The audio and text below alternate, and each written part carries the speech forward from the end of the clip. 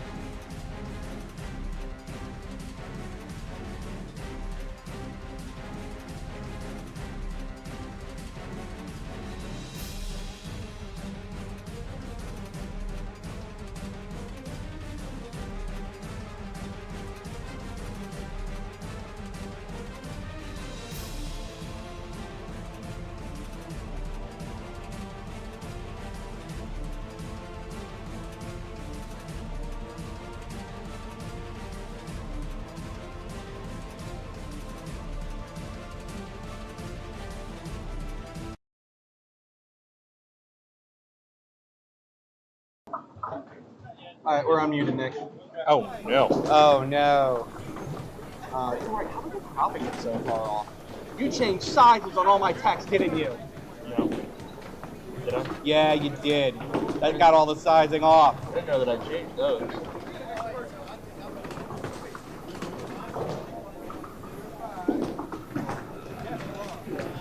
Definitely looks smaller. That's why I think. Oh. You know what it might be? It might have been.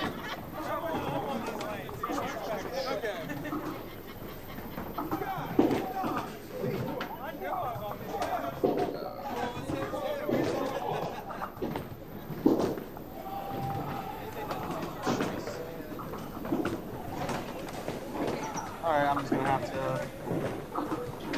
Yeah, I'm just gonna have to recrop everything. Is it that black font that's too small? The bar, something's wrong with the. Something is sized differently. I don't know what it is, so I'm just gonna have to recrop everything. It's why we don't mess with the sizes. You right. Who did that? Might have been me. Yeah, at least I tried to. That one's right.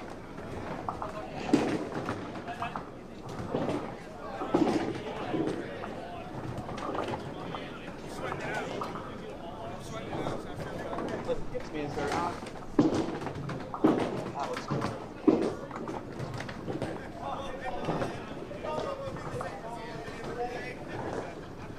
This one. Away.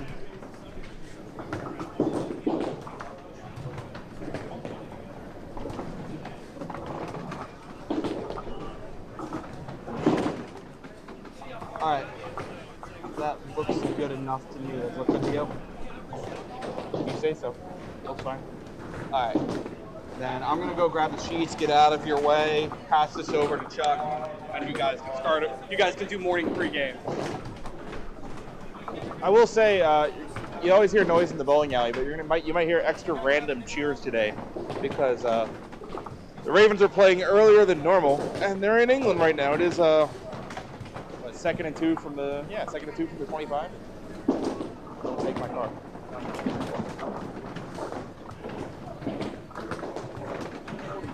I know.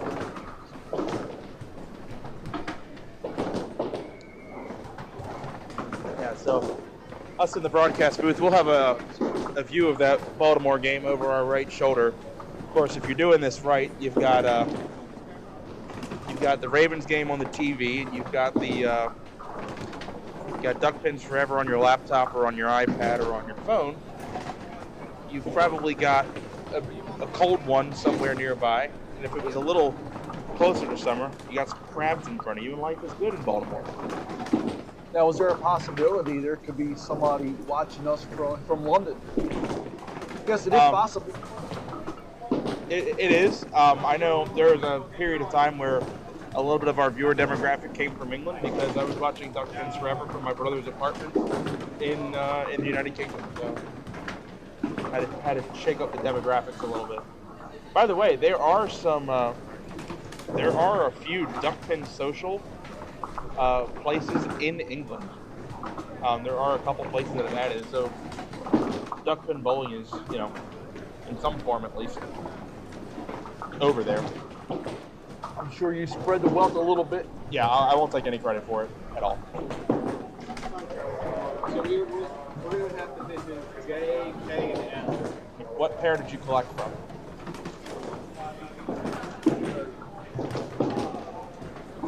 Oh, the scoreboard that's harder to see? Yeah. Okay. I really need the other pair. I got all the sheets side by side against the wall. Okay.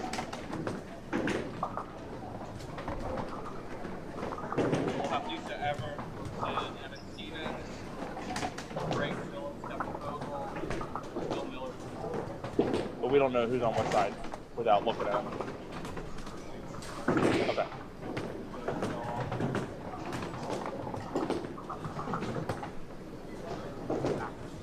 font size looks good. This got turned down. If I do that, it's gonna move everything. So that's what's small. This is small. Oh, that's 10, and it's supposed to be 11 or 12. You can wait till the break.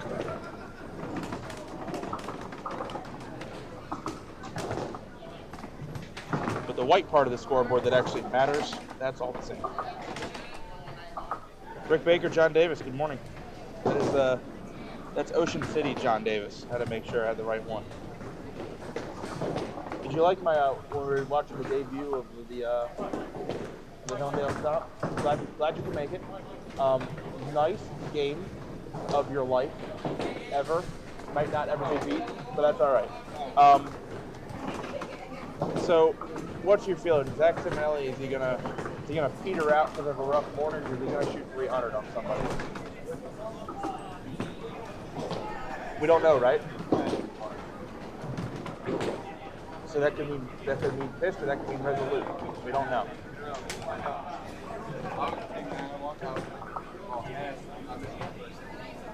Your first scratch cut? First cut period. Yeah. Good luck today. I guess we'll fill the viewers in on this.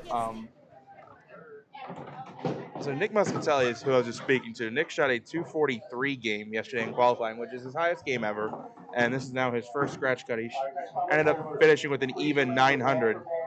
But this morning they woke up, and unfortunately some lowlife in the Baltimore area took the tires, all four of them, off Zach Simonelli's car.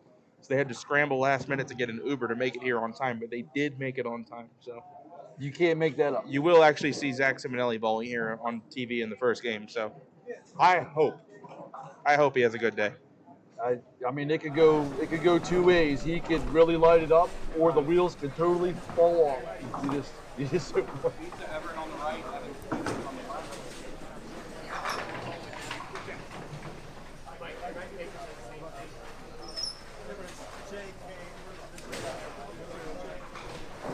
All right. Bill Miller on the left. Steve Bull on the right. Bill Miller up 200.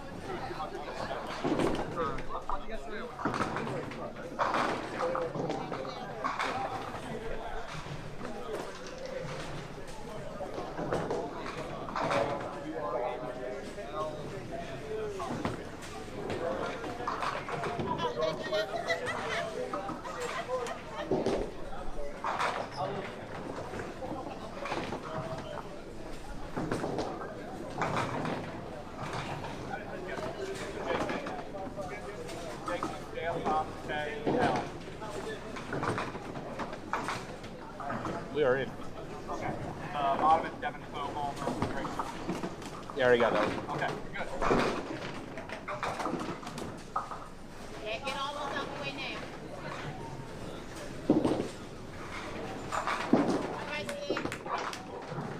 hammer there for Steve.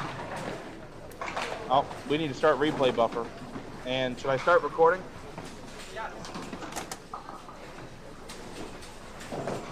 Steve Bull with the strike there.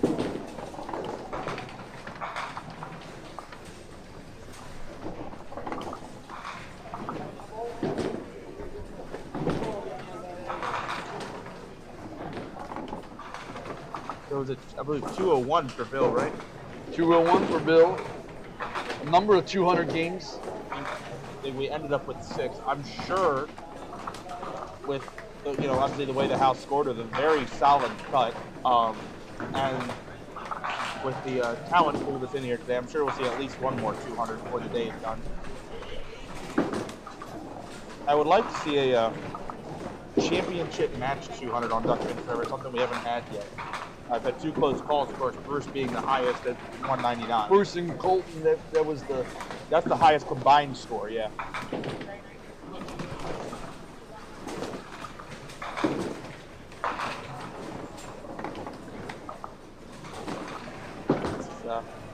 Devin on the left lane, just coming out of youth league, and cranks it. Pulls out of Walkersville. Nice start. Lisa in her first tournament making the cut. It's always exciting. Wife of JR.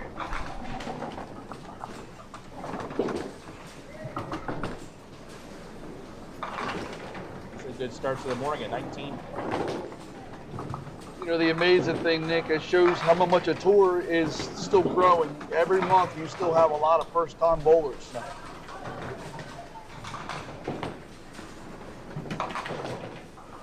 And obviously she's not new to duck pin bowling, but new to it in this capacity. New to the tour.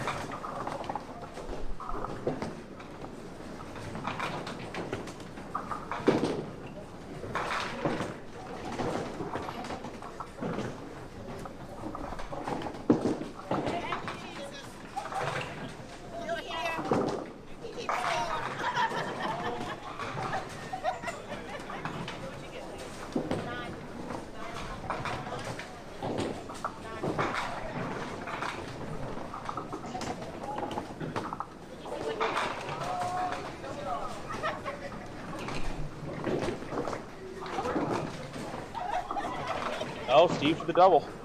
Now let's see if replay is working. Ah, how about that? It is.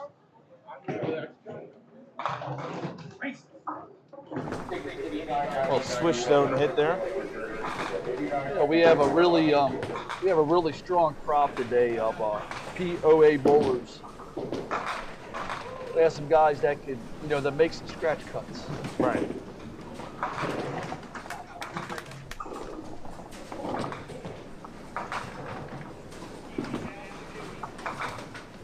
Pretty much exclusively POA bowlers, don't we?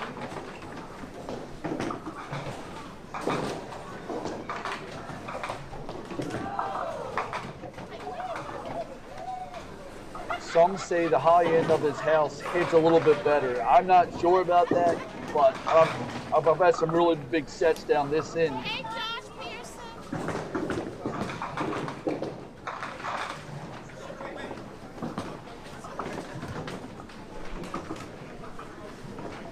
You home by yourself again? Oh, hey, Joe. Brandon with a middle rip over there on 21. I will remind folks, still looking to complete the tournament side of the Dave Jones Challenge, which is the shot Brandon has without the 9-pin. So it's the 2, 3, 4, 6, 7, 10. Anyone on the featured pairs, which right now is 19 to 22, anyone that leaves that and makes it for a spare is a free Dave Jones t-shirt that comes from spare break. I'm going to keep trying because no one hits it. It's been like a year. Poor Jason Sauter is waiting patiently for someone to hit it. That way I can order a shirt. Jason was the first to hit it in league play. I feel like if that happens, though, to win, that will actually win the tournament. There has to be a little bit more than a shirt. At least a dinner. Yeah.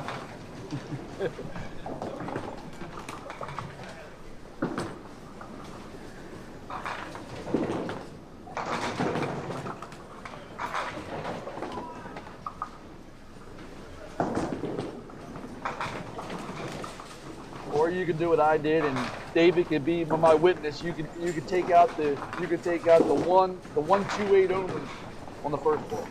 On a double. Rare, but it's doable. You made it too.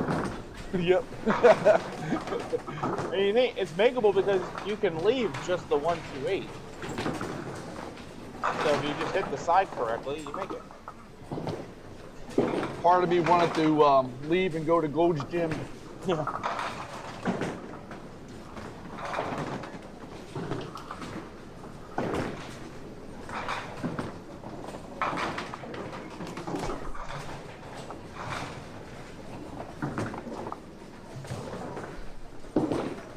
Steve on the double, smart play.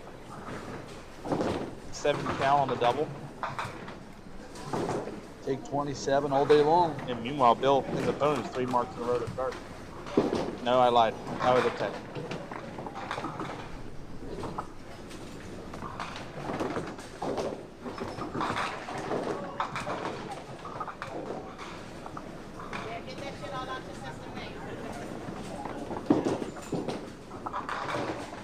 Steve's got his 3.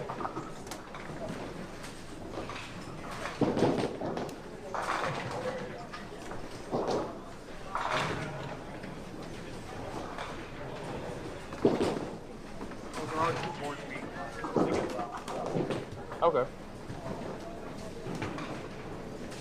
Who has the blessing of getting to do that? Who has the blessing of getting to do that? Yeah.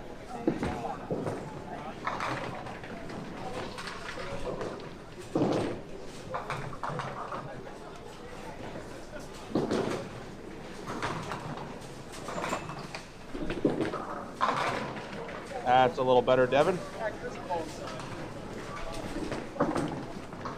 What?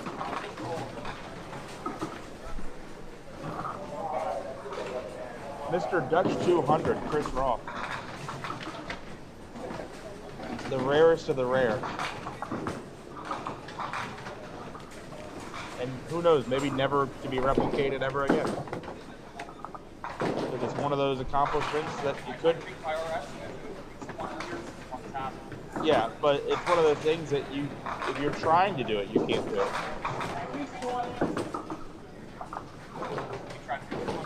Right. We just try to get 200 any way we can get it, but to get it like that without a double is just ridiculous. Literally everything has to go right in a game that mostly everything does not go right. Right.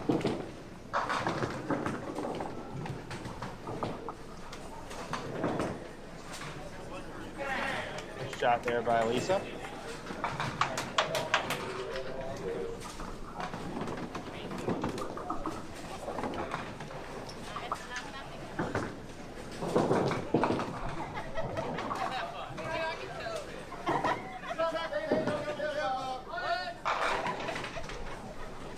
That's in there for a 5-pin. I'm guessing Steve, Bull, Evan, Stevens are both POA, right? Steve qualified POA. It's all POA. All POA, yes. Yes, we're only gonna have POA. This is single holiday Friday. 7th and first rank champ. Right. Come back when we go. Double rule book.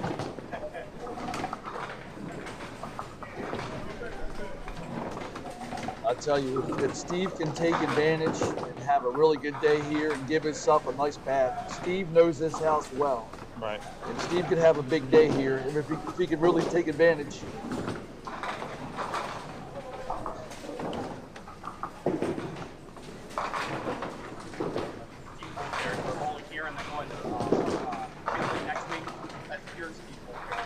Yes.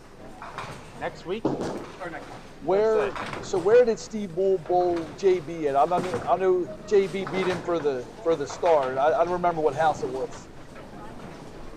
May have been here.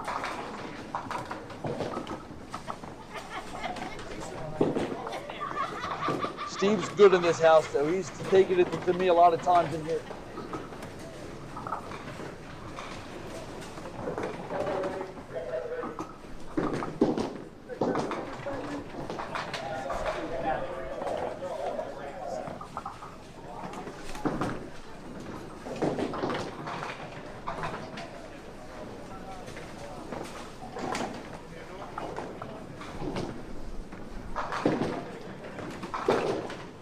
Greg with a tricky 3-pinner here, but one that I think as a lefty might be a little easier to shoot that left to right. Well, now it's a 2-pinner because Sherman decided to dispatch of the 8-pin. Meanwhile, Devin 5 off the wall for $20. Greg has that crazy spin he puts on the ball too, releases it at the flat spot and it just takes off.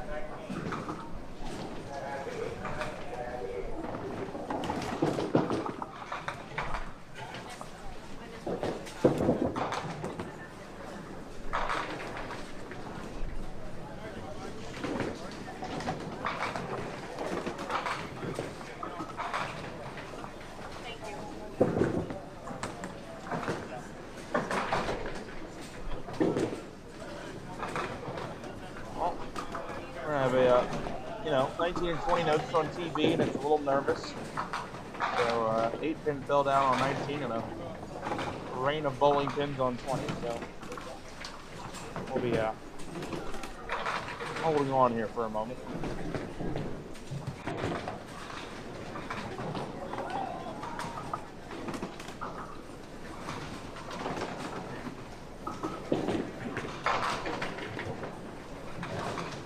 That is not correct.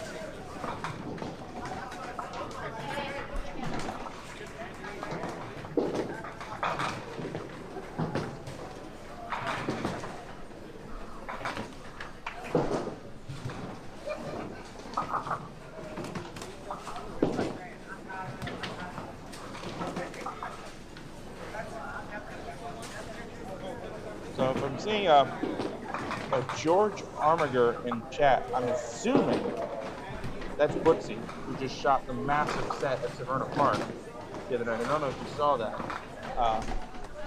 503 set at Severna Park on a 117 average.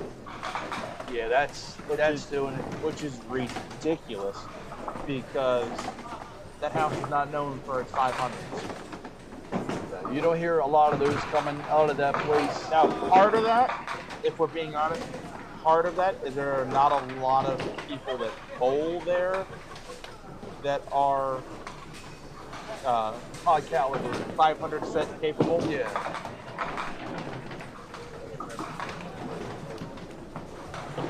Ever, right?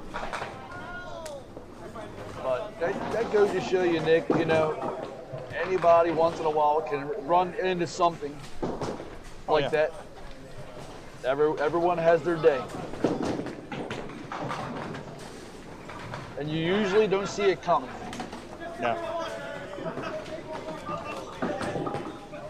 And on the days you come in, you think, okay, I feel great today. I'm gonna bowl a 500. Those aren't the days that they typically happen. Well, the way my my Monday started, I did not think I was going to be going, you know, possible 500 or even shoot a 200 game. I thought it was going to be a run of the mill kind of night, and then something kind of just clicked.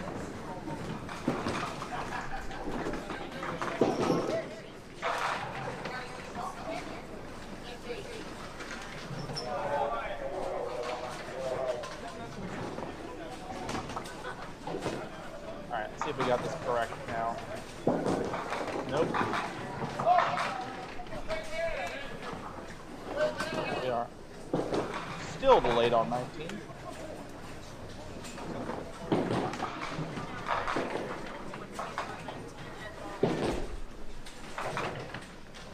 You're only allowed to call one timeout to ice the bowler, correct? Yeah, we're on our third timeout. Nick, give me a head break up. We have one? No. We don't? We don't even have a coffee cup on the screen. No. No. They haven't dropped the frame.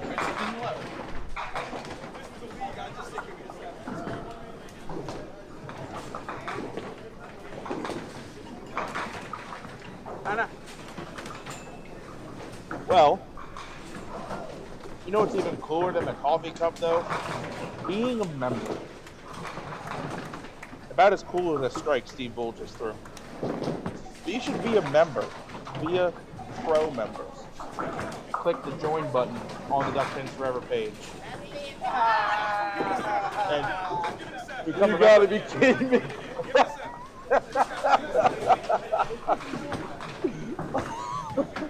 I don't mean to laugh. Wow. Try this again. Now here, at this point, what I would recommend, what I would probably do as a mechanic, I'm probably crawling down there and setting it up myself.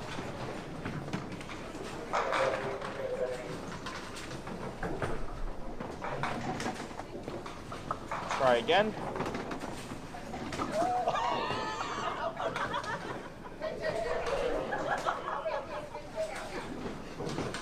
We're going to try again. It's on TV, it's nervous. Oh, man. Yeah, it hasn't had his coffee yet, and his Geritol, because he's old, you know. you know. Full rack and stick it in that. Right, that's what I'm getting at, yeah. Meanwhile, Noah Mitchell, all marked on 21-22, including a double 4th and 5th. He's 79 plus in the 4th. It's the center. Yeah, it's the table.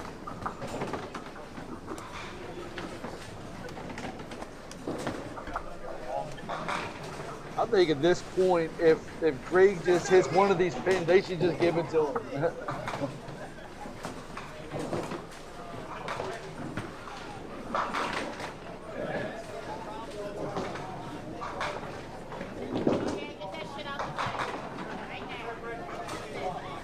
I don't know what they're doing. Okay. Looking at the table.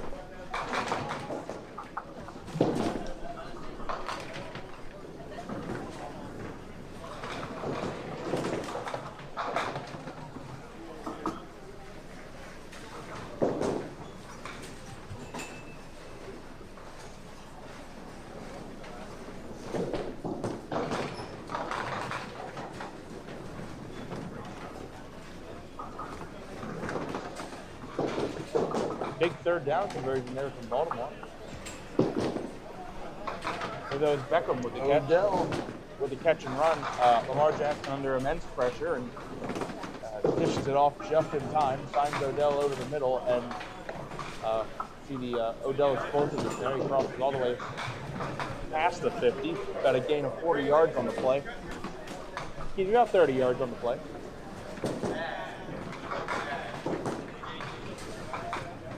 I think how they say it in England is move those chains, mate. I don't think that's how they say it. I don't think they say that at all. Another 1st down. That one is complete to Aguilar. About a 15-yard gain. Aguilar running a crossing route over the middle, catching the ball on the right side. Relatively uncontested. So next month we go to Finland, correct? Yeah, if we can make it there. We might be at Parkville until then.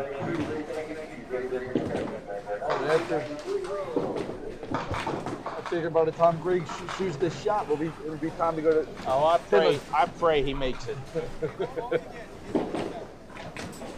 This might be the longest respot delay in the history of duck pin bowling, but in the meantime, I want to replay this shot on 21 because Brandon shot the 10 pin with a ball return, and here comes the ball.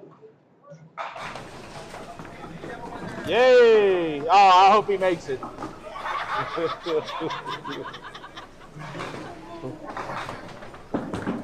Shoot it! Oh, yeah! You knew that was coming. On the 18th attempt by the Sherman, he converts the 178. That's the best 178 ever. Ever. Give me that spare. It better. And watch me get a one. Oh, man.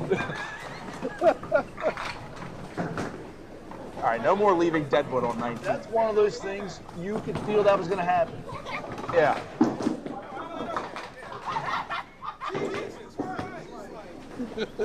Yeah, Ken, totally a bad feeling.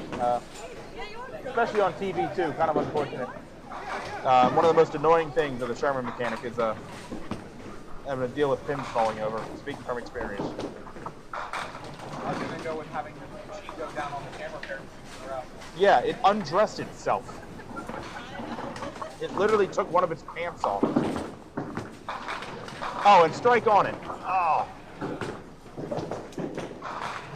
Yeah, we were so far behind on the pace. Greg was just up again. Still at the 20 box. Now we're flowing here. Noah Mitchell tripled, by the way, on 21. So that was going for a 4-bagger there, and he counted to 8. I'm going to put him on 200 watts if you keep marking like this. That is a 117 half for Noah Mitchell.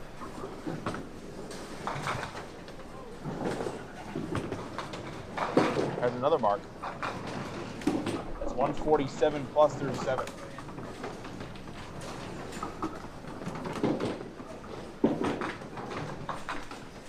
I wonder when is the last time there was a 200 game shot in the POA division? That's a good question. I mean, one of the POA bowls is 100 in the tournament. Right, but in the divisional play? I feel like it's done. I just called out that.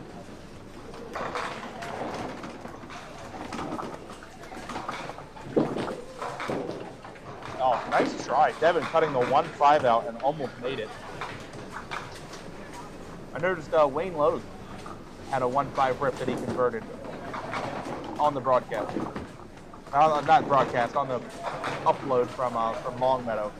By the way, Frank Turner, I know you're in the pearly gates.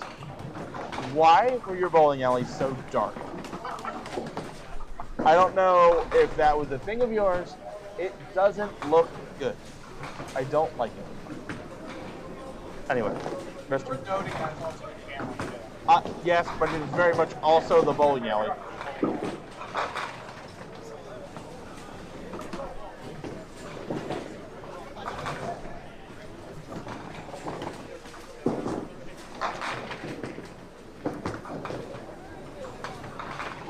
It's funny you say that. I was watching a video, old video. He's not that old, but when Terry Shabuka won his star at Southside, and I kind of noticed that even on the video. I'm like, man, It's just the way the centers were set up. I guess it made part of it. And it's well lit over the lanes. no, when you're bowling, it's fine when you're bowling.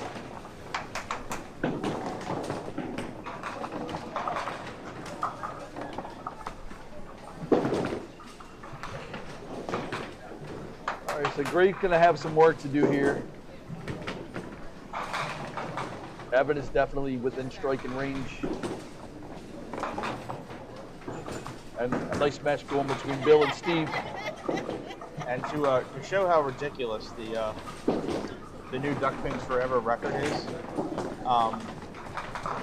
Noah Mitchell needs a 5-bagger strike out to hit the Duck Pins Forever record by 1. It should be 247. Yeah, that's a large number.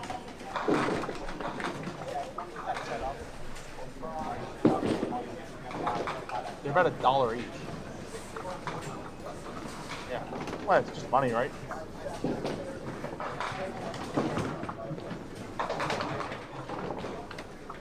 Oh, that is okay, that's a better break.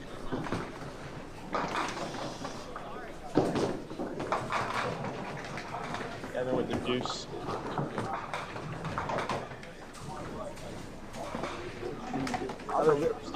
Steve double? I think he doubled.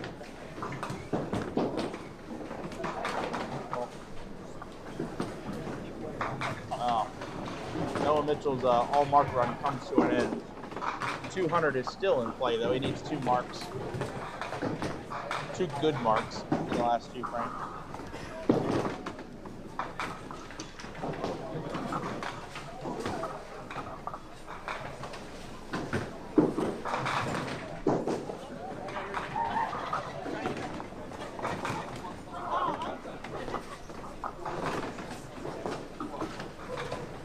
Mike Francis on our neighboring lanes, 2 stars. I believe 1 as a POA, 1 as a scratch. That's fun.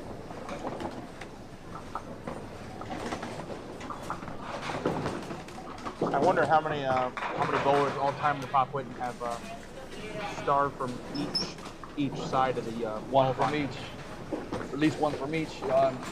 It's possible that he could be the only one.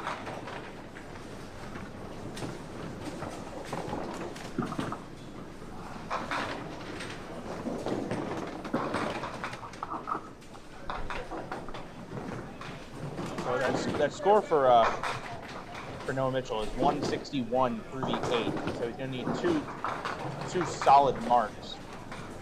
Of course, today this is a 2-star weekend, so we will have a POA star today also.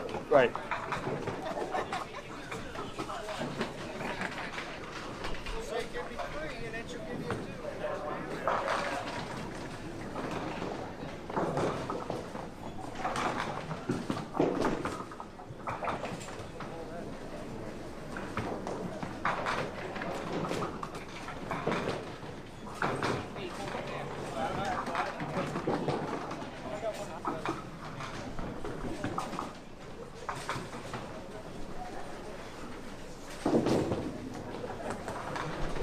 with a 9 out.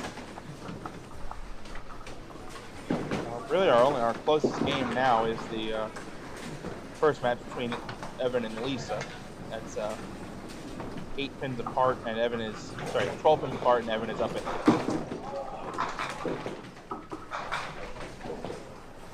This is Steve on 20 for a triple here.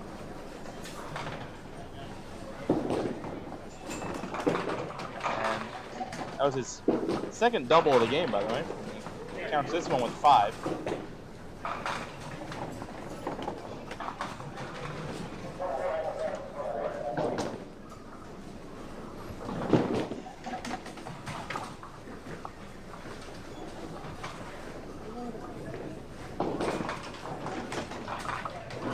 Okay. That's a nice shot for Steve's ball, too. Watch the interesting deflection here when this ball hits the 1-2.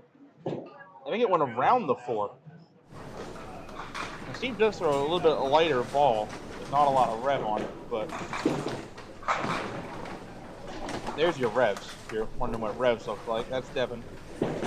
Devin has the revs. Gives Steve a real nice lead here. Bill not throwing a bad game at all. No.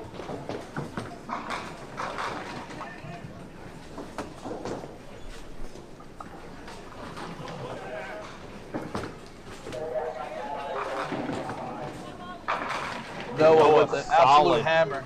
All right, so the 200 chase is on. So Noah would need spare 9 to shoot a POA division deuce. And that was big to get that there in the 9th.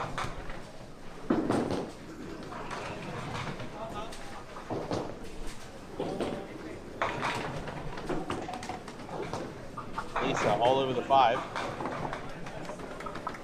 for a spare or 10.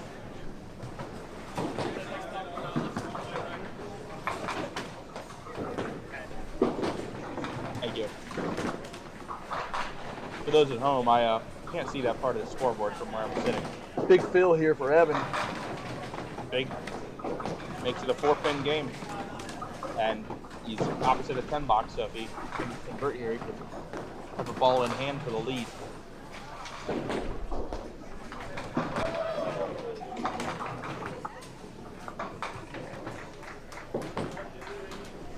Got it. Evan with 2 marks in a row pulls back some pins here, and now it's a 4-pin match.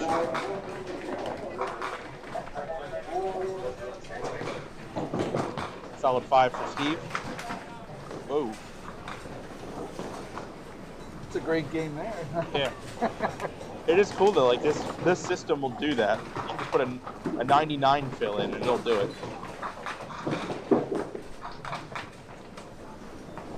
It is none the wiser. And Steve misses right.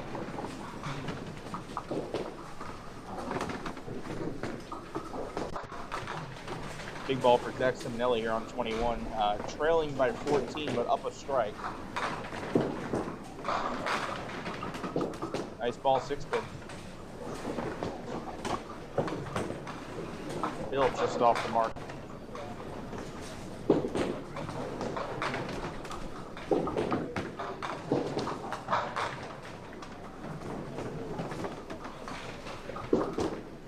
Zach's got his mark.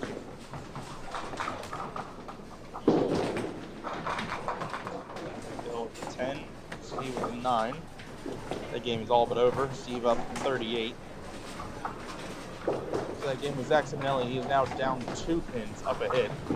Coming up on 22 though, we got Noah Mitchell coming up in a moment to fire for 200. I actually don't know if Noah's ever shot 200.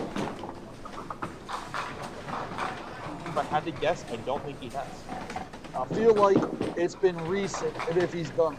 Yeah.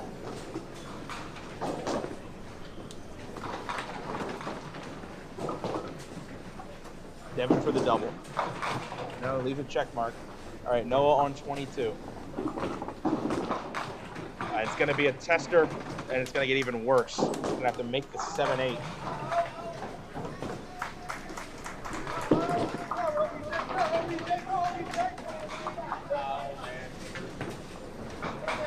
That's Duvernay.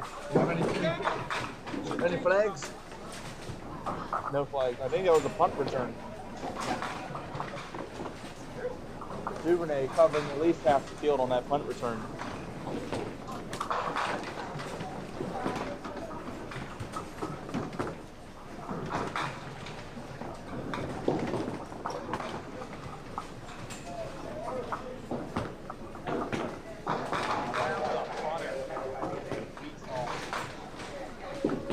The punter did not skip leg day because he's a punter, but he did skip cardio, which involves, running. Trying to know a thing or two about skipping cardio, right, Chuck? Big clutch shot there from Evan. Has just taken a 3-pin lead and puts a spare behind it. Big shot right there. Well, Lisa cut a duck, tries to bring it back, doesn't go. Noah Mitchell finishing out with a 188. Very nice opening game.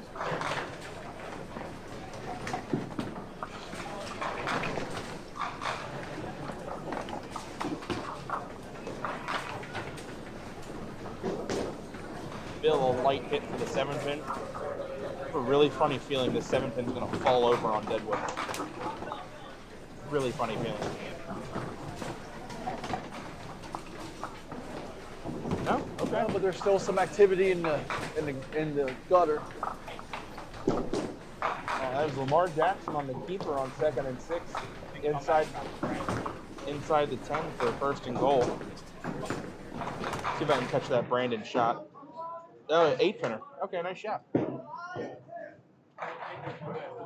Steve Bull 9 on his first ball. Spare for Bill in the 9th for what it's worth.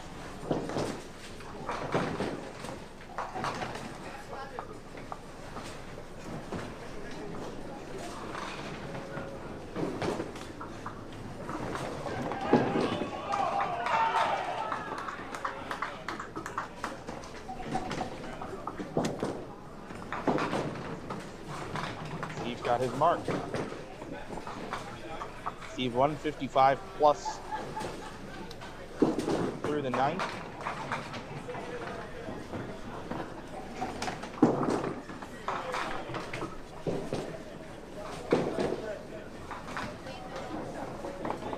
Ninth frame for Devin working on a spare. Solid 8 drop.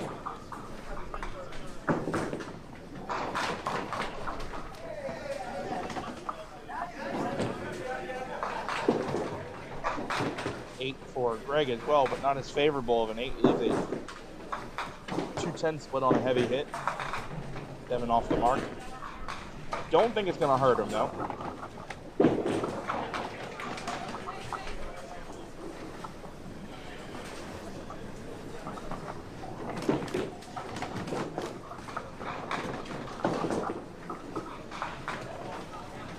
Nine for Greg. All right, so that game is locked up. Devin will go to 1-0. Steve and Bill's all but locked.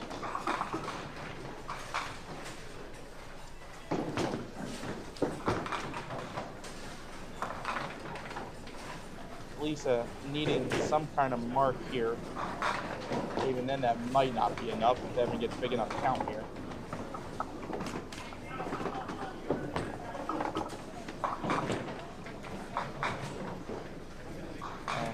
Evan is going to steal 8, and I believe that wraps the matchup. Yes, it does.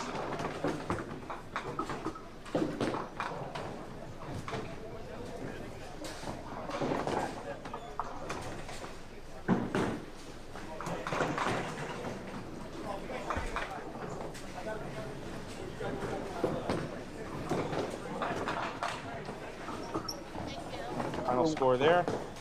Evan wins 115-102.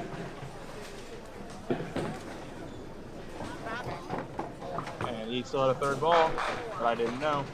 But still, shoots 115.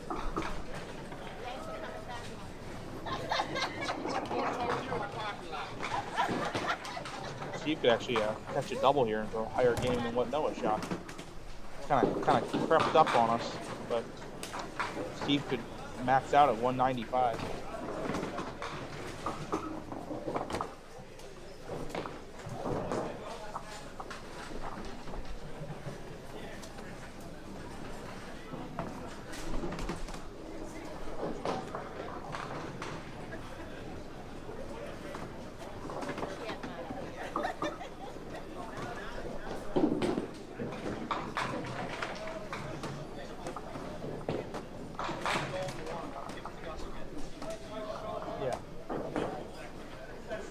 At least we went for the. At least we took the point.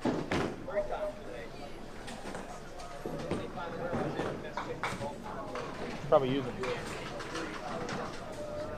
Oh, and it took them 12 years, right? Yeah.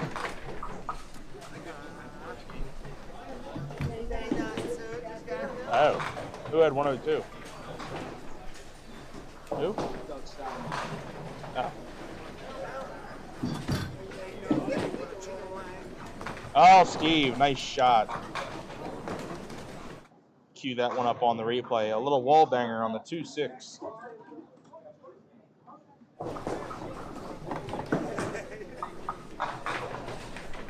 Well, Bill running into a buzzsaw here. Not a bad game he shot. He shoots 144. Steve ball in hand for 180.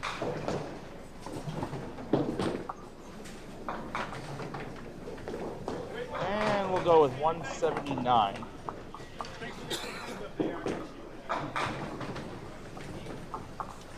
High scoring match there. Weird.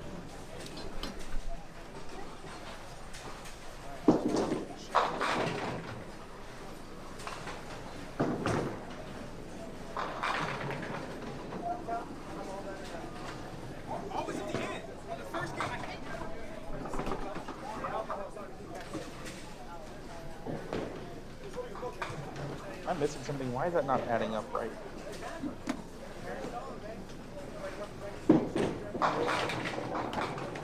It should be 179. Why is that not adding up right?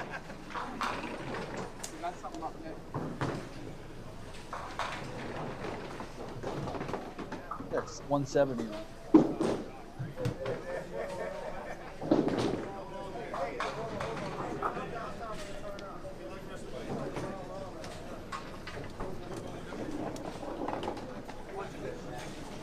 It's not scoring the 10th right. Now it is. There it goes. No, I literally put it in 8 spare 6 and it didn't score it. Like the 10th frame code was off.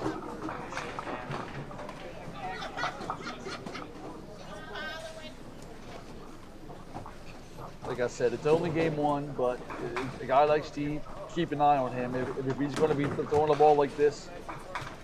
In here, we can just put this in at the end. That's what Devin shot. And let's put that in. That's what Greg shot. 150 to 117. All right. See it? Got it? Love it? Now it's gone.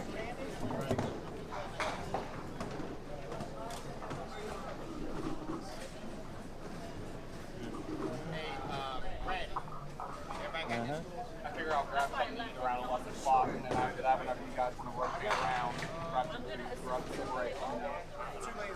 That's a deal, boss. One. Your next game. Yeah. One twice. That is.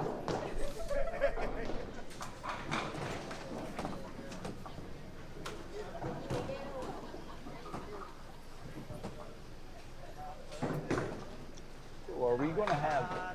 So we're going to have all POAs, correct? Yes. Okay. I think we're too late to move. Yeah.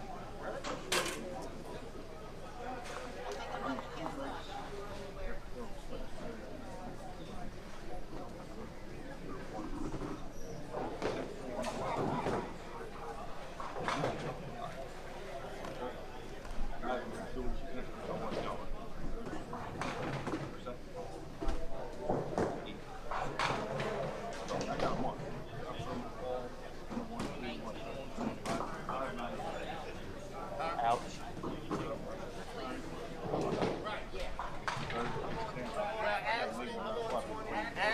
Right. The way it's listed on the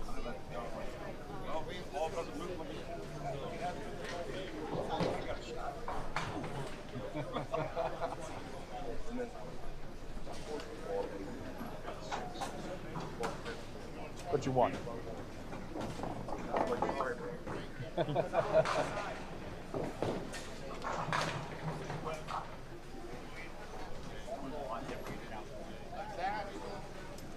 Agreed.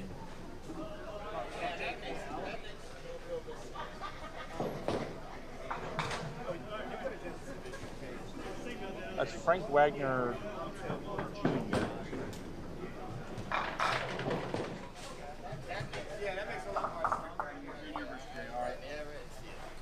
That makes sense. All right. I don't know about everybody else. Who's everybody? Wow. That's a shootout. Yes.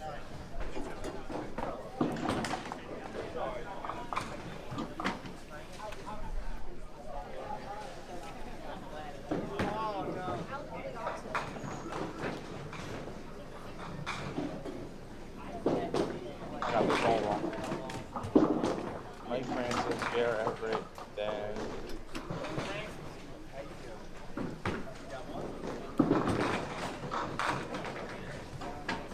ball against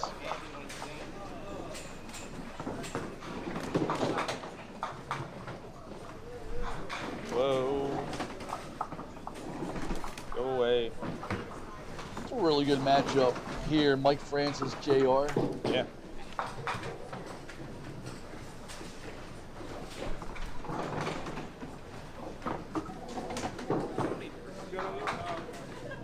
Jesus, tell me how you really feel, Dave.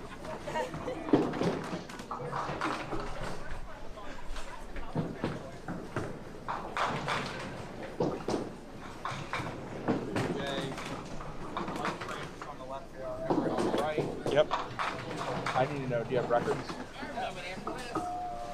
Mike Francis, 0-1. They are 1-0, 1-2. Okay.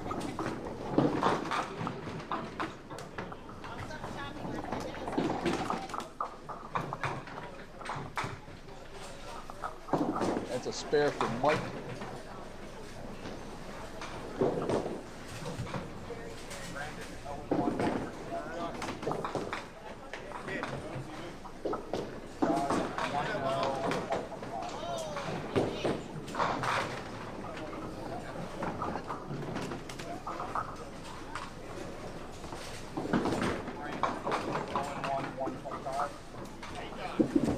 Looks like a 9 out for JR.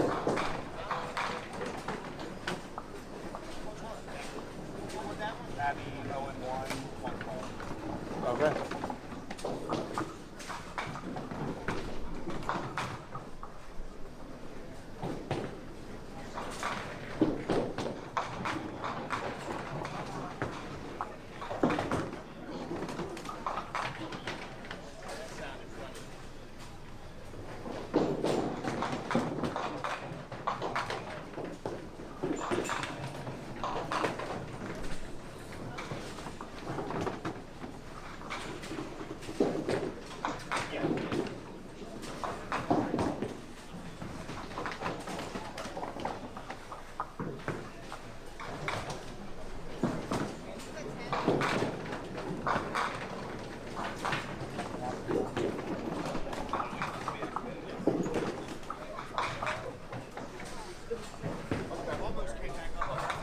That's a 10 for Brandon Ball.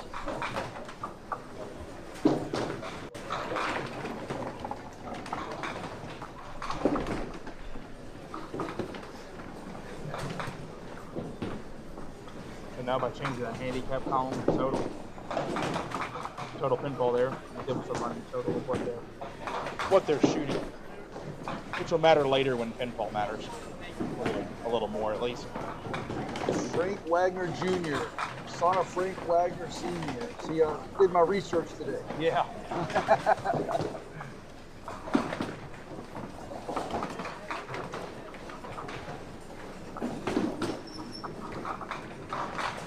This is a Duck Pins Forever debut for Abby. Of course, it was for Lisa as well. Lisa Everett.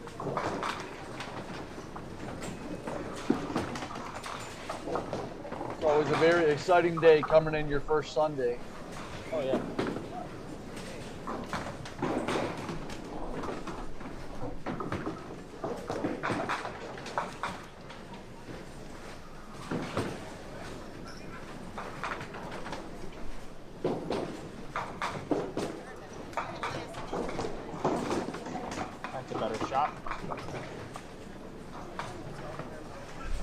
And we got the one and the only on lane 21.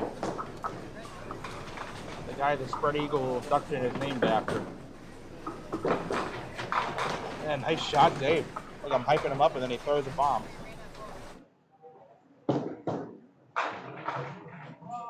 I'm also waiting for him to decide to just make it on camera again. That'd be nice. Yes.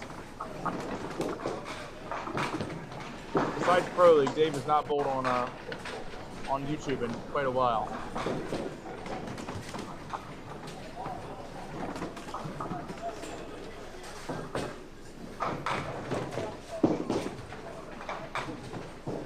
Unlucky a deuce. Mike on the spare. And it's always rough to cut a deuce on the spare. That's the equivalent of the penalty flag. You make a good play and it comes back. So, what do J.R. Everett and the year 1981 have in common? Couldn't tell you. 1981 was probably the last time J.R. Everett fouled. You all see it when he's on lane 20. J.R. comes nowhere near the foul line, like whole feet behind it. Yeah, there's bowlers that start that close, but they still end up at the foul line. Right. He starts out, far back and doesn't take a lot of steps. I feel like that would work well when in some of those smaller places with like the 6 feet approaches. Yeah.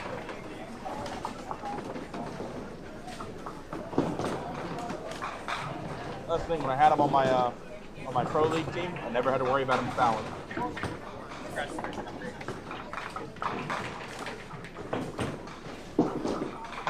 Got the economy brightness on.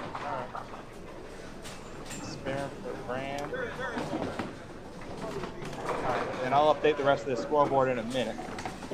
Alright, for one games, I'll go through some division leaders.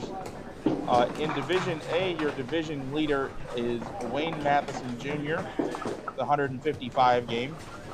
Division B, division leader. Oh, listen to this, folks. Your division leader after one game in Division B is Connor Wiener, the 149 game. Division C, your division leader is Walt Brooks with 147. Get chewed up down there on the low end. Division D, the leader is Dylan Santos with 162. Division E, your leader is John Huber with 152. And in Division F, the leader is Mike Sisk with 165. And I'm also seeing an 0-1 Mike Manns with 162. I'm sure he voted against Mike Sisk. There you go.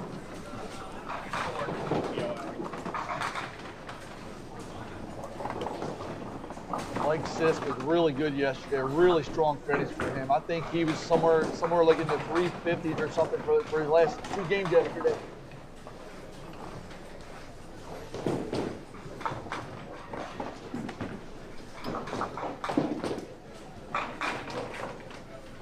Seven off the side on the spare for JR. Gives him a lead of 6. Nice shot, Abby, for the spare. No, for the 10. All right. Thought it was for a spare.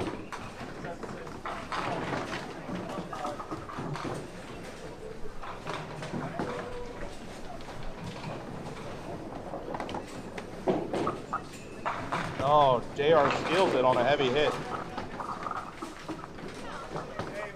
Ravens are 2nd and 7 from the Tennessee 10, by the way. They are in striking distance. Up 9-3. Jackson rolling out to the left. He finds Dave Flowers wide open, untouched. That is a touchdown, Baltimore. Nice job to buy time there, too. Touchdown, mate. All right.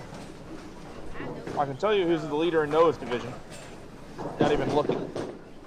All right. Division G. This is POA now. Division leader is, I don't know these things. Davis, whoever Davis is. P. Davis. With a 145, Division H.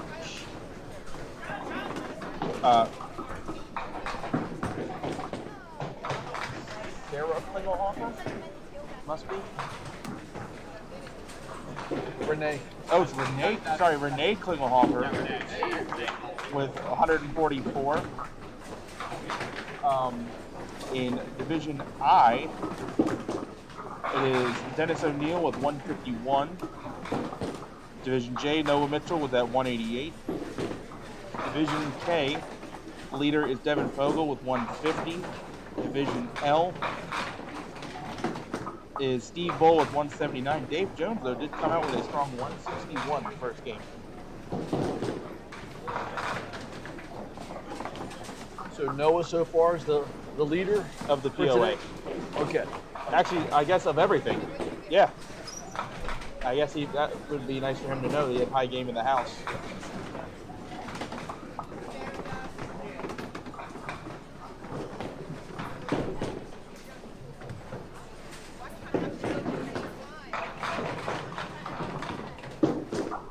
Mike's third frame, he had a 9.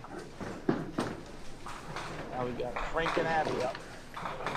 Frank with a 7-pin lead through 2. He's gone off the side for the 136.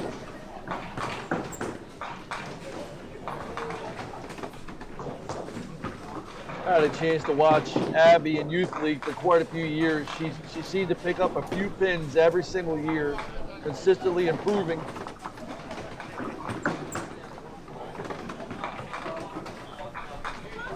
A nice takeout there for Abby.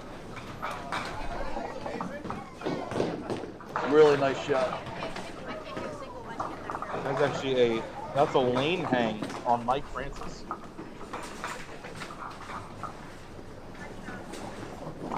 Hey, nice shot up there. Yeah, I'll put it in red. See? You did great. You did great. JR smashing 9 down there. Keep throwing the same ball. Yeah, Brandon's bowling down there. Here.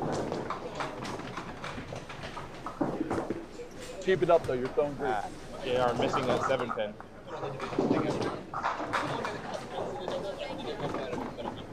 Yeah, now it's all together. 36-36.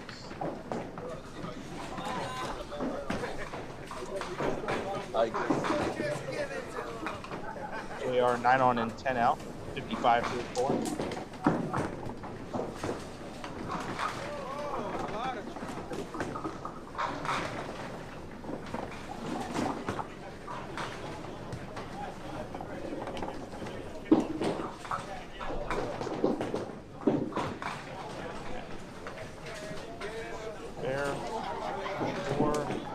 There for Mike. Needed that one.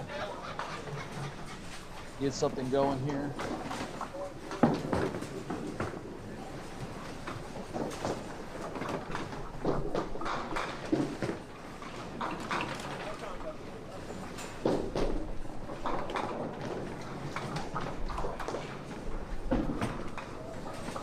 Brandon for the double. Wow. It was a powerful ball, high backswing. Can be a bit of a loose cannon at times, but when the getting's good, it's great.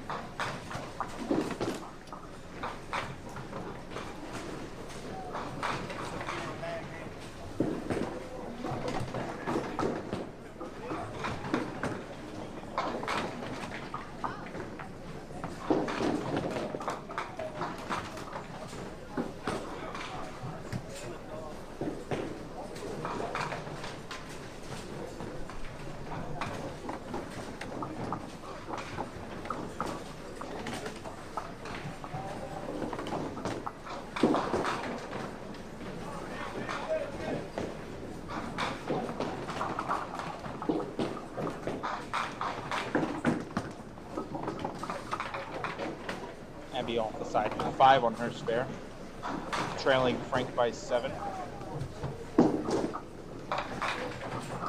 Oh, wow. A very nice break there from Frank on a extremely heavy hit. 2 different pins tripped the 3-6 in unison, which is kind of cool looking.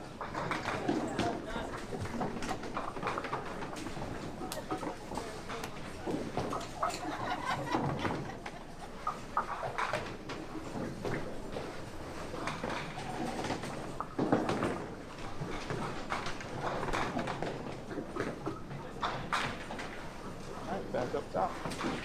Saw the third frame for Mike is in red. A red number. He had a lane hit. Everyone else on the pair hung him that frame.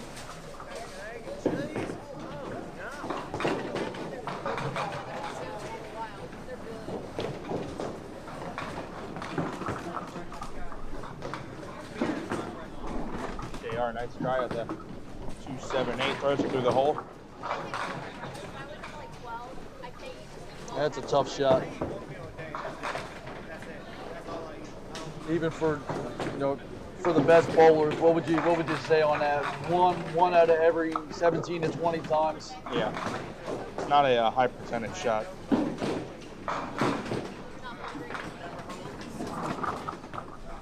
JR will be a bit upset with those drop pins there. Gives Mike a chance to climb back into this. Got that. Makes it a 5-pin game with Mike up a hit.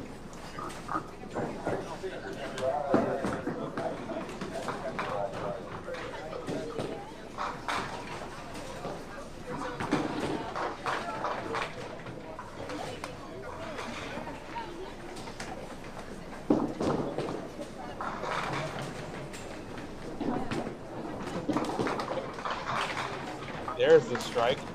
Probably a frame late. Brandon saying nice count. He reads the rule book. We'll show it again. 6-pin last to go on a high hit. But the fact that heavy hit like that can carry for strike is part of the reason why you see a normally fairly good scoring pace at Parkville.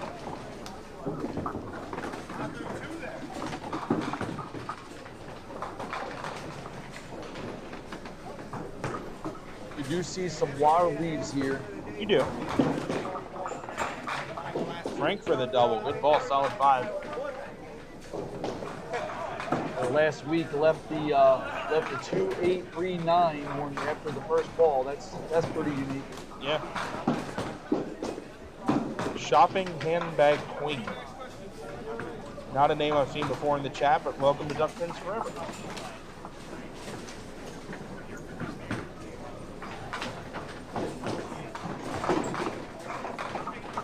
Abby, nice shot. Off the wall to make the 1-2-8-9.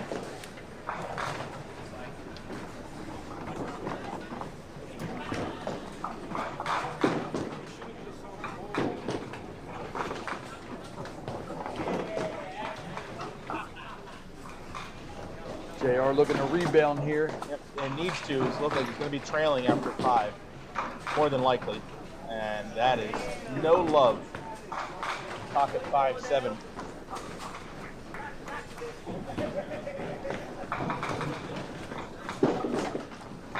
You know what we never did? We never asked the folks at home how we sound. I hope we sound okay. I did a shot earlier. Okay. Only on the mic.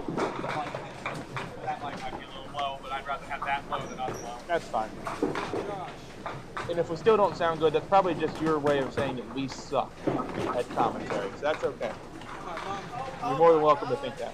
I know, she done told my grandmother.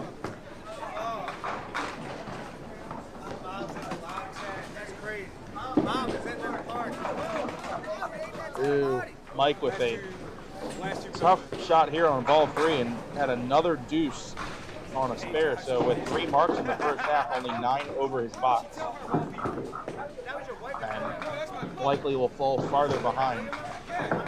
Or will get closer to being even with his box after 6.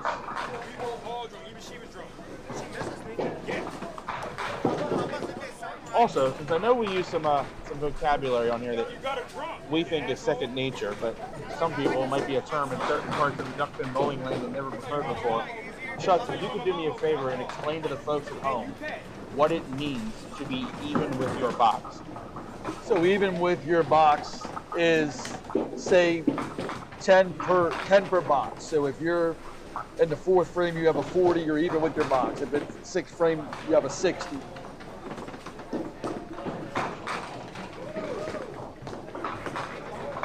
Most of us want to be a little better than that, but that's the term, even with your box. And if you want to get really fancy, you can even go as far as saying that since they've bowled 6 frames in this game, they've bowled a total of 16 for the day. So being even with their box per set would be 160 between their first game and what they have so far this game. Which would at least be consistent. Yes.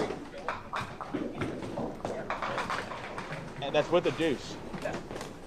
With a deuce. Steve doesn't look too thrilled about that. 90 in the 5th with a deuce. Oh, not that's different Steve. Never mind. You're right. The air conditioner is blocking my view of that. I actually can't see that.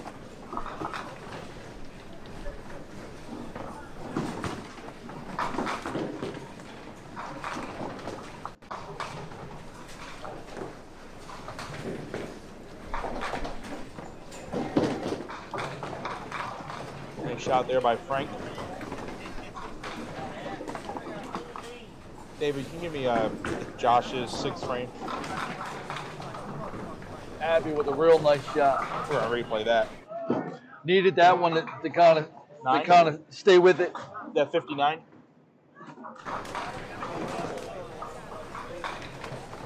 Should be 59. Does it end in 9? Okay, that's all I need to know then. Yeah, you saw. Okay. Don't buy no car. Get up my car. Yeah. JR catching a break there on a light mixing hit, leaves a 5-9. I think he's lucky to be only trailing by 4. Ours normally isn't wrong.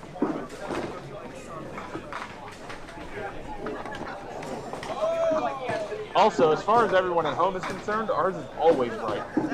Unless they literally watch us make a math error, putting it in wrong. JR, the big conversion there. Yeah. Meanwhile, Mike Franks on the spare shot takes out the 7-8 off the wall, leaves the 2-pin behind. Trick shot.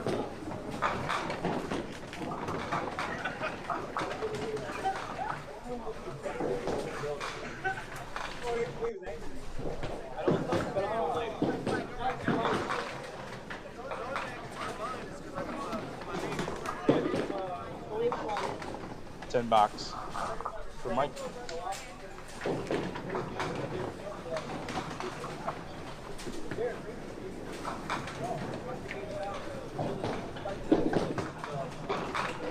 Nice ball from Josh. 7-pin, almost an Edgemere. Some nice action there. Backed up a little bit on him. And he's going to need to start stringing him. He's down. It's paying tribute to the house gone by.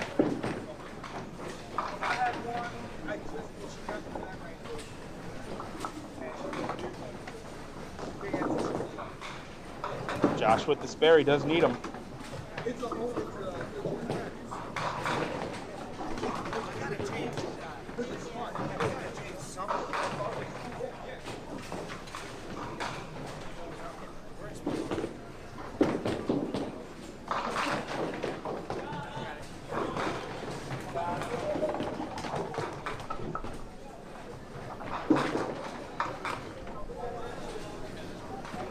Brandon with 9 on, 10 out, second missed single of the game. Abby going for a double there and pushes it through. I like Abby's demeanor, just gets up and fires.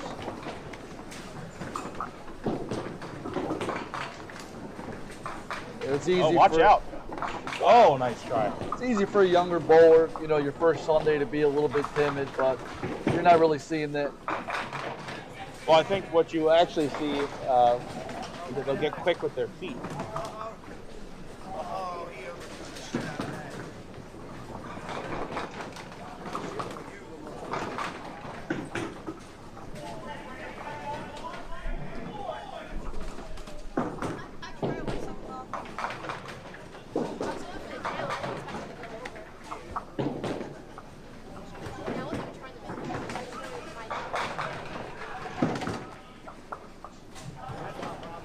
Abby's sister of Logan Williams, who has a POA start. The only POA starter.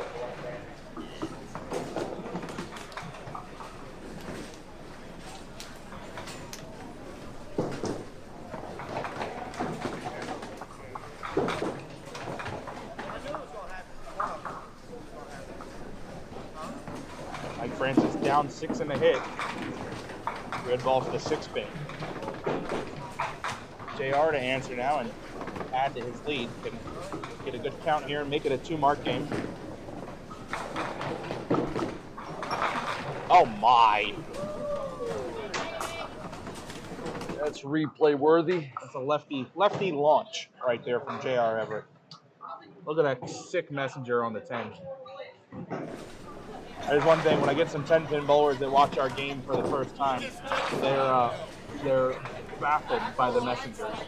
Something in this game that we kind of we just kind of expect them, and they don't surprise us because they're kind of necessary to make the thing that makes the game go good. They fly over instead of just tipping over. In 10-pin, they just bury them all the time, and it's nothing. You know. You see a lot of them here take out 5 pins. 5 off the walls. 5 off the wall. Yeah. Very common here. The only house I think is probably more common in the Thunder. But that was years ago when I was there. You're not bowling the triples? I thought about it. I've been wondering how that's been going. That's the first kind of high-end league they've had in there in a while. It's a little far for me. I think Southwest was. Really?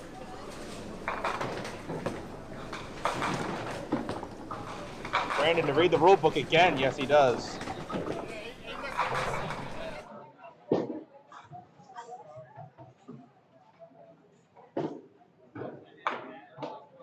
It's amazing how that happens. You just always seem to. We did it 3 times in one game, and then once he made his spare, got a 9 count, I had to tell him 9 count. What did we just do? What did we just do? Did they just muff a punt? Yep. For real?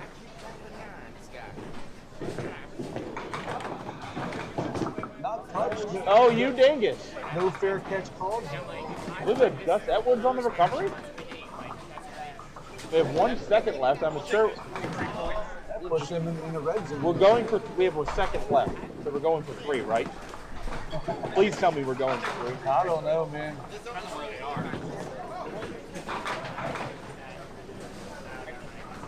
Tucker, get on the field. Thank you. Sorry, getting distracted. I don't know what Josh had out. Crap.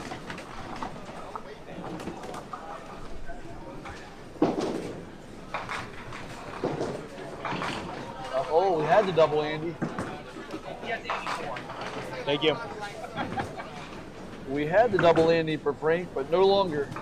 Abby, nice shot. All right, it's Justin Tucker from 25 to make it an 18-3 half for Baltimore. It's a toe poke from 25 yards, or as they say in England, 21 meters. There you go, 21 meters is good.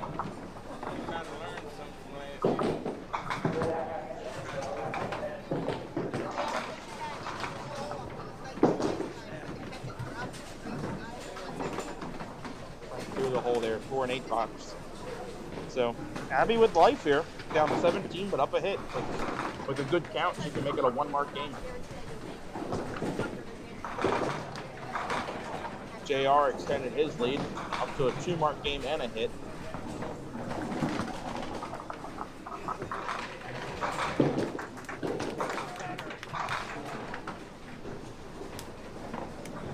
Lenny, just one stream today. Why don't you explain why, Nick? We had some hardware issues that only allowed us to do one stream today. That is a true statement, Dave. Yeah. Of course it is. We had hardware issues. Hardware issue. What's what they call it? They call it. Real hardware. Yep, lack of hardware. Lack of hardware specifically. We have one stream, we have 2 tripods, we have 1 camera. We got 2 setups. Fill in 2 full setups. Fill in the blank. What's missing from the Duck Pins Forever puzzle?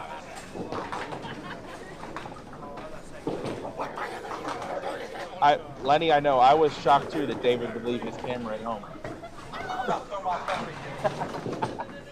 I'm kidding. Lenny didn't even say that. That about wraps it up for JR. Oh yeah. Just 2 consecutive 20s. Brandon double. That'll help to make up for the missed singles. Another messenger.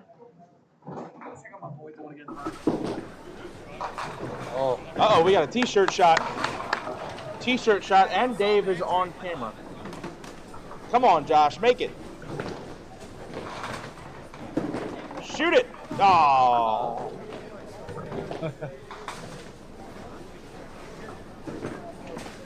You don't root for anybody to leave it, but you certainly root for them to make it. Try again. Oh no, 4 box. See, that's where any bowler, you just lose a ton of wood when you're ripped. Yeah. It's so easy to lose because you lose it in chunks.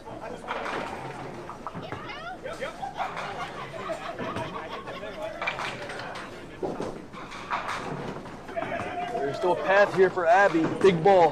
Got to have a lot of count. 6, and it's a tough shot. Meanwhile, Frank's staring down a spare break, got a single pin. And he misses wide. See if Abby can slide this. She's now down 11. Maybe off the wall. No.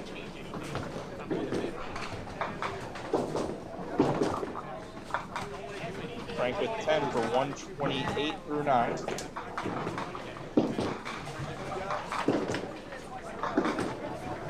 Abby takes 10 as well. She pulls back 6 pins there, but not quite as much as she wanted. She's going to need a mark and high count, and she's going to need help from Frank, be it a less than 10 box. So if Frank were to get 9, Abby would need 20 in the 10 to tie. And of course, we do not do ties in the Pop Whitten. We have a bonus bowl. No ties.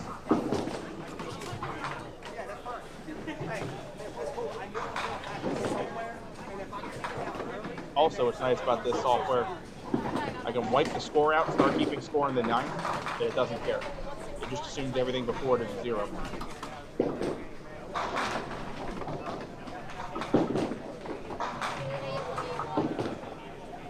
JR with the mark. See some nice scores so far. Yeah, I mean, JR's got a great total going. He's 303 in a ball.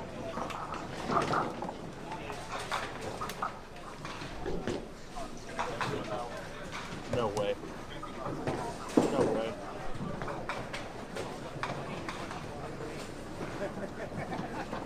He's not bowling. He's not bowling Mark Klingelhofer. Dylan's bowling Mark Klingelhofer.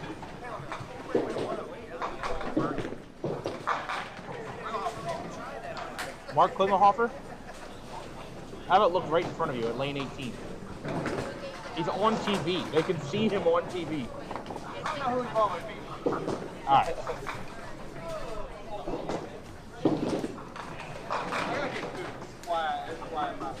You're right. JR, what'd you finish with? Thank you.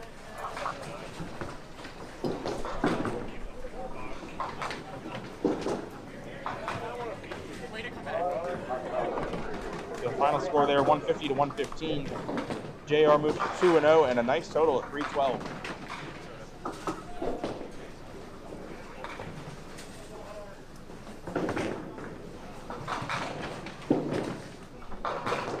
Josh, nice ball. Way to make it interesting.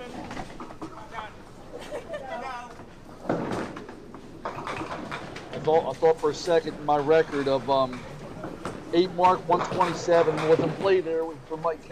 I did see a 4 mark 96 on my pair Friday night.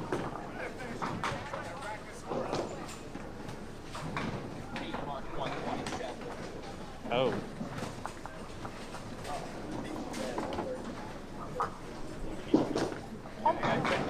Are people scared of you or something?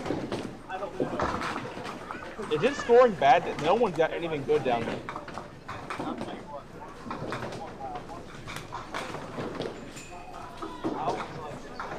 So, the high score and that couple highest scores in the house were in the POA divisions up here. Noah had 188. JR's. Oh, I can tell you. I can tell you 3 and 4 before they raised the gutters was the worst pair in Maryland. You're not wrong. I struggled with that because I didn't like better. That said, I had like 25 something like that. I am here.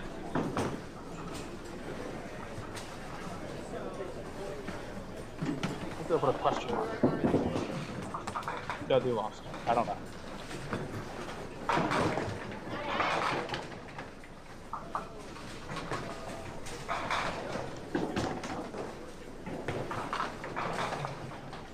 Oh, I know he struck, actually. Josh's final score. Thank you.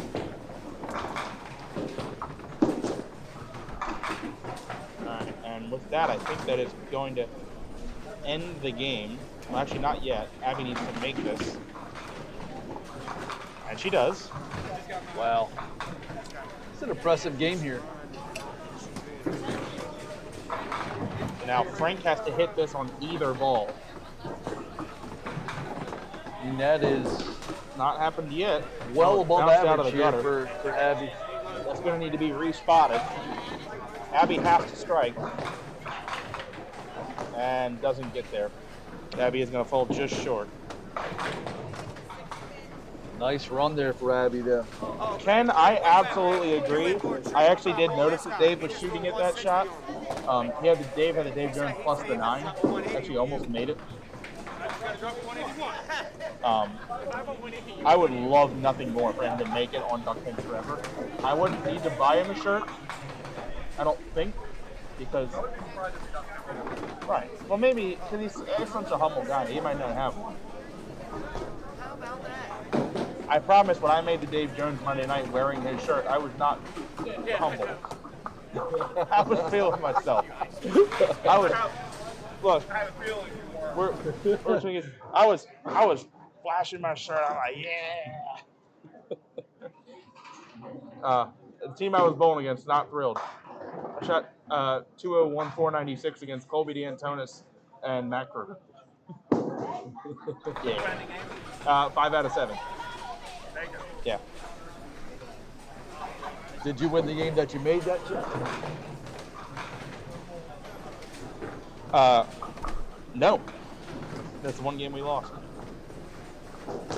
I'm sorry, no, we won 3 out of 7. I already had my team test here. 1 win, 2 ties, and a loss. Speaking of Dave Jones, we're gonna get him this next game. All right. Hey, how you doing, bud?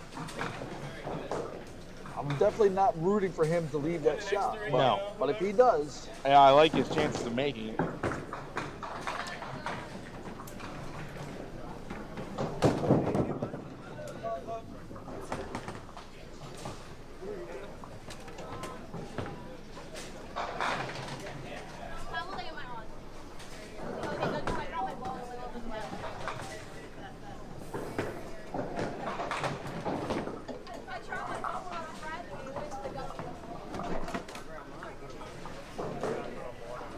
You know, I haven't been updating this game number in the bottom corner. I said I haven't. But I'll do that now. David's job's hard, guys. Did you remember the hardware? Completely honest. It's hard. I know David makes it look easy, but it's hard checking chat. Like, this is the easy version of the broadcast because we don't have to worry about the internet. But I can't debug the internet issues when that happens.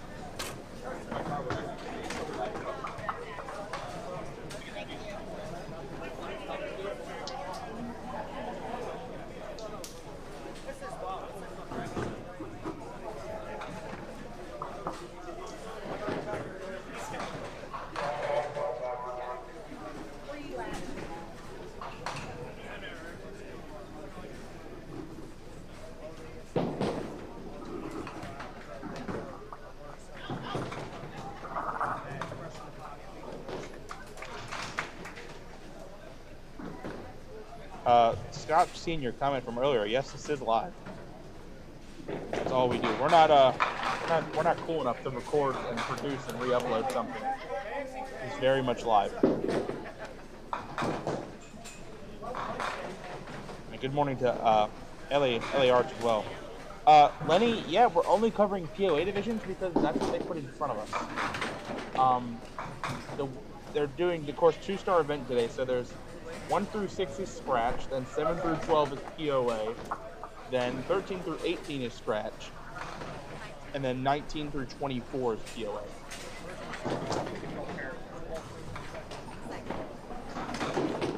The end pairs are exclusively scratch and POA. Oh, and then they mix the middle? You sure?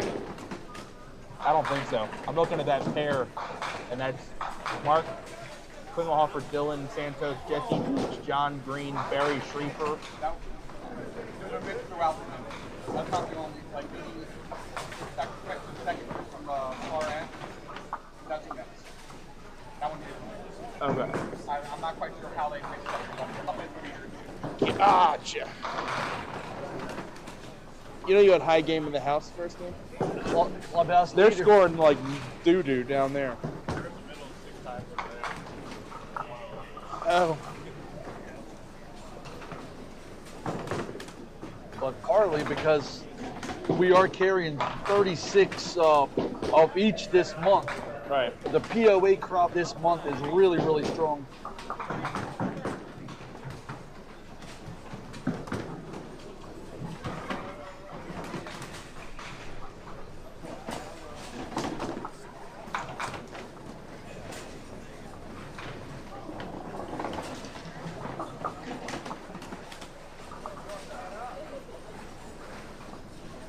Another Kruger on Duck Fins Forever.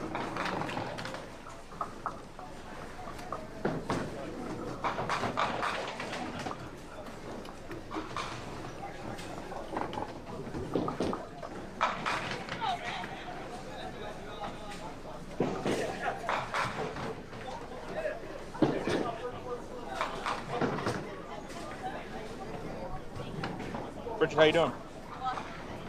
Wow.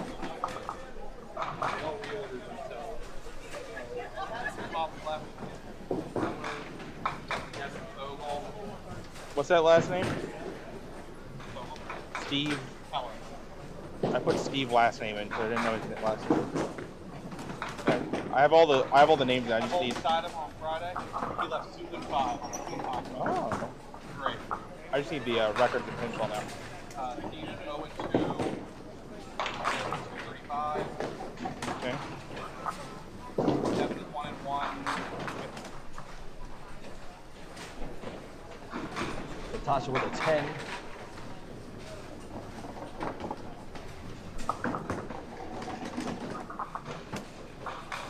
Top on the left. 0 and 2. 191.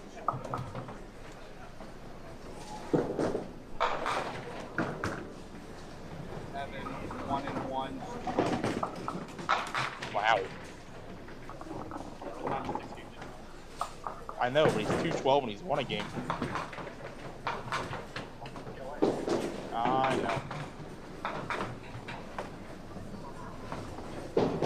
Dave Jones 1 and 1. 58.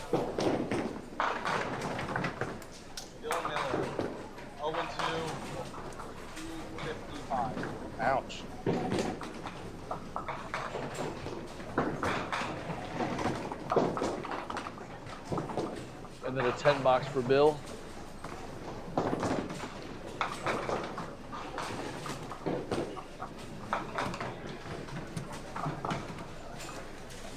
Duckpin stats guy, and I missed you earlier. What country are you in now? Huh? I know, but what country is he in? Is that Swedish? Helsingar från Severage. Exact. Take that, Santa Hill.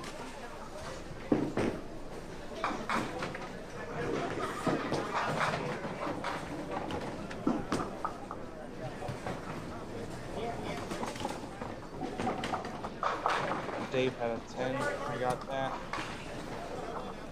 Devin here firing for the double.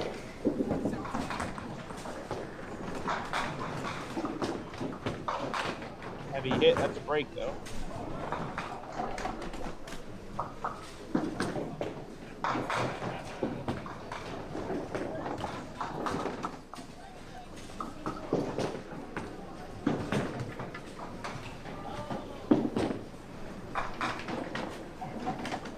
At 3, 6, 10, no, a little off. Rob Hanley with the donation. Thank you, Mr. Rob Hanley. I never saw it pop up. Thank you. Did it never show up? No.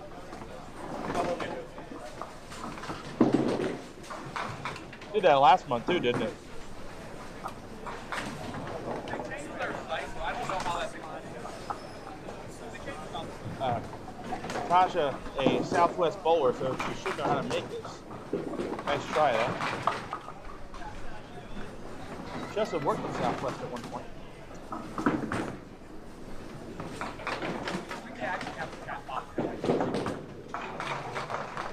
Oh, that's pretty neat. They've had it for forever. They finally got it. Evan on the fill. Nice ball, solid 10. Duckpin stats guy is in Halmstad, Sweden. So our Swedish demographics doing quite well today. Above average. 1. Way above average.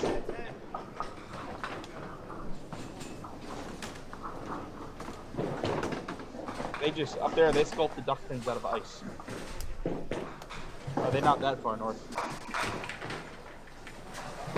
Corner pins are tricky here, Nick. What do you think about the corners here? Unfortunately, that was the least of my problems yesterday. Or, sorry, Friday. Yeah, you were a couple games in and in trouble. I had 4 games to mess around. I had 219 for 2.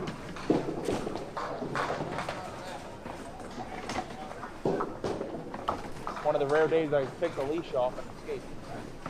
I was there till about 2 a.m. though. Insanely busy yesterday. Oh yeah. Oh yeah. Allison was there slinging drinks like crazy.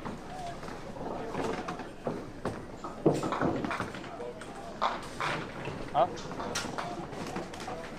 Not bad for a pop win. Get about 60 at a time. People come and go. Also got the Ravens game on right now, so that's part of it.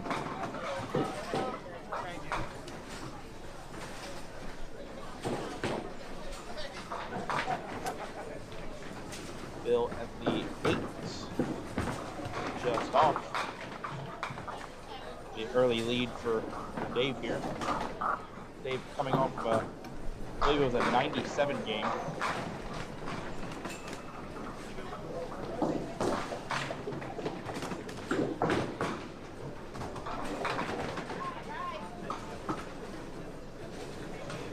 Hey, producer, what if for games 4 and 5, we move to the table where Bill is, have 17 through 20, and cover scoreboard for 17, 18? Cool with that? That'll get some scratch on there. Okay. Yeah, no, that's what we normally do.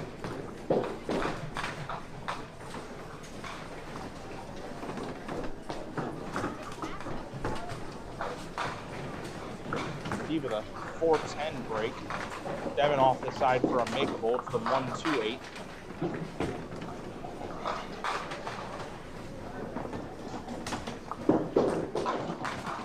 Wow. You think it was that bad? No, I thought it was going to push. Looked like you had it. Looked like it had plenty to push, but it did not.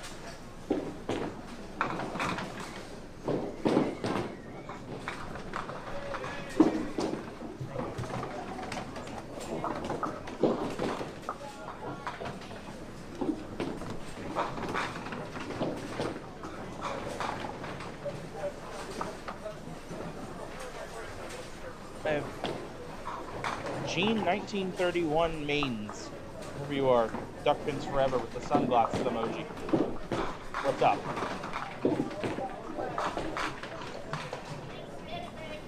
Let me know where you're watching from.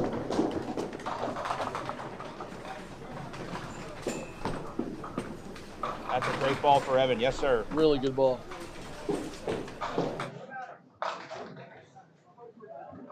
Evan with that slow backup kind of just fades its way in there.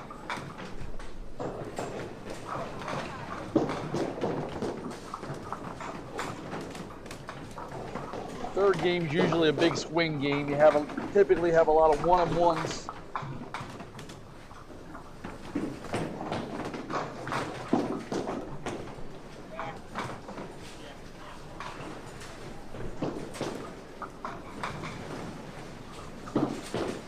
Yeah, it's the game you'd rather be over 500 than under.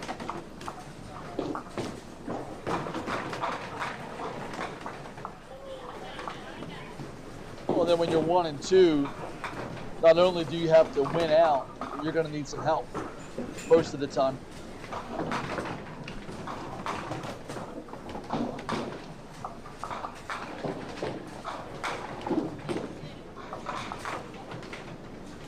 The 9 out.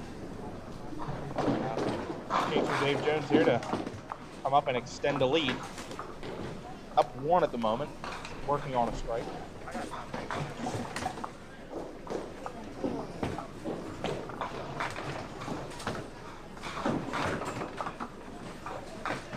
See what Dave can do here.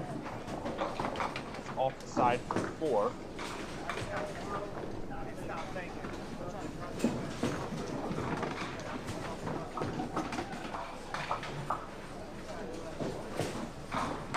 That's the benefit of being on the strike, though. All right, I've had my food. If either you guys want to tag out and grab food, let me know. If you want to go first, you can. If you want me to go first, I'll go first. Whatever. Oh no, that's 4 count for Dave through the hole. So only a 5-pin lead after 2. When it shoulda, coulda, woulda been more.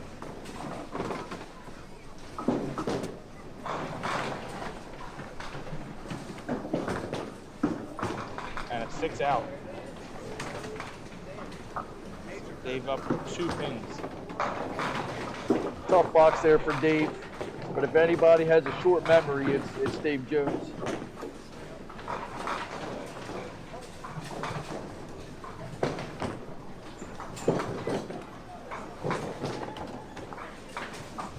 My shoe bag on first. All right, look.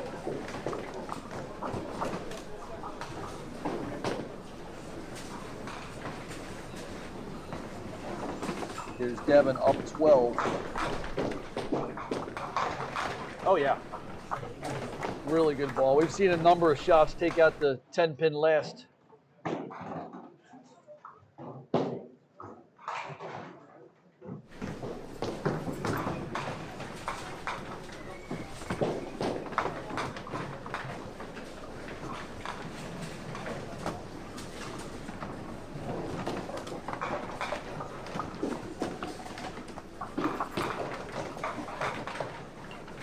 Oh, watch out. That pin almost went all the way back there. Split for Evan, but he is on a strike and he has a lead. So we're going to leave a 9-10. Now it's the time to do it.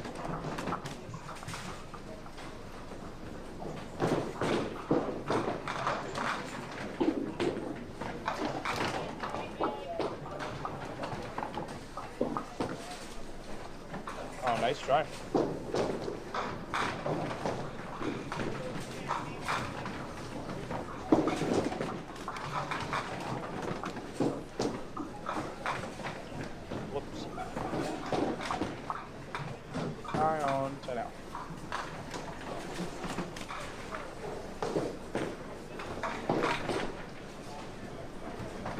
Those of you watching in different areas, and the one person watching in Sweden, that is the Maryland flag on the headboard with the city of Baltimore on the left.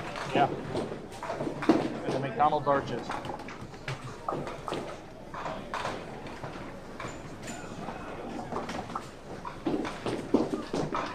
Bill Miller all over the pocket. Solid 10.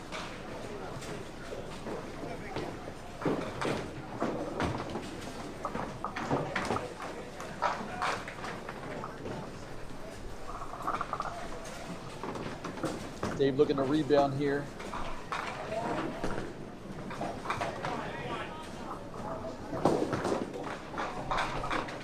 Off the side, better break this time. 1-3-6. That is way off from Bill.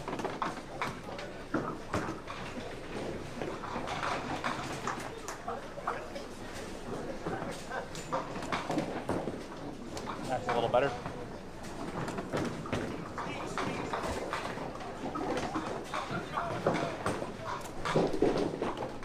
Ooh. Came around that just a hair.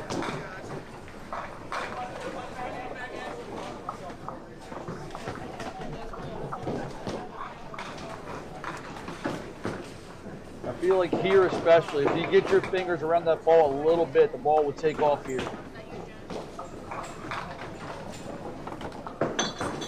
What do you want him to do?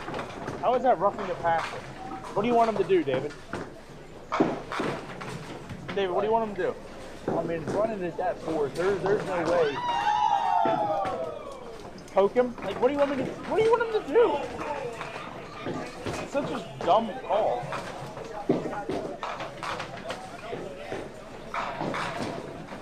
They're consistent with it, though. I will say Consistently horrible. that. I agree.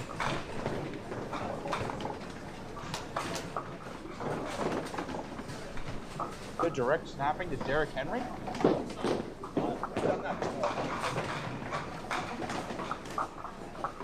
Oh no.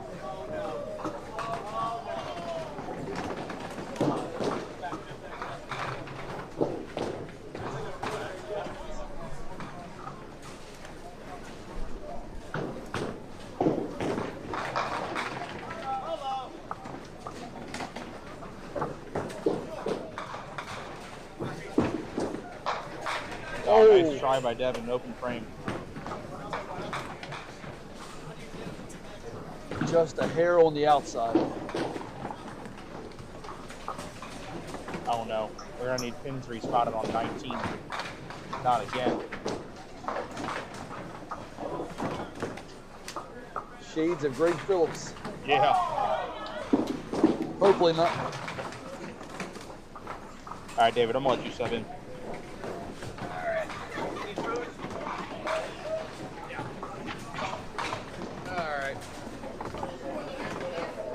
All right. Never fear, David is here. How's it going, Chuck? Pretty good, David. Did you enjoy your food? Oh yeah, food here. Good food here. What's your go-to here? I usually eat the chicken nuggets, but this time I went for the chicken tenders. Nice ball from Evan. Gonna go? Hey. They have a good cheesesteak here too. I hate when these guys change my font sizes all the time. It drives me crazy. Why I got all? Why don't I make everything all big? Keep everything the same. It looks prettier.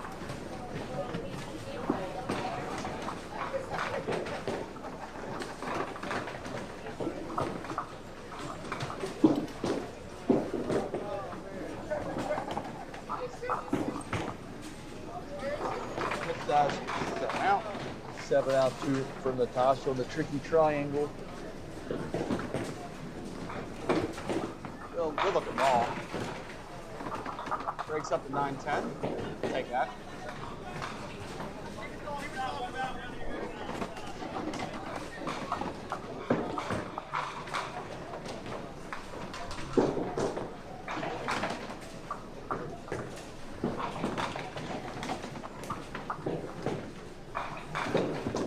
It's the closest of the 3 matches right here between Dave and Bill. Battle of the third balls by the look of it.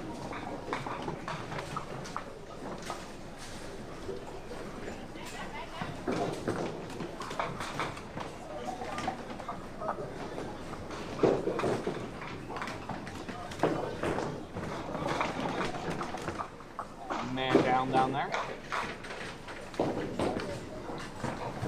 Out for Bill. So you and I were on the same lanes in qualifying, David. You almost got there. It looked like to me you made some really good adjustments there in the, especially the second half of the tournament. It looked to me like you started throwing it a little harder. It was really just getting my arm angle sorted out. I have a tendency to really leak the ball out on the right just on my release. And if I can keep my arm angle down, the ball goes straight to the head pin every time. And it works. Oh, that's not pretty, Steve. But it also helps me shoot corners really well. So I was great on single pins. What I couldn't do was hit a 2-pinner. But, yeah, if you just throw true to your line here, it's pretty good. Did have some trouble down here with the left side. The lanes just didn't decide whether they wanted to grip or not. Sometimes you would throw it and it would run right It would run, yes. right away. The other times you throw it, man, that ball didn't go anywhere. It was really weird. Heavy, Devin. I was telling Nick, I feel like the corners here can be a little bit tricky, either corner. But especially the 7-pin for a right-hander and the 10-pin for a left-hander. The ball seems to run sometimes. Mm-hmm.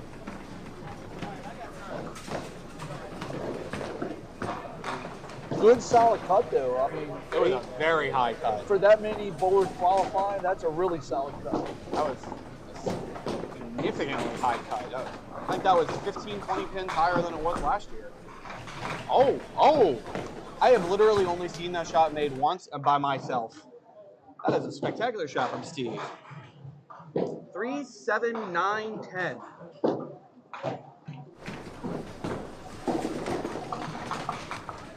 And a big shot there in terms of staying with Devin somewhat. 10 there. Was that a 10 for Devin or that's fair? You got better vision, better angle than I do.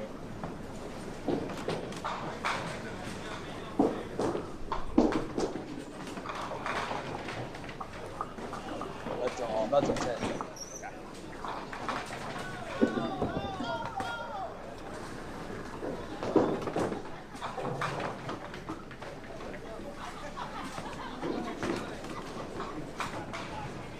Josh trying to get into this game from the spare. Gets it. All over it. Rob Green going out? Oh, wow, he said, I know he's got at least one. He should have actually the standings posted up. Might be able to go through them.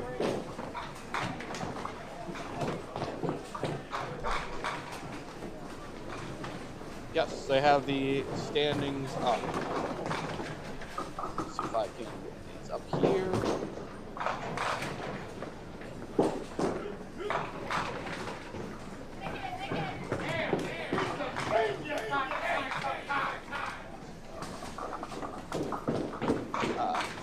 That's a spare for Evan. Oh, that was a spare?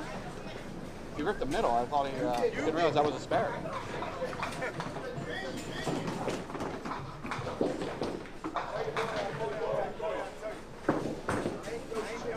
All right, in the scratch division, your leader in Division A, Matt Anastasi, 2-0, 291 through 2. Your leaders in Division D, Connor Wiener and Colby D'Antonis. Connor at 300, Colby at 279. That's right. Connor Wiener is in the lead in Division D with 300 pins and 2-0. Division C, Matt Buckingham and Walt Brooks both at 2-0. Walt at 307, Matt at 285. 283. Learn to read, David.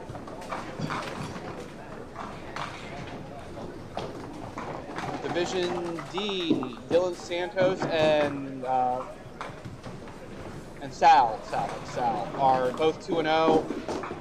Dylan 322, Sal 317. As you notice, as you go further to the right, it scores a little better. Yes, and there's a tangible difference. Division E, Jesse Deach and John Huber, 2-0. Jesse 301, John 295. Bernie Hipkins 310, 1-1. Rip. That's rough. That's a tough one.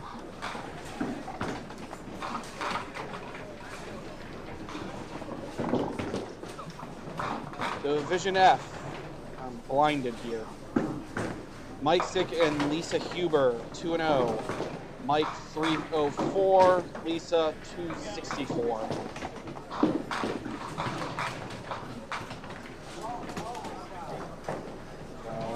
Let me see if I can find Rob. Oh, Rob's in POA, so I won't play him there. Got over POA division there. Just trying to make sure I don't miss anything. It's hard to see the scoreboard. I'm going to try to get it right the first try.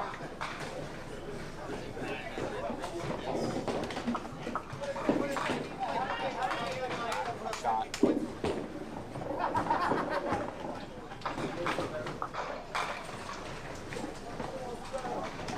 9 out for Steve there. It's an 83. And a close game up top here. 7 slight lead.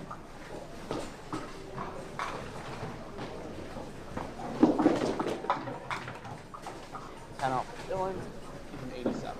All right. Start going through some of the POAs here. Division G. Key Davis. I unfortunately do not know who that is. And Jim Harding, who got in on the roll-off this morning. Both 2-0. Jim Harding, 286. Davis, 272. Maybe? 8-1 for Natasha. Division H. Mike Conway? I think it's Mike. Mike Conway. Mike Conway. And Renee Klingelhofer, 2-0. Renee with 267. Mike with 261.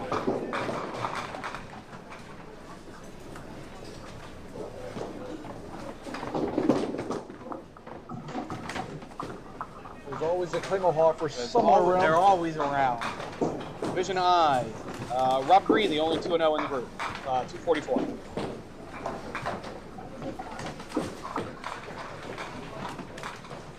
Got a spare for Evan? I think it was. Yes, sir. Spare for Evan. Push his lead up a little further.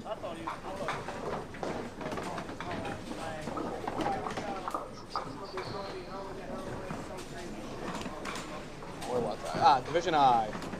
Yeah, Rob Green, we already did that with Rob Green. Division J, so one of the divisions in front of us. Noah Mitchell, 2-0. And J.R. Everett, 2-0. J.R., 312.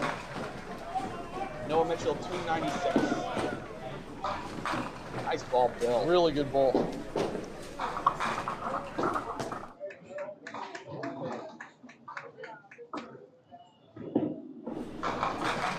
Looks like you knew it on the release.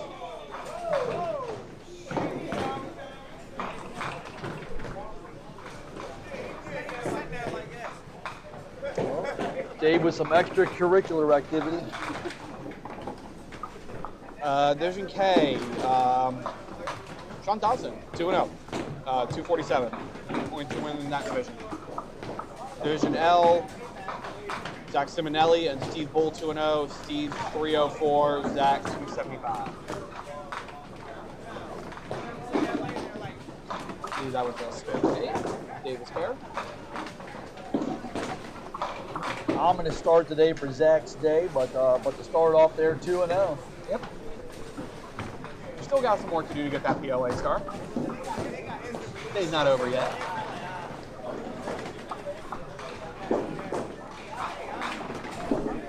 We had some bowlers make it down from the north, which is always nice.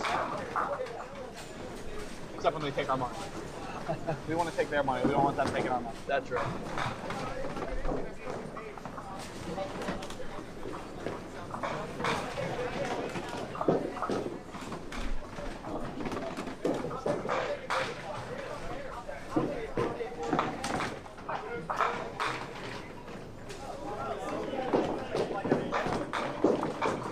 Oh, maybe?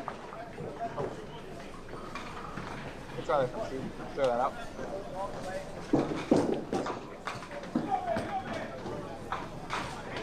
So that's what, a 9 out for Steve. An 8 out for Devin. So that match will remain close, 3-pin match. Yep, we got 2 close matches here.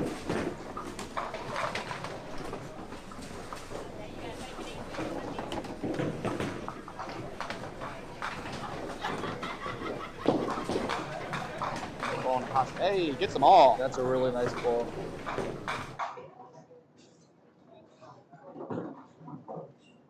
Good extension on that. Unfortunately, she's going to need a few more of those to catch up to Evan.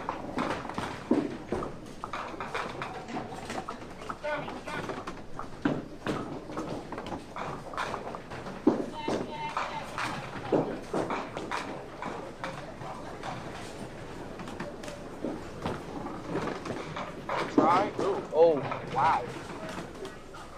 Went in between them and then came back and only took one.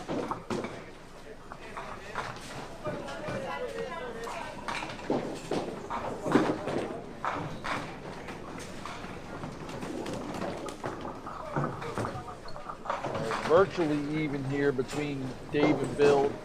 Big box coming up for Dave and a big 3 for each.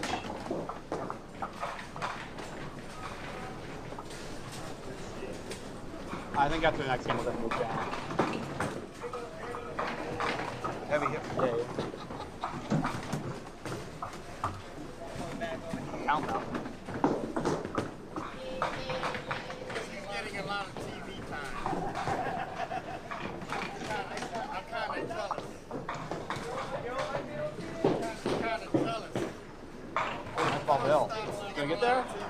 Oh, we did get it. Wasn't even watching. Thinks he has another ball to throw. That's huge right there. Yes.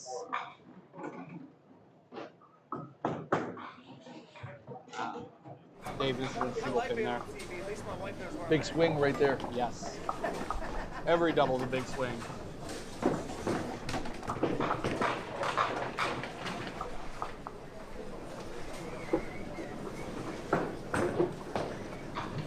Dave gets it that time. Unfortunately, he's up 2 pins and down 2 hits.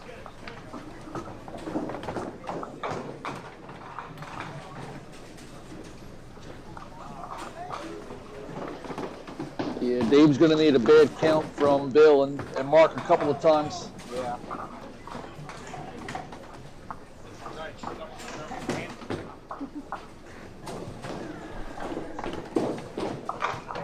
What did you go with, Nick? The tater tots and the mozzarella sticks? Is that what that is? Oh, you got the sampler then.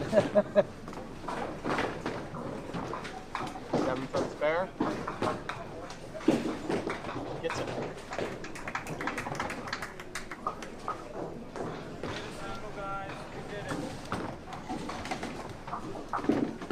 His single there, so Devin's up 4 pins and a hit. Definitely in control of the game, but not out yet. Meanwhile, to our right, JR absolutely rolling again. Should give him 450 some, 460. Oh, Evan, gonna steal one?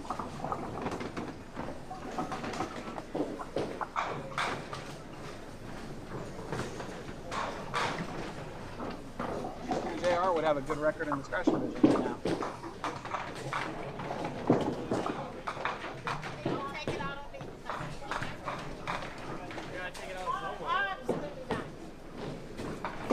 Oh, Evan on the spare.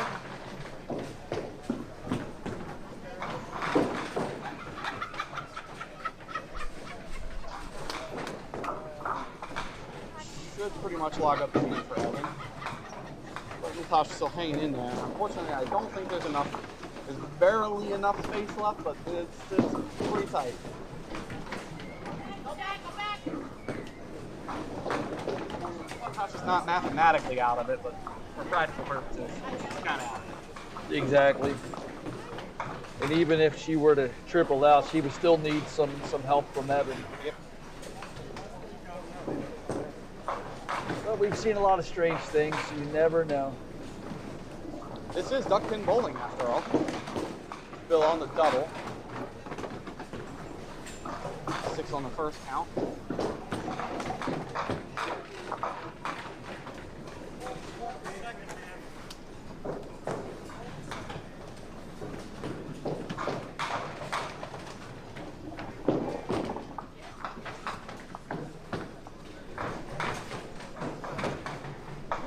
Dave's gonna need a mark there. You can't go open.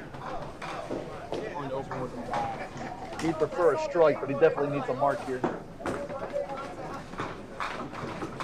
inside for 5. Has the hanger. It's always a tough shot. He's gonna get one more.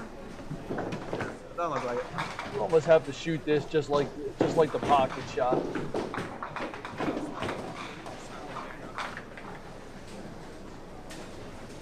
Unfortunately, it looks like he's gonna go over.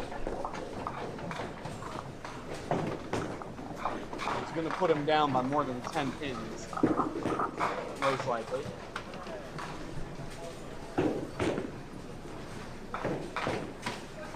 Considering Dave open, that's not as bad as it could have been. This is an important 10 though. Alright, let's get the 10.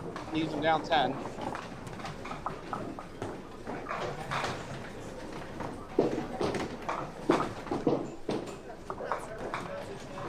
Big ball here for Steve. He's another one in need of a mark. Fortunately, chopping the 3 is suboptimal for that. Try again. Better ball. Ooh. Can you get it? No. Put some extra on that ball too. Alright, Devin with a okay fill will take this game. That's good enough. Probably not how we wanted it. But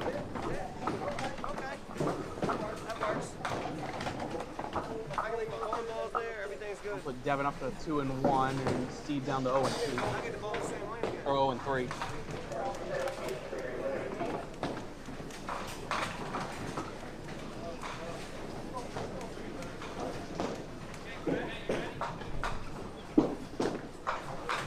Devin cleans up his spare. You only have to throw one good ball for him.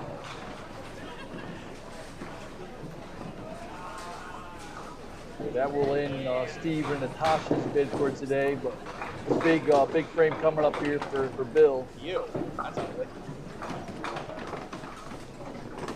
Bill can stay alive here. Looks like 19's not having a good time again. There's always one that doesn't behave. That's not a good sound. Nick's making a bad face.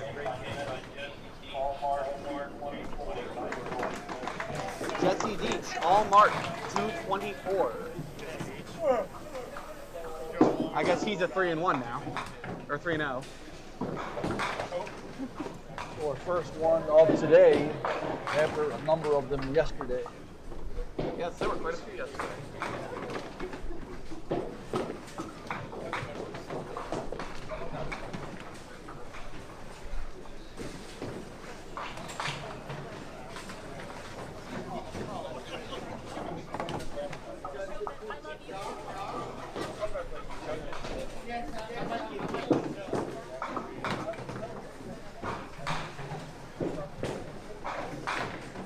Devin on his fill, trying to get to 30. That'll be enough to do that. Gets himself to 32.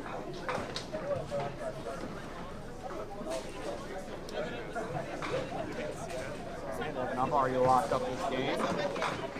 I like the logo on there too.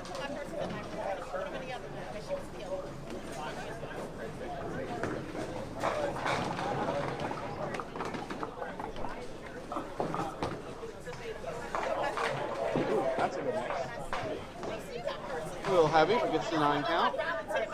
Sitting 150 right now. Yep. Sibley padding the lead right now.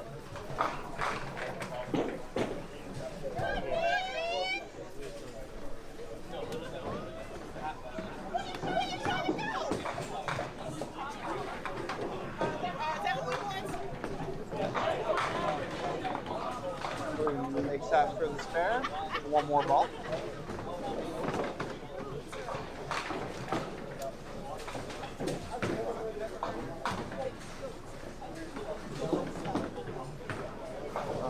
Oh no, he missed it. He must have been shooting. He must have missed it. Yeah, there's no way. Oh, I couldn't tell whether that popped out of the gutter or not. I kind of assumed it looked like he had it. Jones needing a mark here. Well, he's not dead yet. He is not. Vintage Dave Jones strike right there. Needs a count here that's higher than Bill Miller's frame. 3. Oh.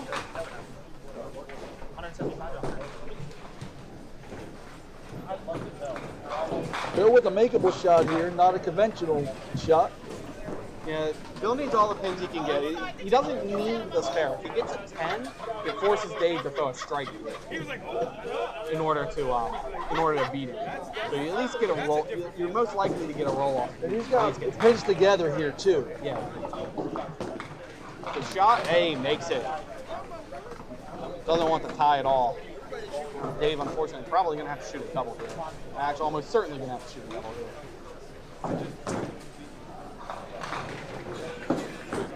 That's off the side. I don't think that's going to do it.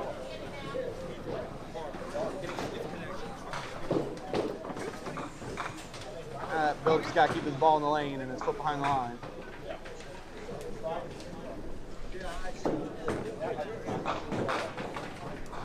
Well, since foul lights here don't work, I can't tell you whether they cut the foot behind the line, but they're going to count it, so we'll give them 9.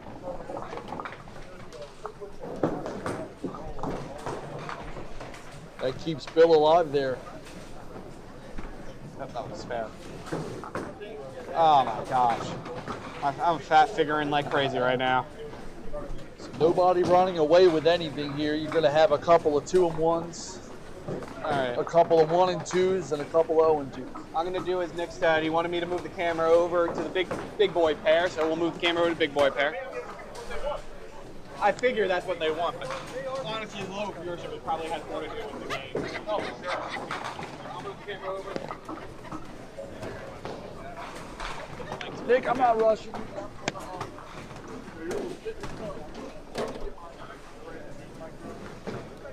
Hey, yes sir.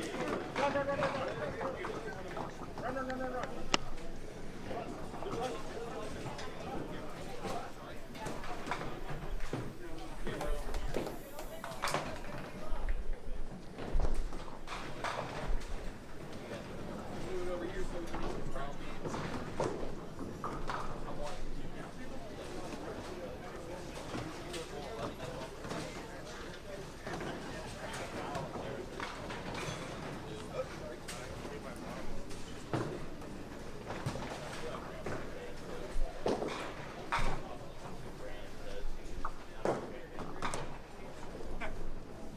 Not yet.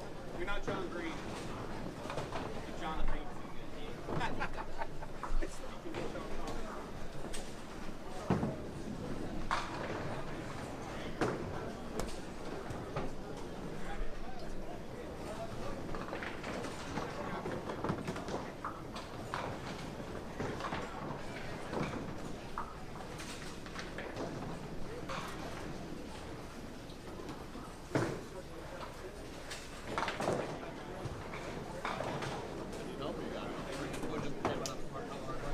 Yeah, just a camera. The camera's wireless. It's great. I love it.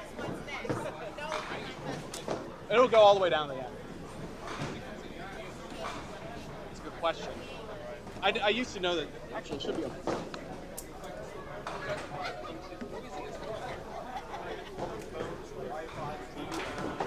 I have another pair. It's got 12 different frequencies, so I can run different setups. Yeah, so your ball's common. Just don't put it on 6 or 11. Because I saw the thing in black. I was like, oh crap. I probably took it out. I can't.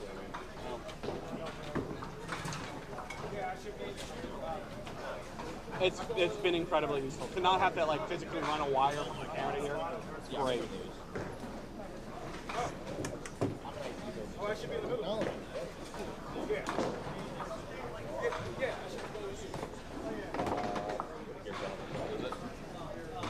Yeah, they're pricey. Oh,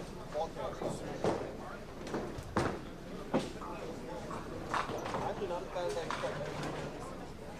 They've been going on sale. UNH had a few.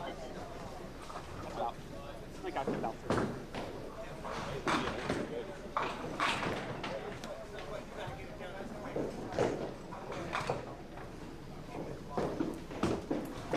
So we're moving on to the division game number 4. I was thinking, like, I know I'm going to get shot. Put my mic back on. I can start cleaning this up and get us ready. How are they going, Nick? sneaking in. A little tight. Too much food. You sneak your way out to Taco Bell, do you eat here? I decided to stay within the confines of Parkville. Although I did go into Baltimore County to work. Which side of the house is Baltimore County and which side is the city? So, county, city. Okay. As that ball goes down the left. That's exactly how it goes. It's across the lanes.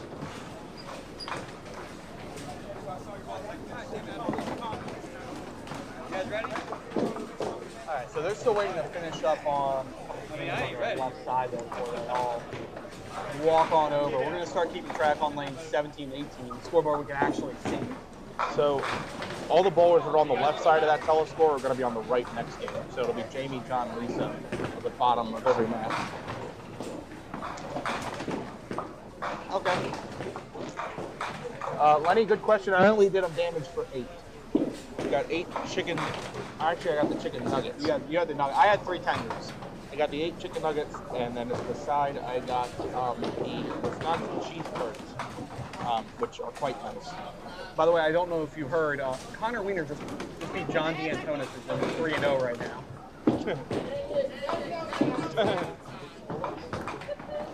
He shot like 160 something. John shot 50 something. Ouch. That's a bad beat. Bad beat. I'm gonna go back to Gundog and have to throw 160 a game and win anything. Good thing that plays sports that good. Yeah, you're not. I mean, you're not wrong.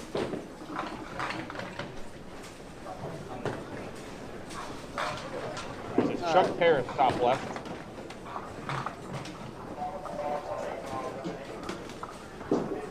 You want to do the initial fill while I grab sheets? Yeah. Chuck Paris, or Charlie, as his friends will call him. Charlie going to start out with the 10 pin. This is Jamie Alder, also known as Caillou. He is out in the weeds for 5 count. Chuck will make his mark.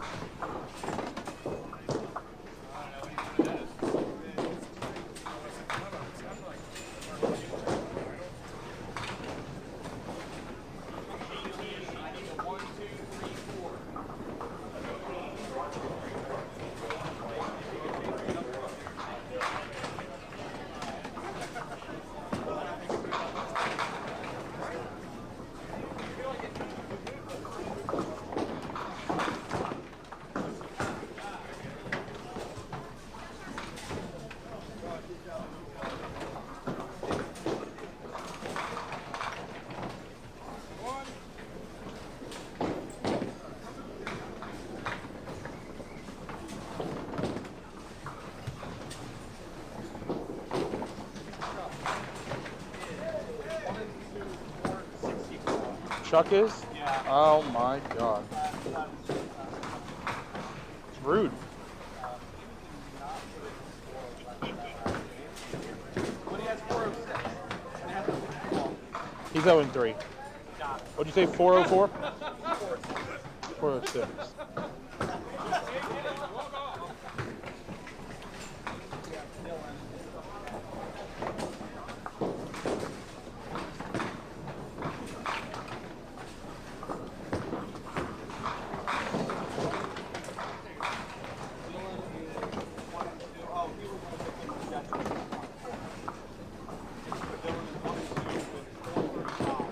Okay.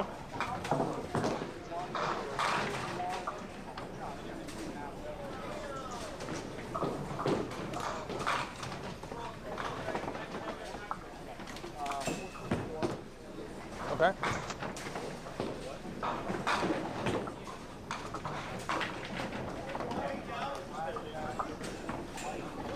Yep.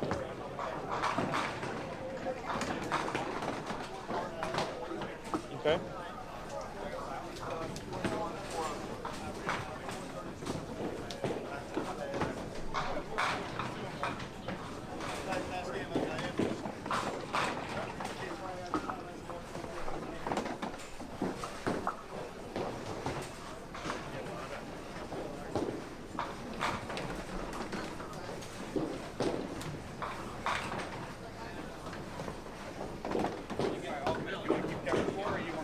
You can do score. I'm just trying to figure out what Dylan has.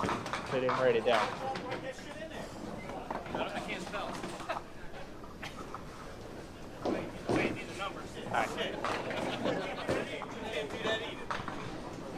You can shoot out a full rack.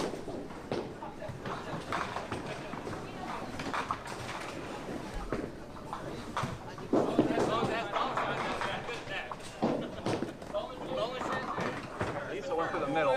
And almost made it. Maybe? Just go for the shot.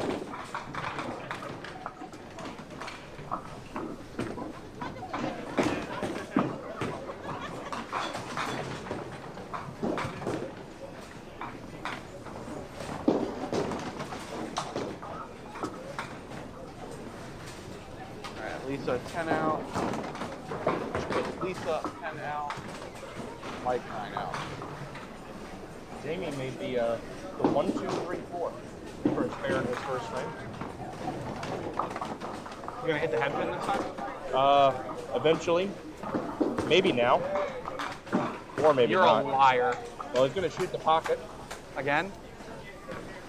No longer 0-4 on seconds. Got that breadstick? Charlie. We approve of breadsticks at Duck Pins Forever.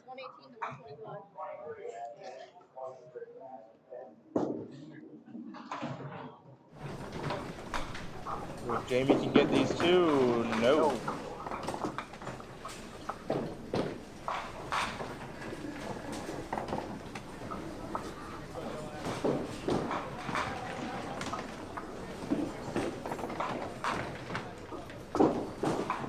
And Jamie's got 10. See if they've updated this. There's a couple high totals here with losing record. Yeah, Namely, there's some very high totals. namely Chuck and Dylan. Well, Jillen, as we said, was on the receiving end of Jesse Deach's 224 all-mark game. Yeah. Which means it didn't really matter what he shot.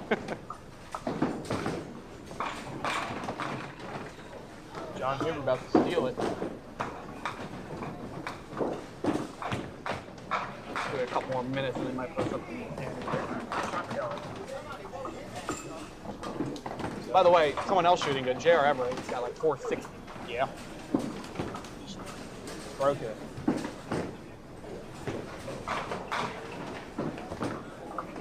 I have to say though, besides Jamie, who was eliminated, this game carries importance for all three of these.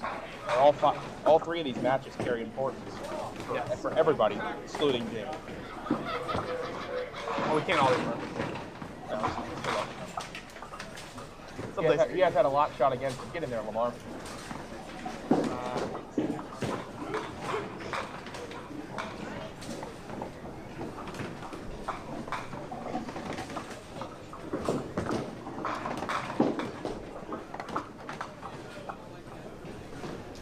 Second frame from Mike. Mike, kind of like Evan Stevens, has that bit of a backup. And like Evan Stevens bowling at Walkersville, he's a Walkersville special. It is Walkersville. He's showing why she's multiple time #1 in the country right there.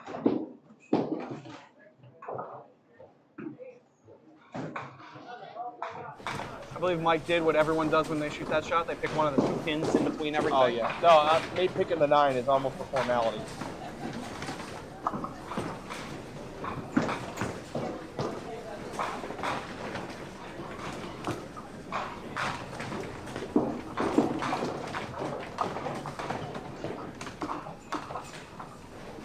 We'll say about Jamie though. Jamie rocked a pretty sick new Pop Whitten jersey. A Mount Airy Lanes polo. He got his name put on the back. And Charlie dropped a double. That was a hammer and a half. Yes. As his teammates would say on Monday. Actually, I'm not going to say what they say on Monday. Because that might upset somebody.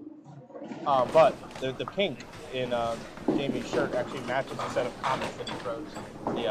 He's got a blue and pink set. It looks like he's throwing arrows right now. Yeah, those definitely weren't comments. Yeah, he's throwing arrows that I believe he pulled out of a random donated bowling bag at the back of Mount Airy Lanes. I was down there one night and he found them and he said, "Thank you, mine now." Well, we should throw comments here. Comments are good here. Nice Ball there from Sean Dotson on 19. I believe he's head in his division as well. He was 2-0. I don't know if he won his last game. He's in a shootout with Greg. Greg's gotten into a shootout a couple times today.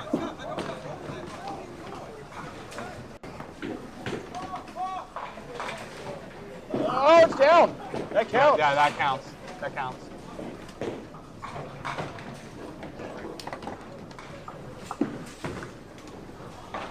Yeah, we were both looking at that. You were watching it live. I had it on camera. I saw it at the forefront. I'm like, it's going to come off the wall and come forward. Dylan right in there. See, Walkersville left me a strike. You think so? Yeah. All right. That was definitely a strike to Walkersville. That's why y'all average so much. As long as they rolled the decks. Don't bring back silicone. Don't remind me. Please don't remind me. That was a bad summer. It was an awful summer. When you got me throwing arrows in Manhattan with Walkersville, it's not a good time.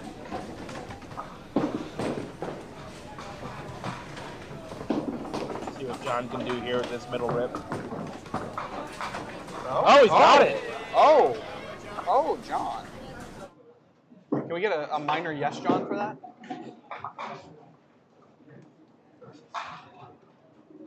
That is a patented John Huber fist pump, though. How about that? That was a little yes, John. We'll give it a yes, John. Maybe have it. Yeah, cheer up.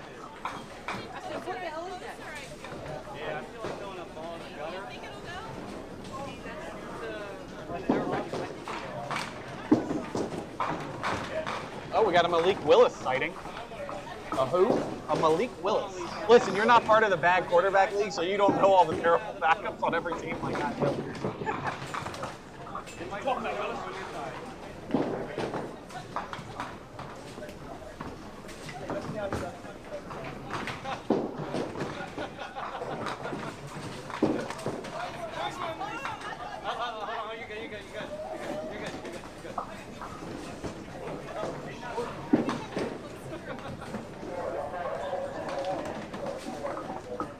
All right, Pike's just got some ground to cover. Down 3 and a hit. Heavy. And that's a break. Whenever you're down anything and a hit, at least Huber, it's a bad spot to be. Uh-oh. That was a dangerous ball. Yes, and that's a grateful 8.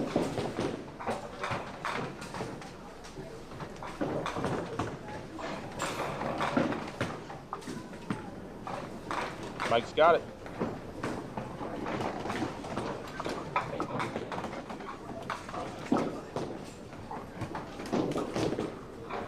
Uh-oh. And, Oh, pick no. for Lisa.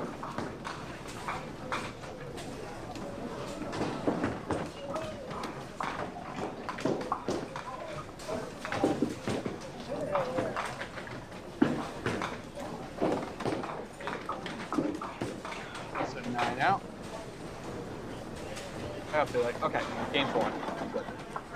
You just updated it now? No, I had it up there. Okay, good. I just couldn't remember whether I updated it.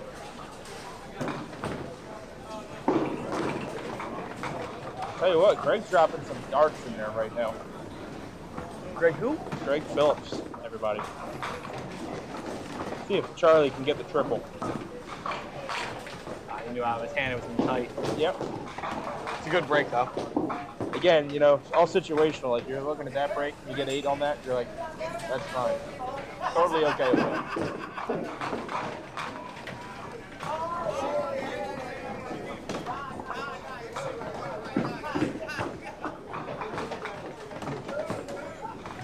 Oh, and he's Oh, fielding. good sideboard. I love me a good sideboard. When it's your game, it's your game.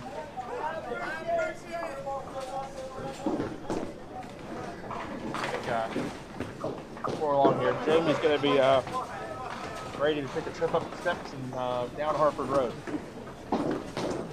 He's getting beat on. I did see he's got about 480 shot against him the first 3. I mean, sometimes you just gotta average 160 to have a shot. I know, been there, and then lose to Tim Magruder. They put me on the wrong pair is what they did. Yeah. I'm going to complain about that. Oh. I'll see if John can make another one. This one's way easier. No 4-pin, no 9-pin. Maybe? Oh, come on. Take out the easy 3 next time. Good effort.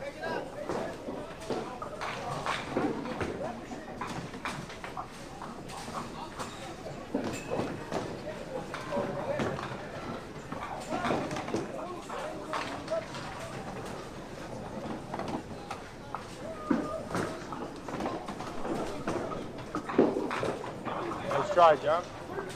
Will be an open frame. Dylan yet to mark in the game.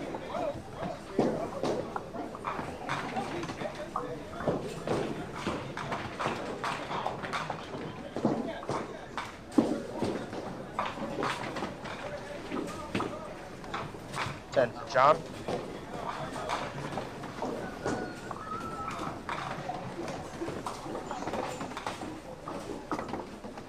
Mike up on his spare. Chance to make back some of the pins. Yeah, make it a single-digit game here. Uh-oh. That was trouble. That's a good 8.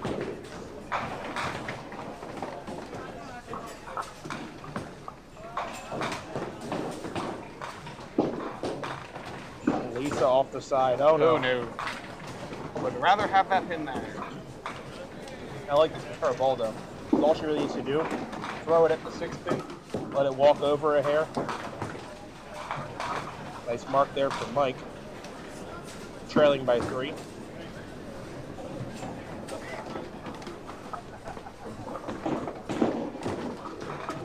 Oh, did you see that? A little bit too much. On 21, did you see that? Nope. What happened?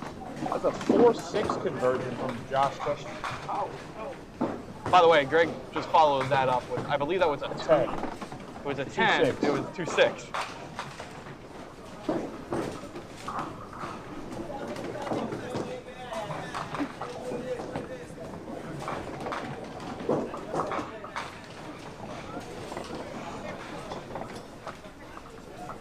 Good frame for Jamie. Hit the head pin that time. High and tight.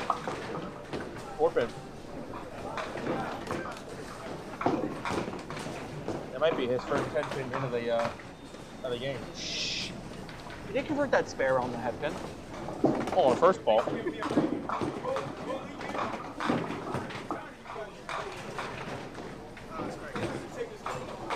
Ooh. Not a horrible time for a deuce, but gives him 33-pin lead after 4.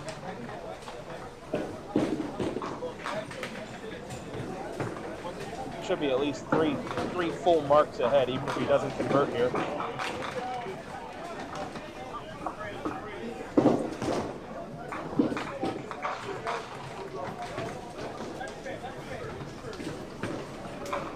Nice shot for 10. Slides to 2 and 1. That is a 33-pin lead, but down a hit. I'm sure he's okay with that. Yeah.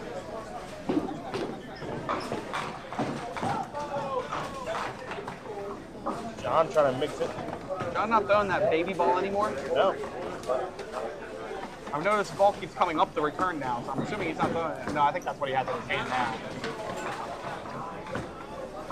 With the blue one? Yeah. I think that's, isn't that the ball? Ooh, nice ball, Dylan. Oh, almost got it break.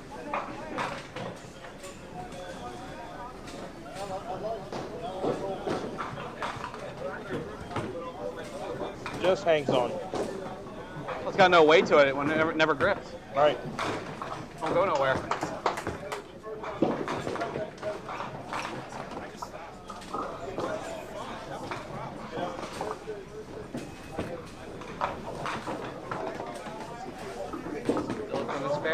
He covers. So tit for tat there. Dylan's still down 20.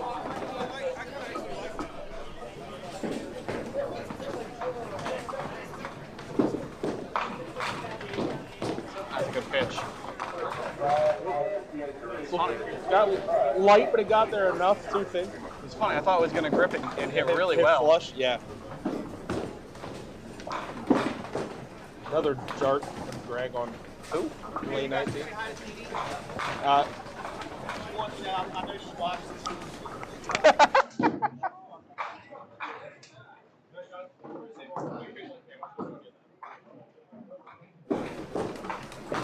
She's down at Disney, but she got caught on a ride and her hand's all messed up. Thanks.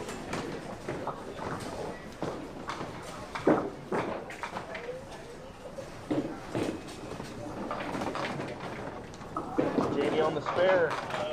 Oh no. Lower 5-7.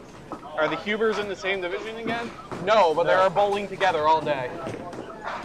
They're travel partners They're- and life partners. No, they don't have to be as angry with each other this time. Yeah.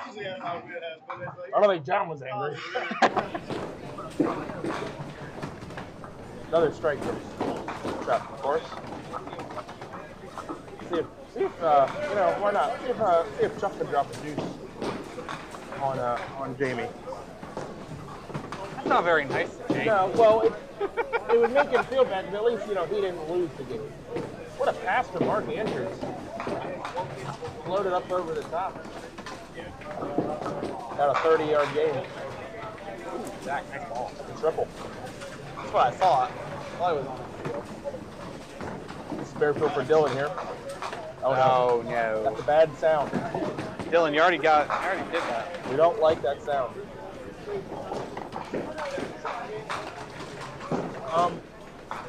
I know no one can see it on camera, and we can barely see it with our own eyes, but Dave Jones just went pocket 7, 8, 9 on 24.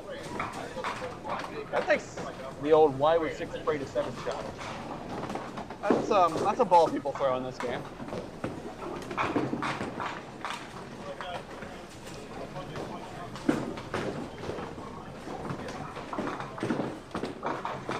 Dylan, nice try.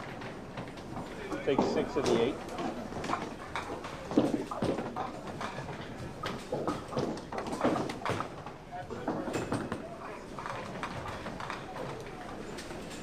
See, John, if you throw a heavier ball at that, that pin would have actually gone backwards and made that shot for you. Right. He said he froze his purse down there.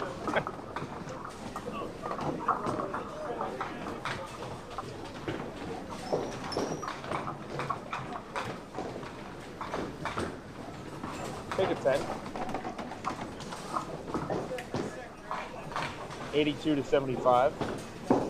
Sorry, 82 to 55. Not misspeak. All right, Mike Sisk in a good spot here. Even hits, he's up by 8. He's got an extra ball to count. So this here is for the double. And fades away on him, 5, 7, 8. Greg with another strike.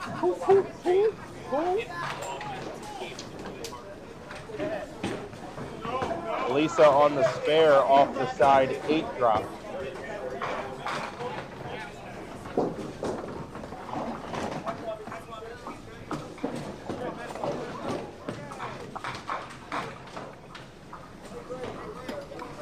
Off the mark. For Mike, he takes a 9 count.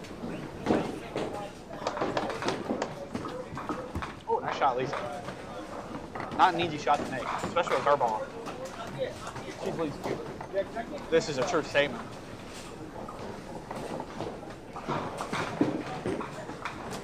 Nine out for Mike. All right, that game tightens up now. Close to even with Mike at 83 and Lisa at 75 plus.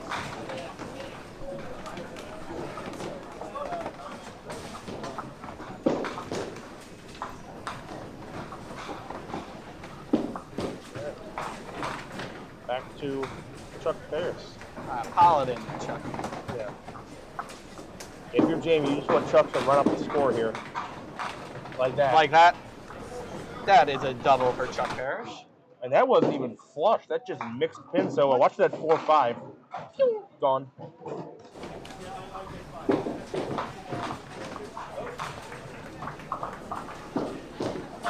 Oh, fight back, Jamie. Fight back.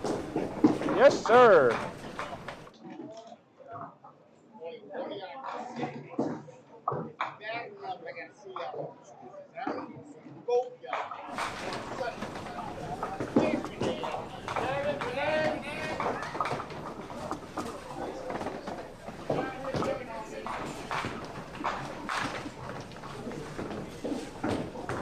always good to have JR somewhere else. All right, Dylan needing a little bit of help here. Lanes need to be a little nicer to him today. I need my boy to pick it up a little bit here.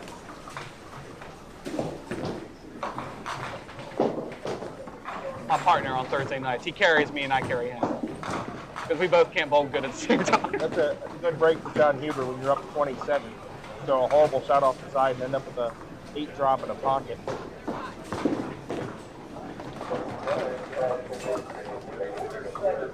Dylan needs some marks in a hurry here. Just got that one. He has the Z marks. He needs John not to shoot marks. Yeah. You need some help too. That's not help. Nope. John up 27, both bowlers on hits. And 3 frames to go. That's pretty much Dylan sparing out and John opening out. Either that or Dylan's going to catch a double again.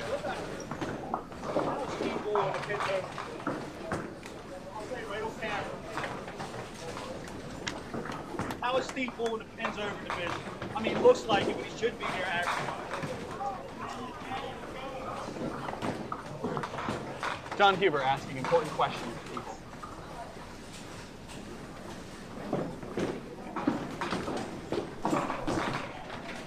Good ball, Lisa. Come on, there it goes. All right, and Lisa retakes the lead up 2. That's why I married him. Yes, John does rely on Lisa's supplemental income from bowling. Greg almost to another. He might still. He That might still. go. It might go. Oh, my Lord. Duck pins forever. Thanks you for letting it spin, Greg Phillips. I'm going to give him his own replay for the letting it The spin. replay starts after he hit the pins. That's how long it took. But it never happens. Why would it ever happen? It doesn't affect scores at all. I mean, that's not like he was on a double and it turned it into a triple or anything. And, you know, the 9 drop on a double only affects your score by 21 pins. Or possibly 33 pins if you miss it twice. Real talk. How much more do you need? Is he saying spare? 8 spare? Greg needs the first strike in the 10th and the 9 drop. I can't read that. Yeah, strike 9 miss would get him there. Meanwhile, Jamie decides he wants to try to make a game out of this and he wants to throw a double. But while we're away on replay, Chuck shooting a split. He is not converted. But 7 and 9. Still really isn't a close game, but Jamie with some form of life. Down 43, up 2 hits. That's Jamie needs to throw another strike.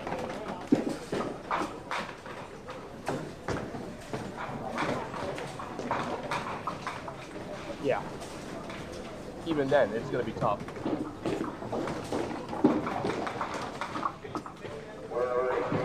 All right, John Huber up. And he's continuing to get fortunate off the head pin. 7 count. Dylan needs something good here. That's good. And he finds the head pin and leaves the split.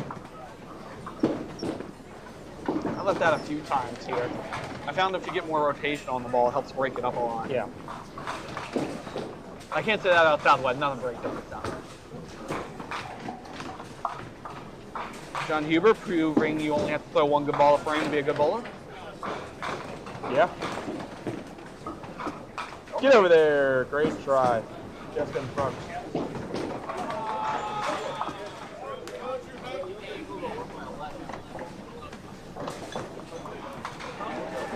I'm good.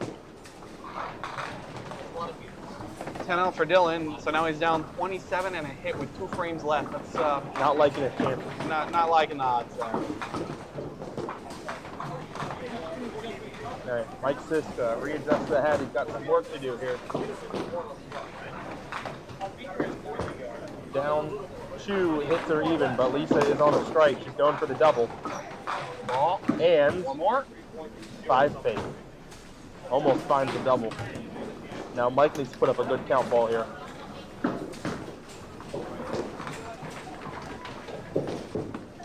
Light. Very light.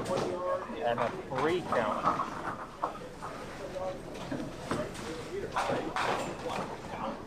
No, meters are bigger. Yeah, meters are bigger. That's right. Yeah, right. So a yard is not a full meter. So meters are bigger.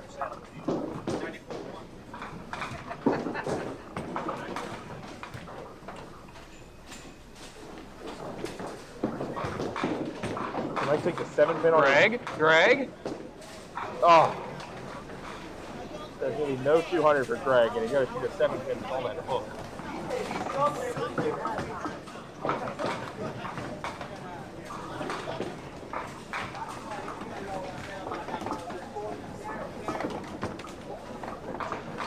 So if Sean Dodson would have struck on that ball, he wasn't out of the game. Yeah, Sean's throwing a good ball too. So he just missed. So Greg is going to shoot around a 180. Sean could have struck twice in the 10th and shoot 180. Oh, come on. And Jamie just waves it over. He's like, yeah, come on, fall. All right, so now Chuck Harris on 200 watts. He's going to need a double in the 10th. Let's see what Jamie does here. It's sort of kind of interesting, I guess. If Jamie strikes here, that's the only way he's staying for the match. And hold on, belly, no belly. That's a tough break. That's a good ball.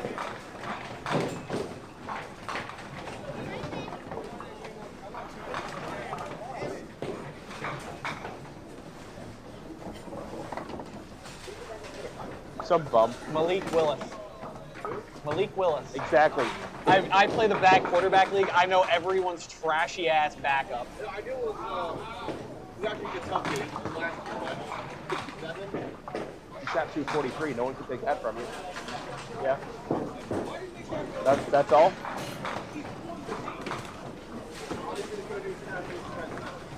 Jamie did spare. Okay. Jamie down 24 and a hit. Sort of. Half a hit. Oh. I hope. Does he need this game? Beat him anyway. John. Oh, yeah. That's what happens when you hit the head pin. That is ball game. And that's going to end Dylan Hanson's day.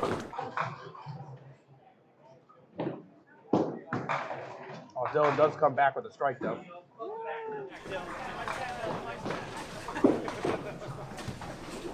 He's not mathematically dead, but he is definitely dead.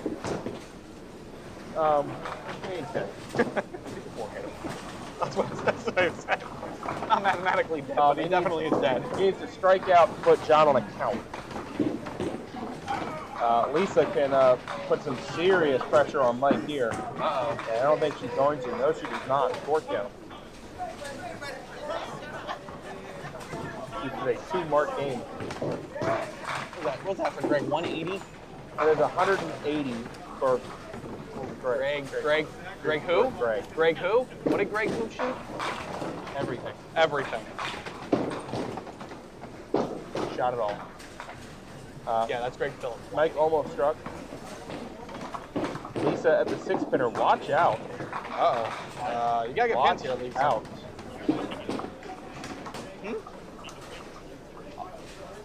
Should have won last game, though.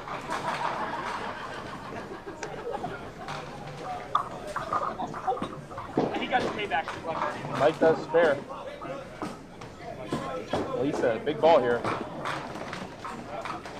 And she steals 9. You got every pin but the one she aimed for. Makes it 128 to 111 plus, so it is a 1-mark game. So Mike's still with the chance here, and when he steps up in the 10th, a decent chance at that. Did they ever post up the standings? No, they never did post up standings.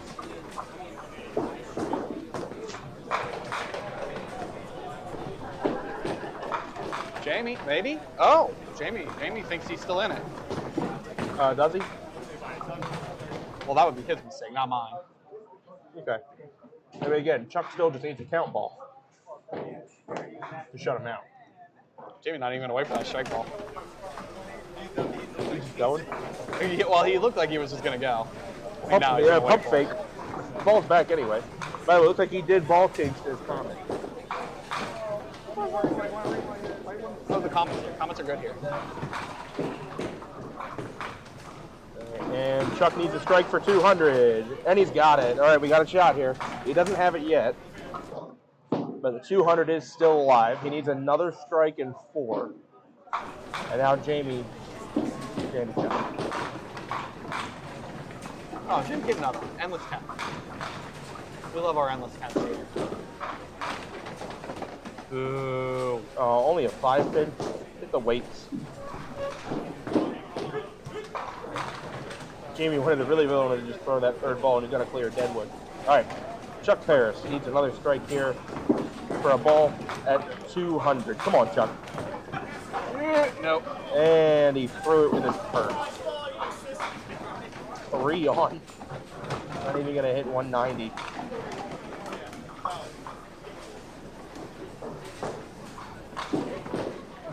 I mean, Jamie, a good game, 161. Chuck doesn't care. Chuck does not care, 187. Jamie with 567 for 4 has not won a game. Devin's going to strike there. Yeah, I was about to say. Oh. Looks like it.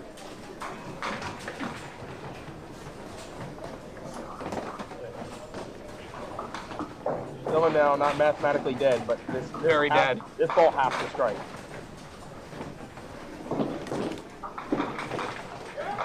And it does. It does. Okay. John still just needs a count ball. Barely any count, I might add. Yeah. He's got 2 balls to count, too. I think he literally can get 2 pins on this ball away. No, not that low. Dylan can max out at 142. That's enough. Yeah, that's enough. That puts John at 147. If Dylan can strike again for fun. No, he doesn't need it. Off the side of 4.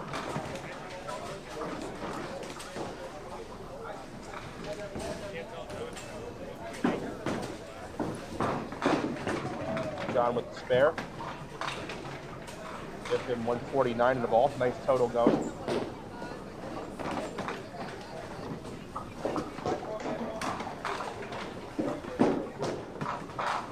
Let's clean up.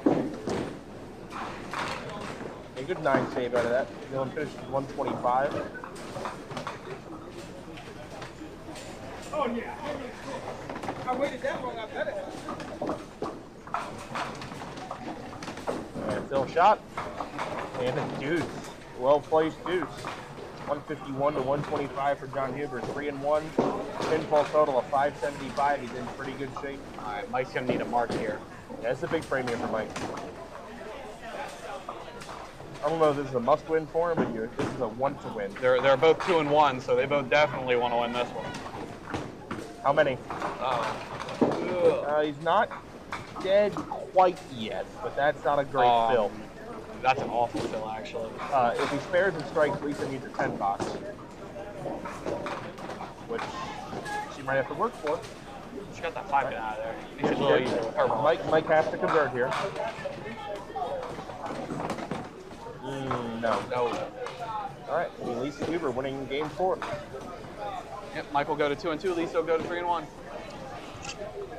Saving grace for Mike is he's got good pinfall. Or at least good enough pinfall.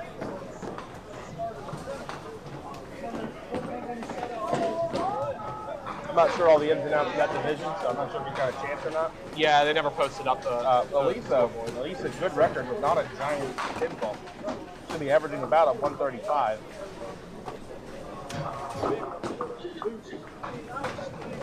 She shoots 137 there. I gave her a 98. 26. A pesky 98 from the 10. Yeah, she's averaging 135, so that's a great 3-1. All right, they're going to move on to the last game. Go ahead and delete that. Last game of the divisions.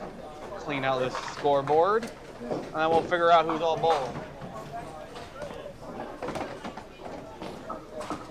And for what, I might add. Right.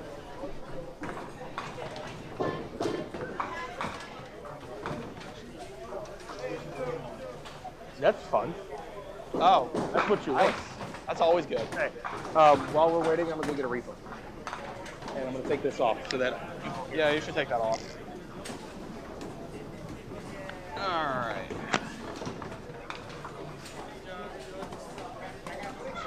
Yeah, it's a little chilly when you get down on like on the lanes or down in that end. Over here, it's not too bad.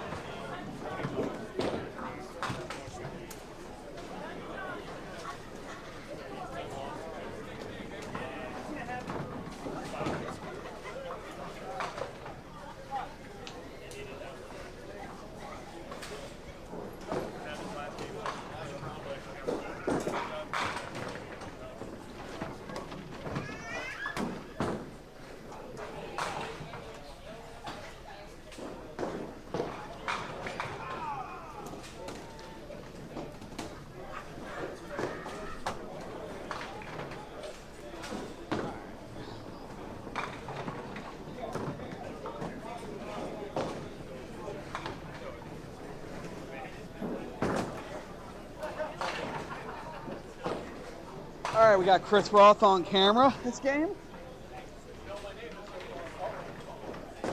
Oh, you gotta get breadsticks, bro.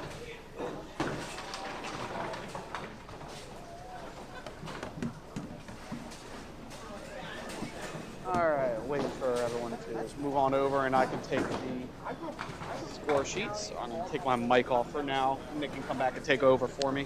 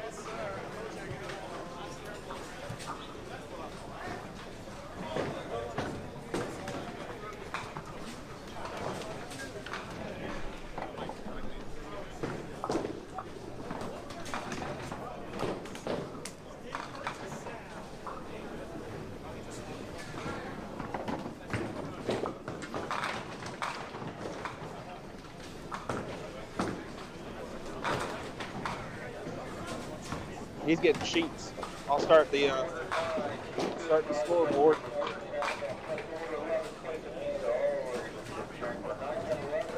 Sal Marinucci and Steve Jolie.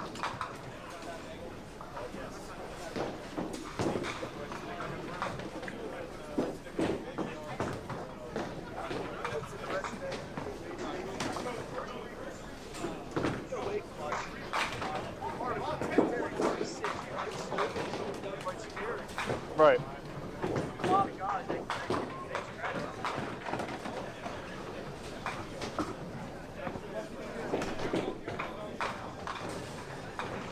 Mike, are you on 17-18 this game?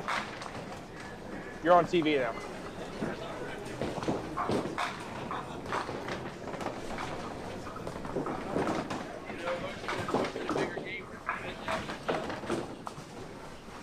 Yeah. Openings.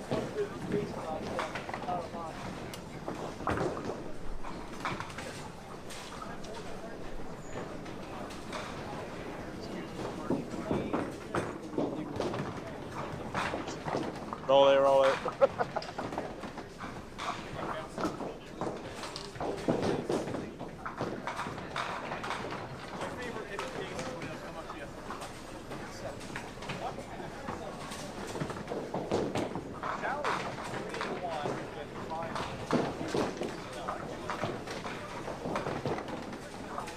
I don't even have a score there for Sal.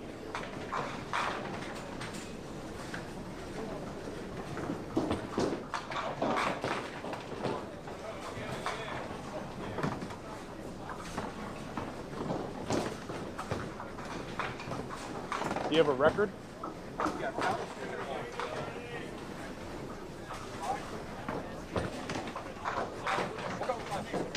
Okay.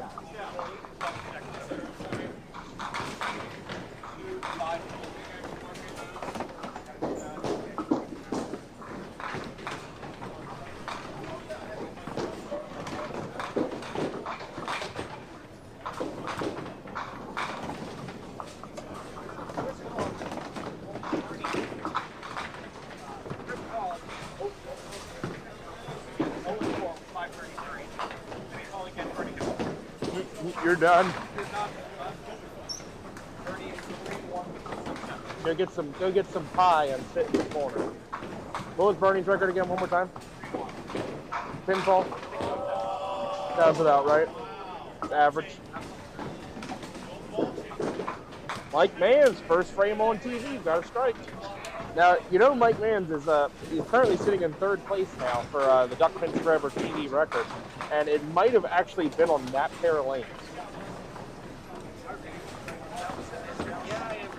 232. You called it. You called the game with John Davis.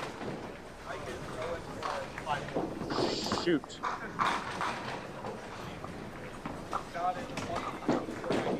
That doesn't add up. 1 and 3, you mean? You said 1 and 2.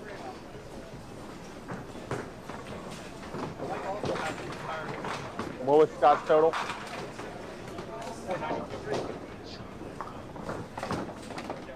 Mike also has the result higher than here. Okay. So Barry Reaper and you roll have 3 games. Well, I know Roley said in his division they can have 4, 3, and 2.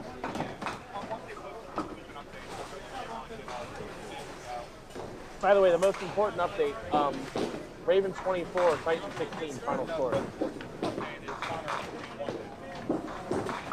Rut-row, Raggy.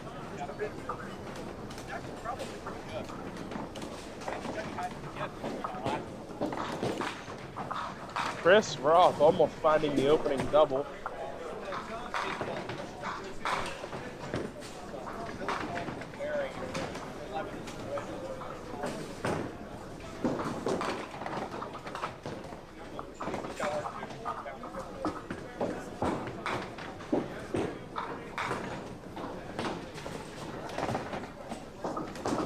Roth for the opening 20, yes. Well, Chris Rothman, his 0-4 record, has a 2-pin lead over Bernie Hipkins. All right. Dave Jones, everybody. Little wall banger spare. We'll replay it because he is Dave Jones. You want to go back on mic, Chuck?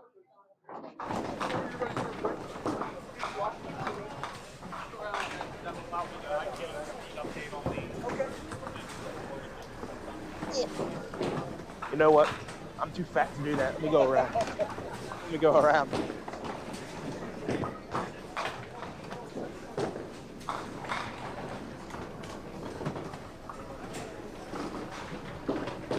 Oh, say, yeah, we got dueling 3 rips here between Mike and Scott.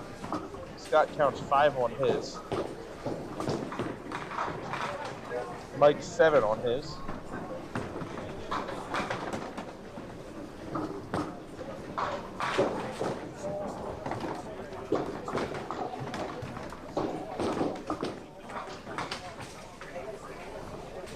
Look, now the viewership's going up. The Ravens game is over.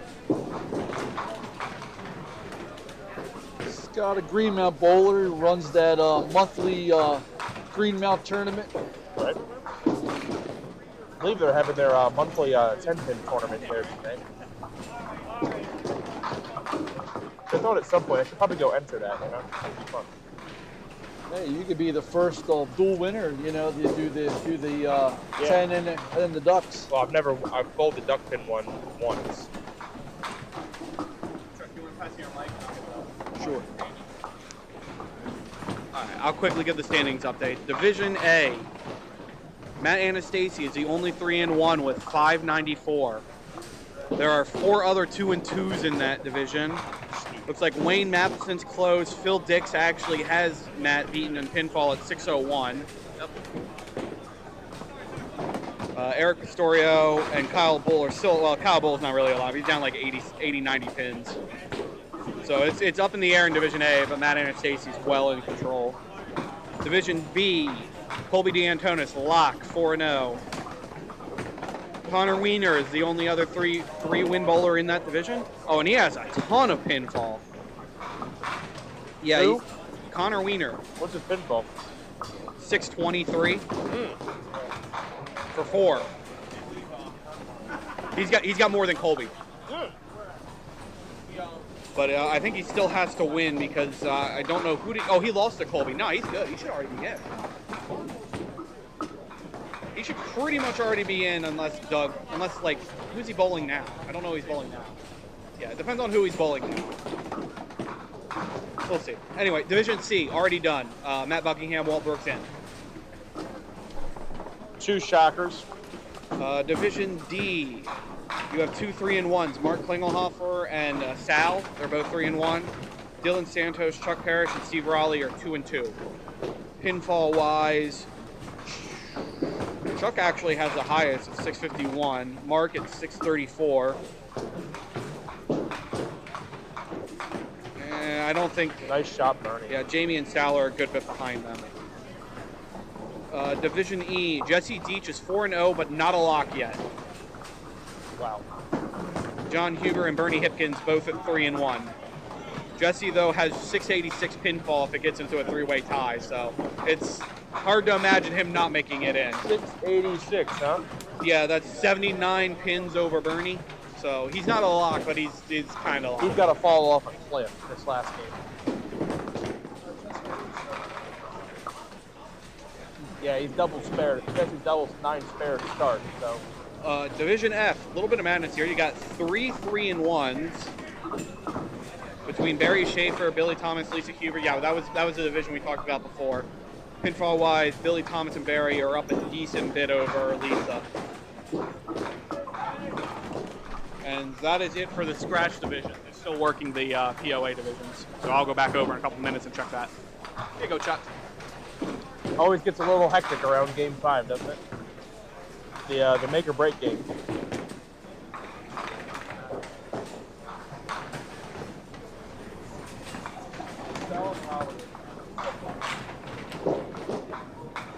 Oh, Mike.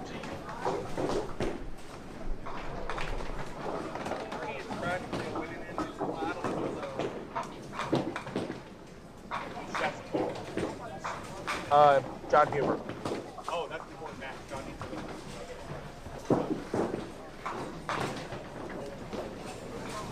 So it seems like Jesse will be in regardless, or John needs it.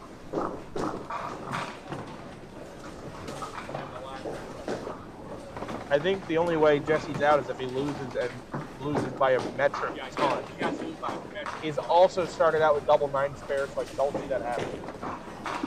He has to take ball different ball and he's up to five. Yeah, I mean, Bernie's all spares through 3, but he's not exactly a huge number.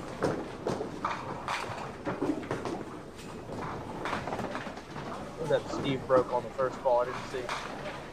Broke a 9. Solid 9 pin. Sal off the mark. Sal was one of the first true 130 caliber average bowlers that got to test out the synthetic lanes at Mount Airy. He was there on opening night. Opening morning, you mean? Opening night. No, but I mean it went into like the. No, into like the. You're thinking of the Maple tournament. Oh, okay, I'm yeah, saying that was it. He was there for opening night of the synthetic lanes. Okay, I got you. And his patience was appreciated because the machines were a little unhappy the first night.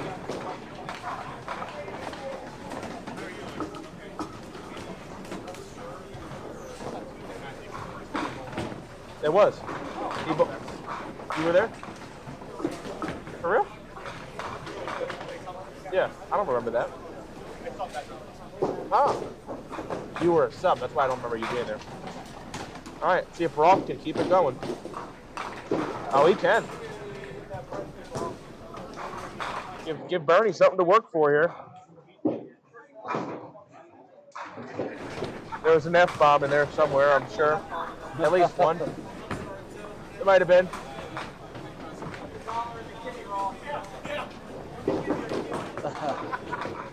Yeah, prepay. He said, put a 20 in the jar and let me know when I've used it up. Yeah. Start me a tab. In about 10 minutes. Yeah.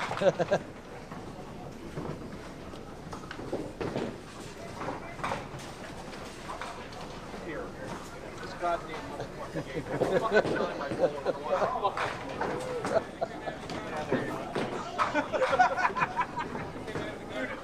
No. The views of Chris Rolfe do not necessarily reflect the views of Duckpin Forever. Yeah. Chris Rolfe is an independent entity.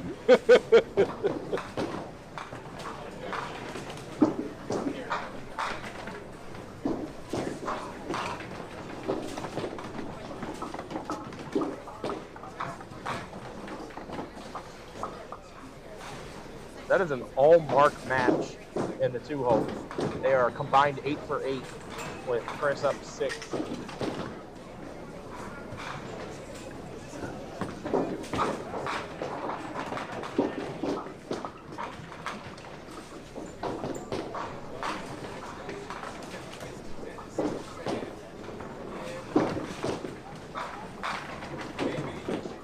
Mike missed another spare break. That's 2 in a row.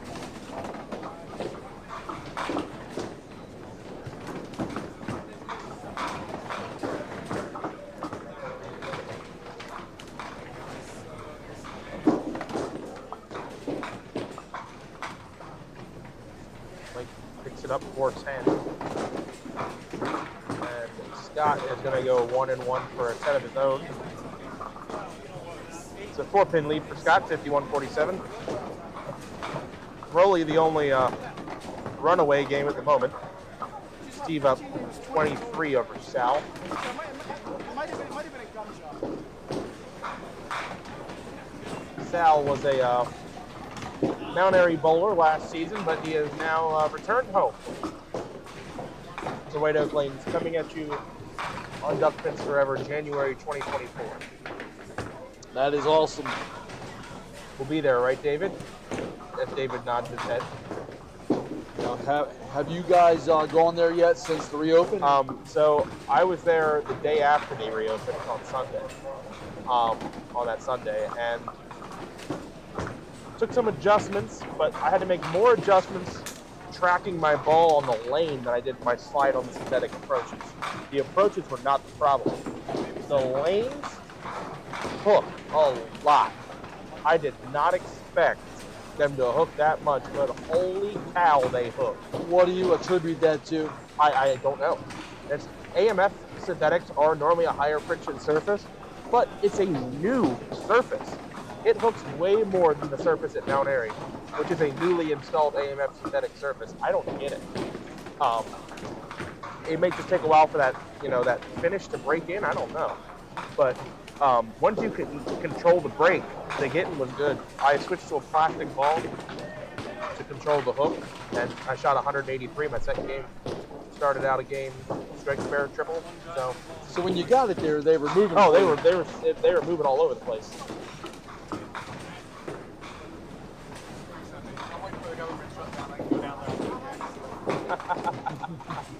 No, because all the government employees around there will be bowling. You're gonna have to line out the door for the lane. Bernie to keep the all mark going. A little help from the gutter never hurt. We've seen a number of 10-pin takeouts for the last pin on strikes today. That was 8-10 for Ross.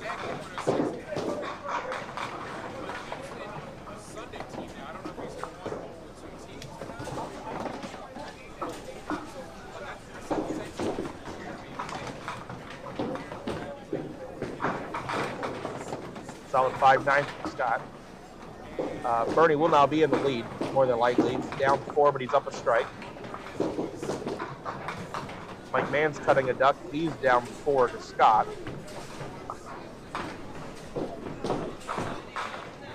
We'll see what Sal can do here, because Chris is not making it easy on Bernie at all. Mike through the hole.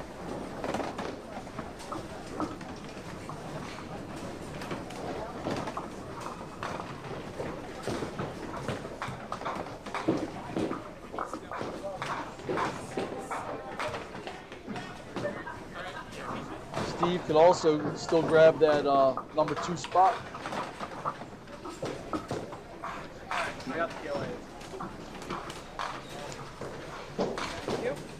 All right, we have the POA divisions up here. Division G, Jim Harding, your roll-off winner, 4-0, locked in. Good for him. P. Davis is bowling Bob Gruss to get that last spot. Davis is 3-1, Bob Gruss is 2-2. I don't know if they're bowling each other, but they're fighting for that last spot. Everyone else is 1-3. Division H, Haley Brown and Mike Conway, 3-1.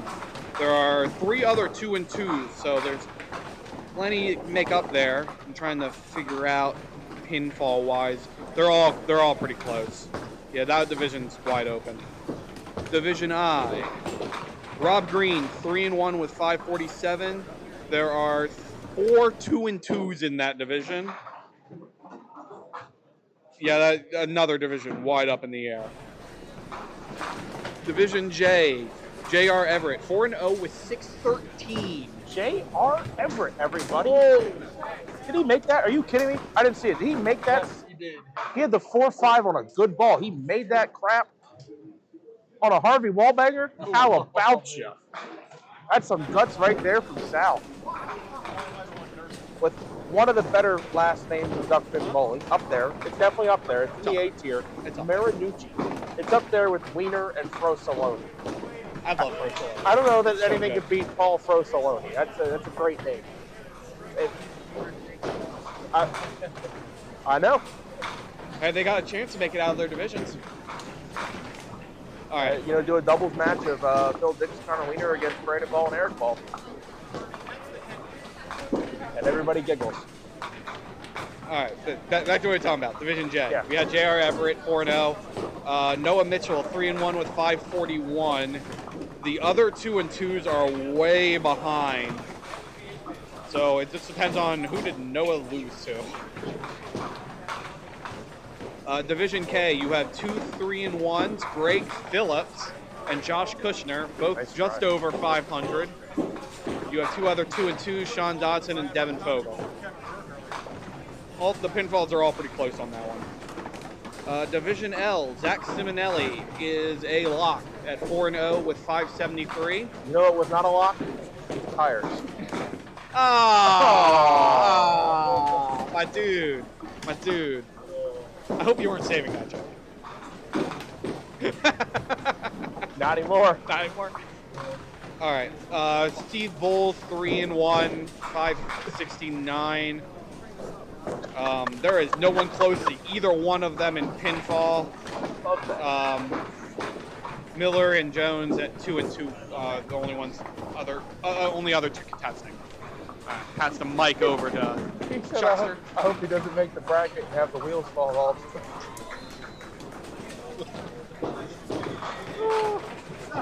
It's strike for Mike. That's pretty sick, actually. Yeah. That one might get around. Oh man. It's really not funny because I don't know where he's going tonight. I don't know how he's getting home. It's actually not funny, but it's also not funny because I have the same car. He makes me take my tires off and drive home. The thing that sucks too, because it's a hybrid, even if they stole one tire, you can't put the spare on. No spare. Doesn't that sound more like something that would happen on Connor Wiener, though? It just does. Right.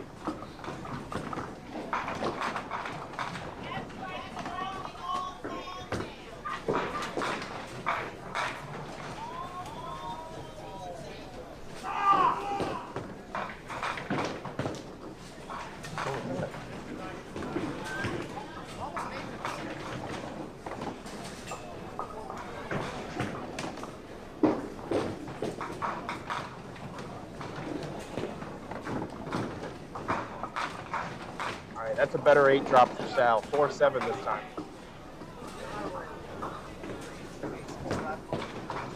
Yeah? Good. You deserve it. It was a big miss there from Steve. I thought he had it on that. Yeah. You got a 14-pin lead with Sal staring down a makeable here. Sal does take it. Sal is grinding out every ball here. Does not want to lose this game.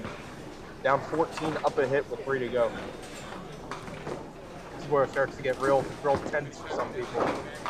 Because every frame, every shot starts to carry more and more weight. It's like the old match we shared at Duck Pins Forever. I don't know if you got to watch that from 2016. Every ball in that match had an importance to it, which is just pretty cool. That makes it camera friendly too when it's like that. Yeah. Also having a horde of people behind you watching it makes a difference.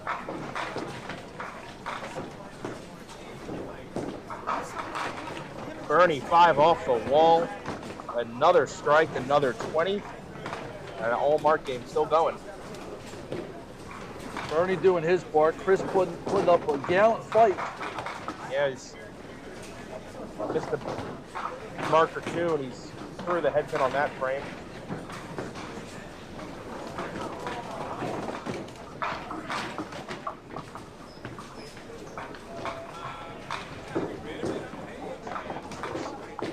Oh, a little low. See if we catch that over Scott's shoulder. Hits the 4-pin off the cushion and back into the 2. Just the way he drew it up.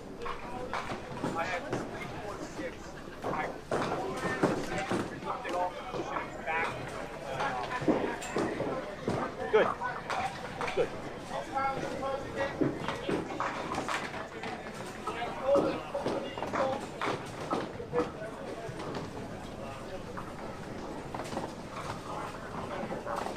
Good shot in the match. If Mike wants to get back in this, he's on a strike.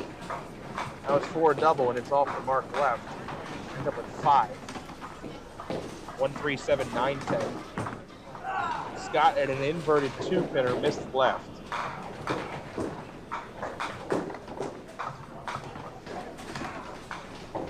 Mike will need to hold count here to not fall any farther behind.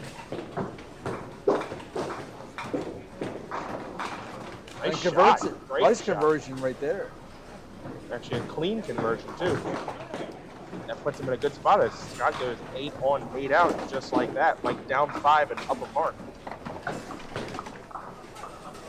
All right, back up top to this Sal Marinucci, Steve Rowley match. This is an important one.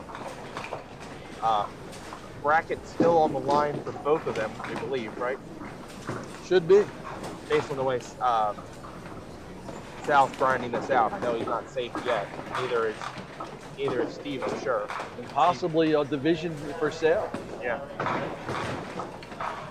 Sal drops the hammer. And Melts him on that one. We'll cut to replay on that as Steve fires his first ball. Oh, you can tell Sal wants it. Not to say that Steve doesn't. Oh no, Steve through the front. Be a big frame here for Sal.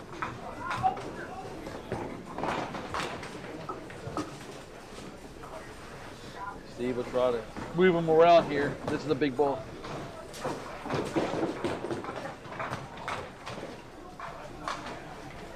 Steve open frame. If he holds 10 here, then he's up 4, down at strike. A 2-ball count.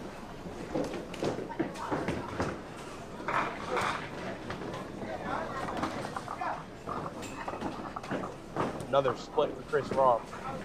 Just about a must-have here for Chris. Sorry, I lied. It's 2 pair. Chris, we gotta get that print today. I would like for him to have it, but Bernie's on an all-mark game, so and it's Bernie. Come on, Chris. There you go. There in the 8th for Ross. See what Bernie does here. Bernie 123 through the 7th. All mark. 2 strikes, 5 spares. Has not doubled, but could double here. You know he's thinking that. And if he does catch a double here, 200 immediately comes into conversation.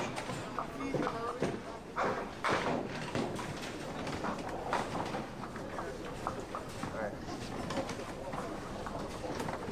Bernie on 17. Watch out. Off the side, 1-3.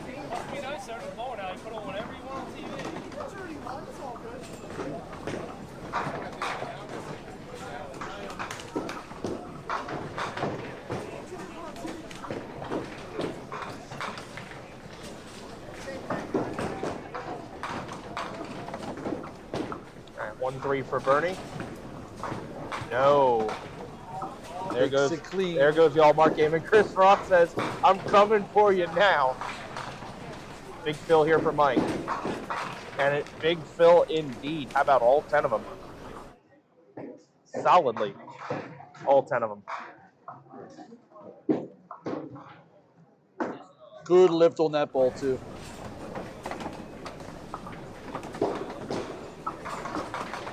Oh.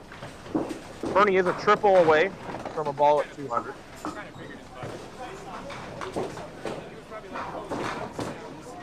Scott Phillips to answer, no, that's a duck. So Mike Mann's now in control, and Fred's stick is looking better. Chris Ross still for now staring down a bagel. Another errant shot from Scott.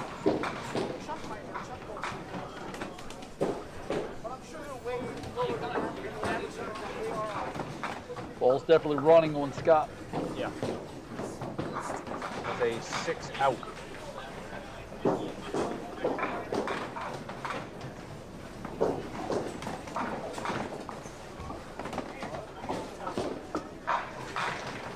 Five pin for Steve.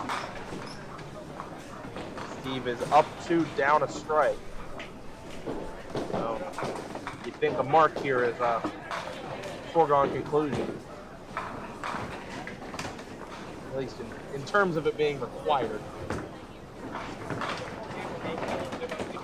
And Steve got it in the right face. on it.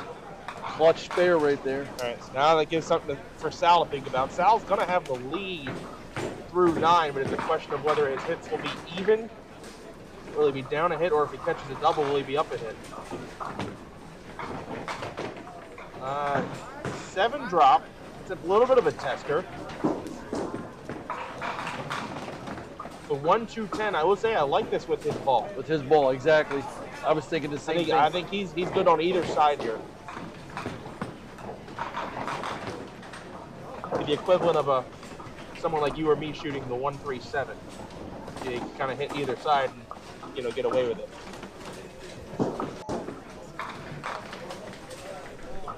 Yeah, it's a very important shot in the match here.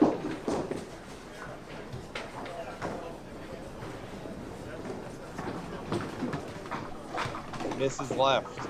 8 count. Puts him at 121 through the 8. Currently sitting at 129 through the 9. 2 big sticks here. If we can get these both. Yeah, big pins. Bernie, meanwhile, a strike to keep the 200 hopes alive. About a middle rip. Sal drops them both. It's 129 to 125 plus.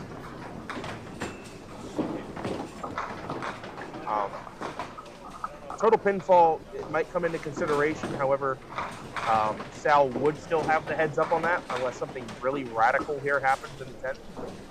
Like Steve going off the sheet.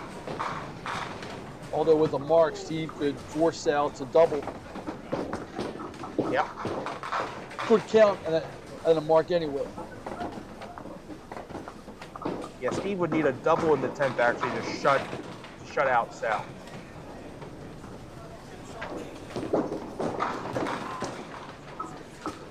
Now Bernie's all-wood game comes to a close. Drops a pin there, 151 in the 9th.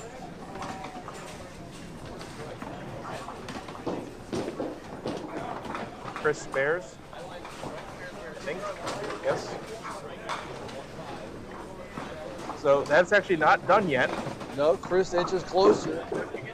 He's 15 down, up a hit. It's a one-mark game. The game is not dead yet.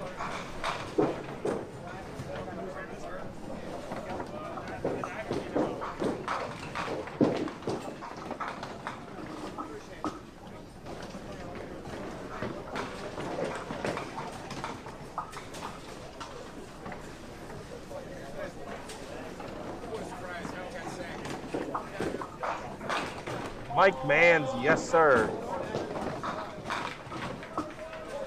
Slides that messenger across. Late takeout.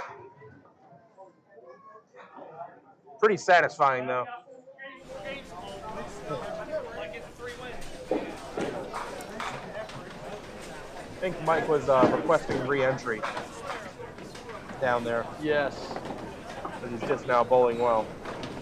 And ironically, you look at his total pinfall through 49 frames, it's 664.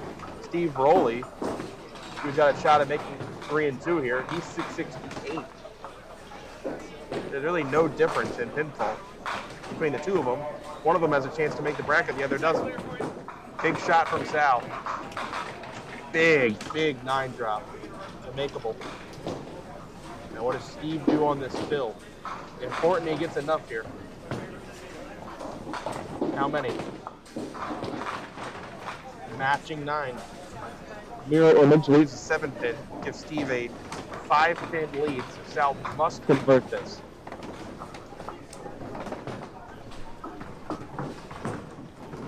No. That is a loss for Sal.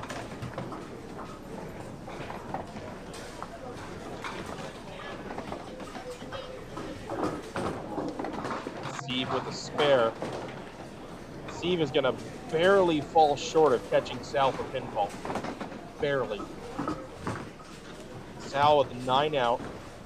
138 game total of 701. If Steve strikes on this ball, he has a pinfall total of 697. He'd be 4 short if he strikes. So now all he can do now is watch the Bernie match. Sal is in. Well, that's a different division. And Steve does take all 10. Wow. So Steve 4 pins short of Sal on pinfall, but he does win the game. They're both 3 and 2. David's going to scout out what else we need to see for who's making that division. Chris Roth needs a mark here. Is he going to get it?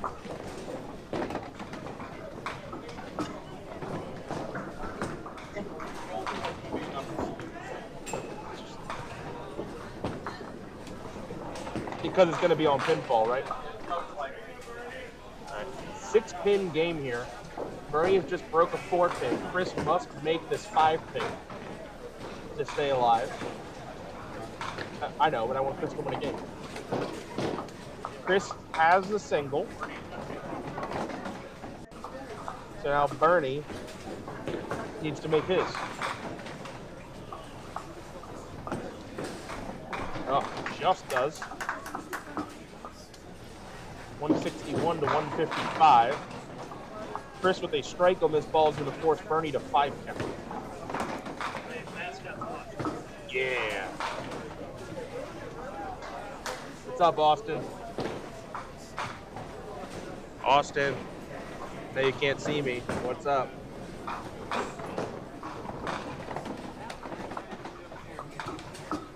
Still shot for Chris. Takes all of them. Bernie's got to not rip here. Does his part there. Chris with 165 might not be enough. All right, Bernie needs 5 for the win. A middle rip for 5 would suffice. How about a light hit for 7? That'll be enough. 168 to 165. What a match there. Bernie Hipkins comes out on top. Yes, Chris Roth with the donut. Mike Mans will avoid the donut, though. He is up 19 and a count.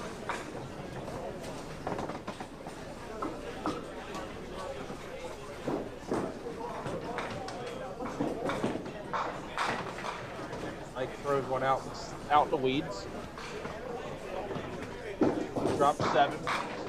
Wow, Zach Simonelli right in front of us on 19 and 20 there. 84 in the 8th with 1 mark and 4 baggers out for 144. Goes 5-0. That's how fast, it's how I can turn sometimes. Now, is that a 4-bagger or should I say it's a 4-wheeler?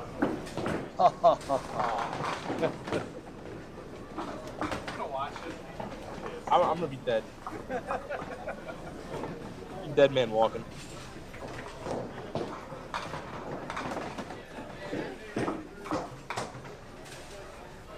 $150 for Mike. Scott's going to finish out here maximum 134. And we'll go with 126. So, I believe Sal is going to get in, right? Sal has a better chance. Sal is ahead of Steve, obviously.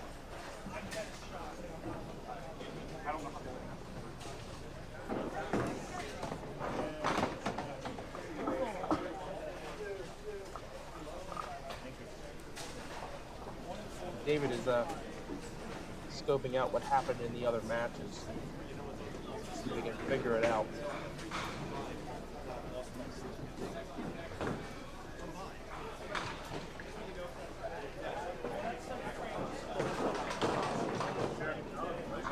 Yeah. I got my mic on. I hope you heard that. You're not. Oh, please don't listen back to this because we're making some tire jokes.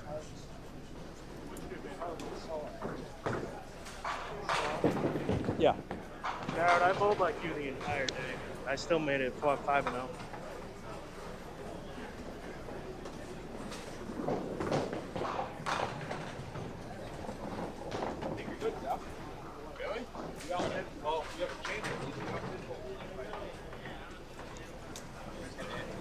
Huh? If there's a 3-way tie. Or no, sorry, no, then Steve would be ahead of you. If it goes to a 3-way tie or a pinfall, you're ahead of him. I don't know how the other matches went. All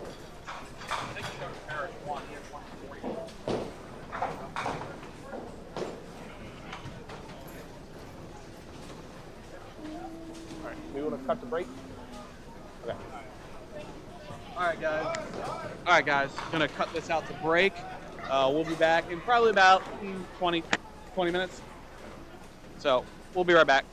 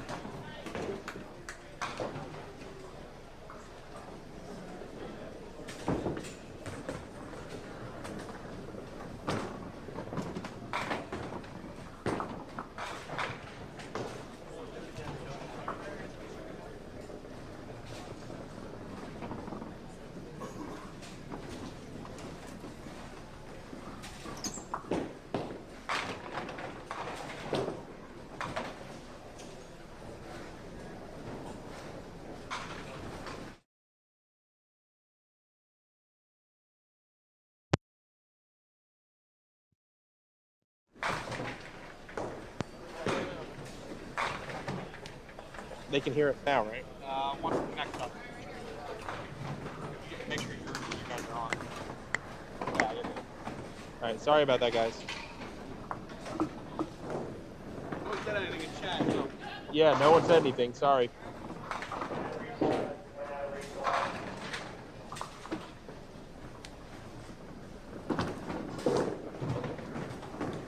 Maybe they were enjoying us not talking. It could be that. Matt, nice try at the 6-spinner. That is a tough 6-spinner to shoot. Counts 9. And right in the face for 10 out. The way this match is going, this is an early big frame here coming up. Get a mark back on the board. Matt hasn't missed yet on the left lane. He's 2 for 2 on the left lane. He is 0 for 2 on 18. But not far down yet. He's 12 and ahead at the moment.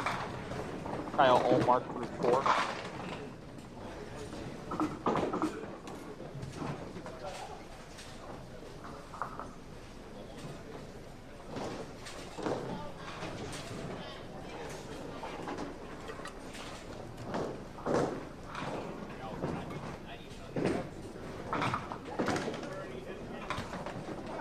Oh, what a shot. I'll cue that up.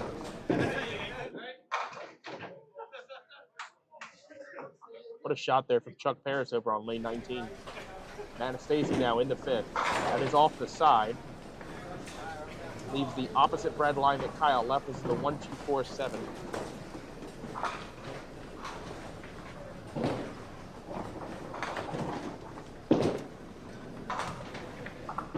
Trying to run it in here.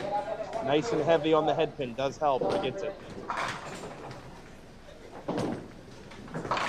There is a sweet spot that isn't a sweet spot, if you will, on that red line. And if you hit it just right, your ball can deflect around the corner pin and you don't convert.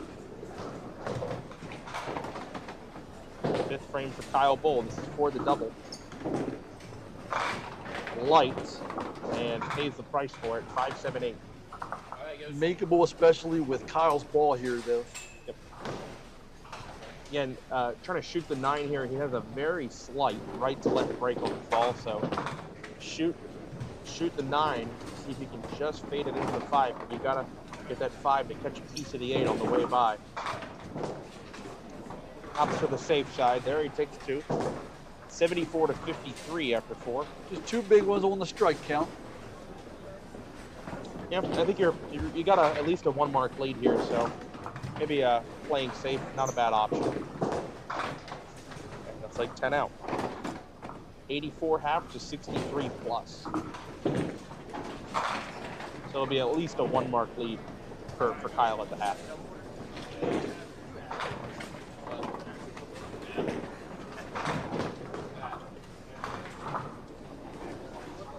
Hey Dave, after this match, the bottom of the scoreboard can be cropped up. It looks fine, but the bottom could be cropped up a little bit. Oh, I took a screen. Yeah, that's my side.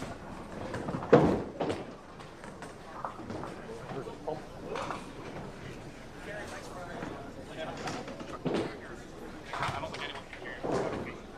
Mike's actually like on the side. Yeah. All right, start second half off here. Kyle Bull. Another light hit, and this one's even worse. It's a 4-5-10 split.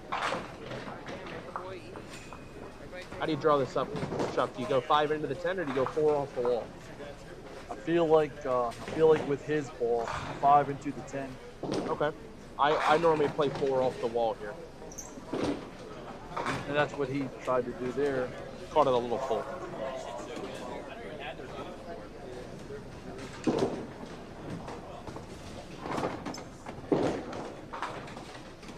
Kyle takes a 9. He didn't properly introduce himself. Sometimes people ask who's sitting next to me. This is Chuck Cook sitting next to me. The official alternate for Duck Pins Forever and other bowling events when I'm not the alternate, you know. We share. Yeah. So it's the labor of love being alternate and then still having to show up on Sunday. Got to find something to do. So we sit down at the broadcast booth. Big break there for Matt. That 8 count puts him down 13 at the half. So if duckpin beards, where does Matt's beard rank? It's up there. Of course, you can't talk duckpin beards without talking about Suitland Jesus. Suitland Jesus, I mean, it's tough. It's tough to top. Tommy Miller, another one. That's a really good one. No, not sure what his nicknames are, but.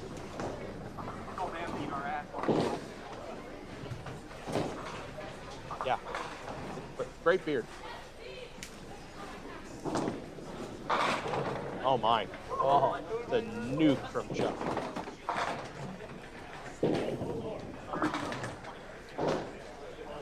Chuck Paris did not skip leg day. No, sir. All right. 7th frame for Matt and Stacy, down 12, up ahead. Through the middle, leaves a 2 and 2. Makes it a 6-pin match.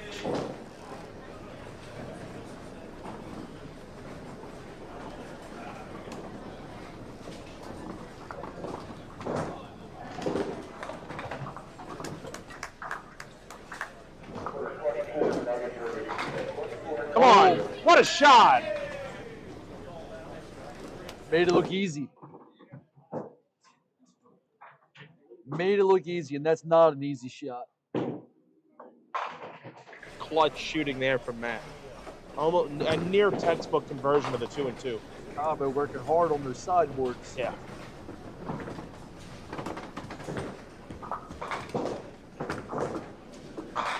I mean, and that's part of the technique of duckpin bowling that you don't get to see in the spare shooting in 10 pins. Like shooting the wall is part of this game. It's almost non-existent in 10 pin that you don't intentionally shoot the wall on most shots unless it's some kind of split where you need to bounce it off of the back wall with the cushion.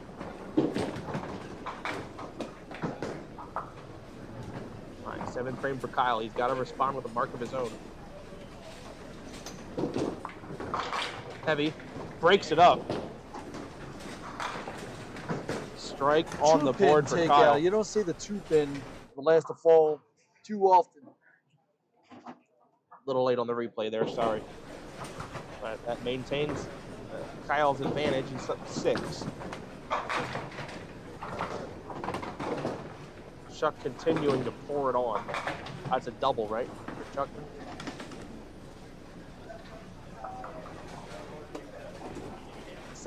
Similar to when he was on the broadcast earlier, just dropping lots of strikes.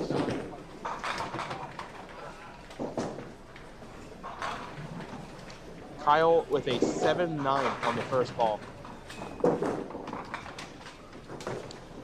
Next to impossible shot. I think I can confidently say this has never been made on duck pins forever. We've had, of course, the 7-10, never the 7-9. And it'll stay that way for now.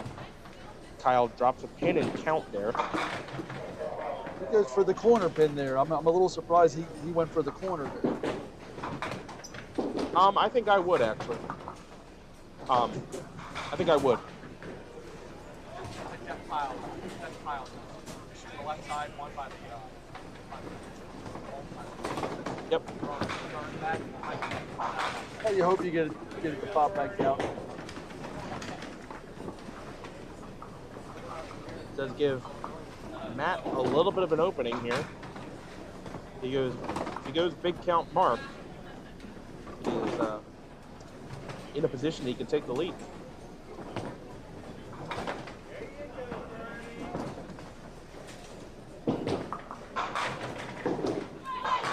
He's all over it. Big 20 box in the 8th frame, 7th into the 8th. Now puts Matt in a position to take the lead. With 2 full balls to count, he is down 3. Falling through 16 frames here. We've only had 2 sticks of drop wood total. Right. And we've had 2 split conversions, both by Matt, of course, but those split, I mean, imagine he doesn't make either of them right now. He's a mark behind, 2 marks behind. But that's the kind of execution you can expect to see at this level. For the double, solid 8 drop, 6-10.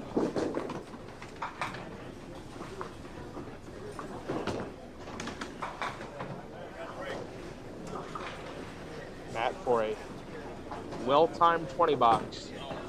Got it. 137 plus through 9. Kyle with a mark here of his own will be trailing by 7 headed to the 10.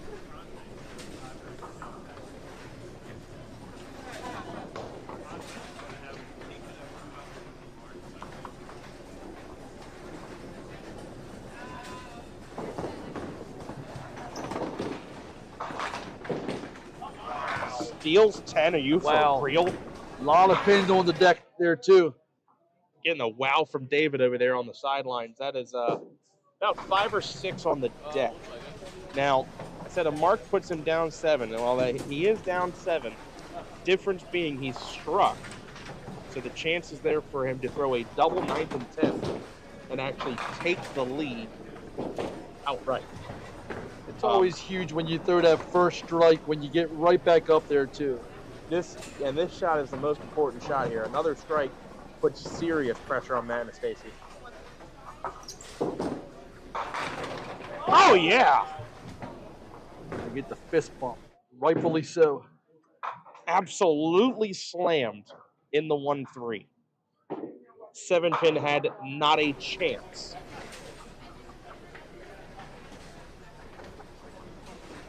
Still want to gather yourself here, throw a good ball, make sure you get a count on Yeah, this. he's taking an extra second here. He's going to the water bottle, a la Matt Buckingham. Now, taking a re-rack, might have been a pin down, or might not like the setup. Another strike here, and he could get 8 pins on the fill to shut Matt out.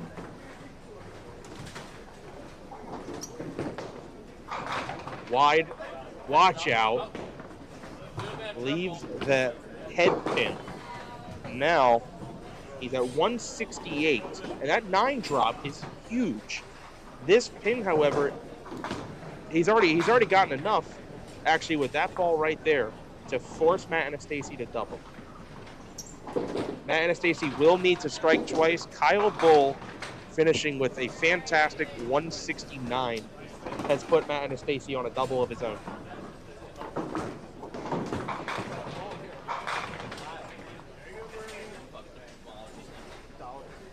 First 2 shots must strike. This one's a must. And a pocket 7-10 on a light swisher. That is going to do it. Kyle Bull with a lucky 9 drop on the double, but throwing the double dead nuts perfect when he needed to. I never want to see the 7-10, but to be sent home by the 7-10 is pretty cruel. Yeah. Matt is going to take an 8 out. Final score 169 to 153. Kyle Bull moves on to the quarterfinals. Chuck Harris moving on over Walt Brooks. What was Chuck's final score? 178 to 122. We're not done yet over here between Connor and Philip.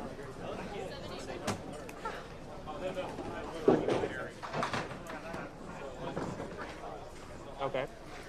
Bernie Hipkins over Barry Schrieffer, 163 to 111.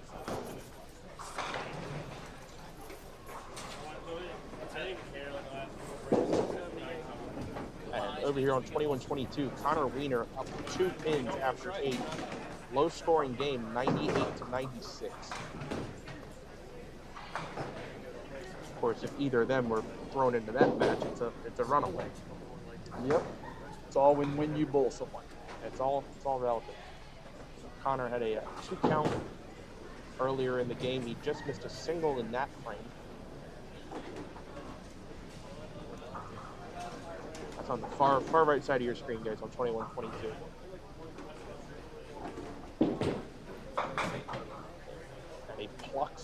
-1 on his first ball in the 9th.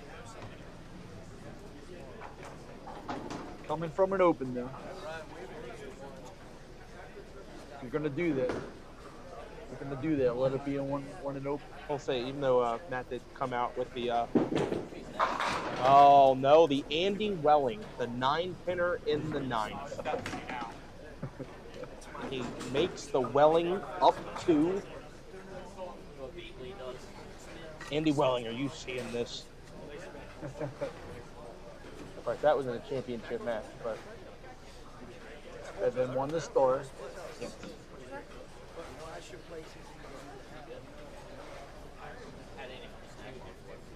Billy taking a little extra time on this one.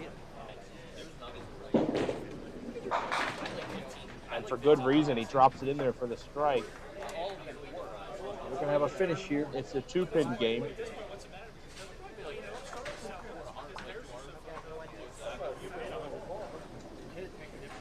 Billy down 2, hits are even, but Billy does have a strike.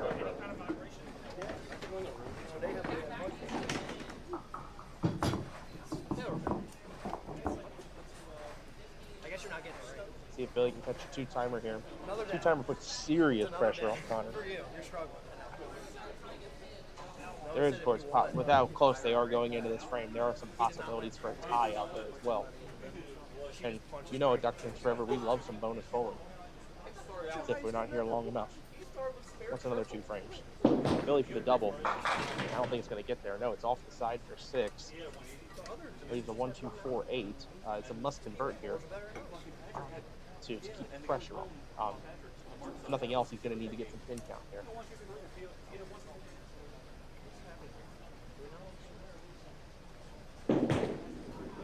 Heavy, got it.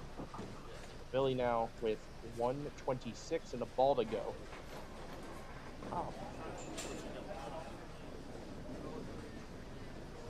He cannot force a double. If he strikes, Connor will need at least 8 on his first ball to stay alive. So whatever Billy breaks on this ball, subtract 2, Connor will need at least that on his first ball. That's the situation we're in. And I have an obstructed view. Catholic school math.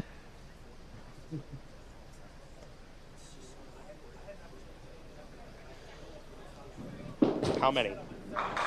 Billy takes 9. Connor will need at least, he's going to use a mark, he's going to need at least 7 on his first ball to stay alive. 8 spare strike. He's a winner.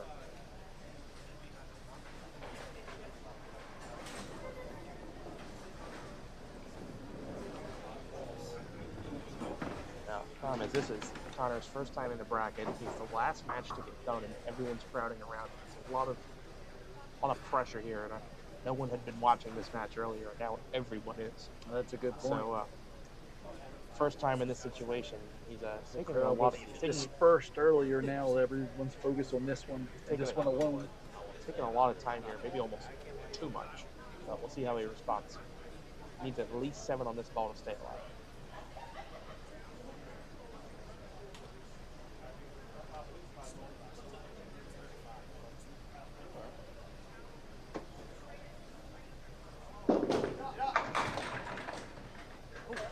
Okay, has 9. 9 spare 9 will do it. That 9 drop gives him 117 through the 9th. A spare would be 127, and a 9 drop would be a 136, which would give him a 1-pin victory. Billy's finished with 135. The 4-pin is an obstructed view there behind the ball return, but you can see it. Connor needs to make it.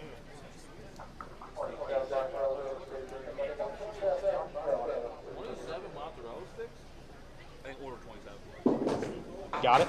All right. 127 and a ball to go. Mozzarella sticks are ready for pickup. Because they just got it. The winner advances, the loser gets the mozzarella sticks. Now, 9 or better, Connor moves on. 8 on this ball, we get bonus roll.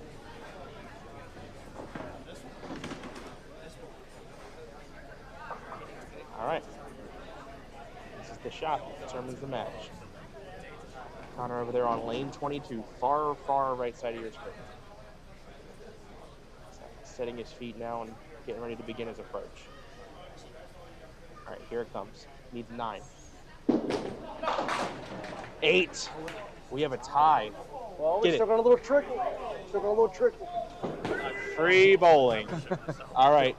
For those of you that are new to bonus bowling, I'm going to explain how it works. It is a 2-frame overtime period. It is like the 9th and 10th. We start at 0-0. Connor finished the match. We are going to move the camera here. So we are going to move the camera. Connor finished the match, so I believe he starts the overtime period on the left lane. He will bowl 1 frame. Billy will then bowl both of his frames on the right and the left, like the 9th and the 10th. We will repeat this process over and over until we have a winner. There is no end to this until they break the tie. Every time we start a new overtime period, it restarts at 0-0.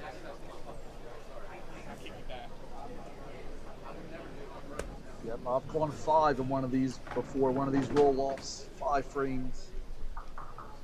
I believe it's another 2 though. If they tie, it's another 2. So this is the 11th frame for Connor Weiner.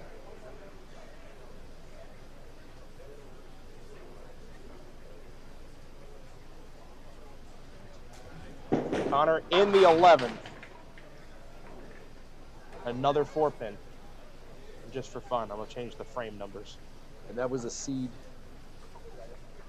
I will. Connor, so we're going to go all the way over here to the right side of the scoreboard. The 11th frame. Connor waiting for his spare ball, or his first ball to come back. Throwing a black and white comment on the first ball. Got a green and white pro line here for the spare.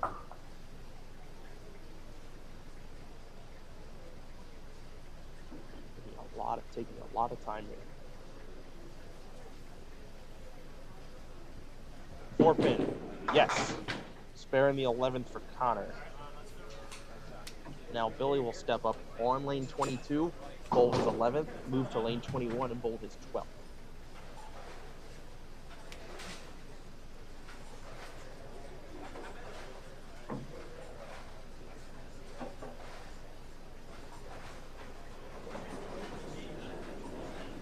Always love a good dose of bonus bowling on Duck Pins Forever. I think it's been a while since we've had a bracket play bonus bowling. Billy in the 11th. That's a deuce. It's exciting anytime, but especially in bracket play. You now have the entire house is crowded around the pair for this. I mean, it feels like a final match. The atmosphere. You know? So every ball carries a lot of weight. This is Billy at the 8-pinner. Is off the other side, so Connor after the 11th is going to have the advantage. Billy still has a full 10th to go.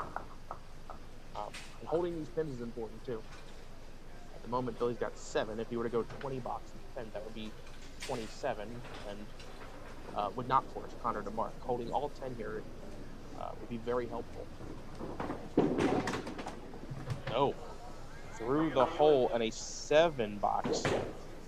For Billy Thomas in the 11th.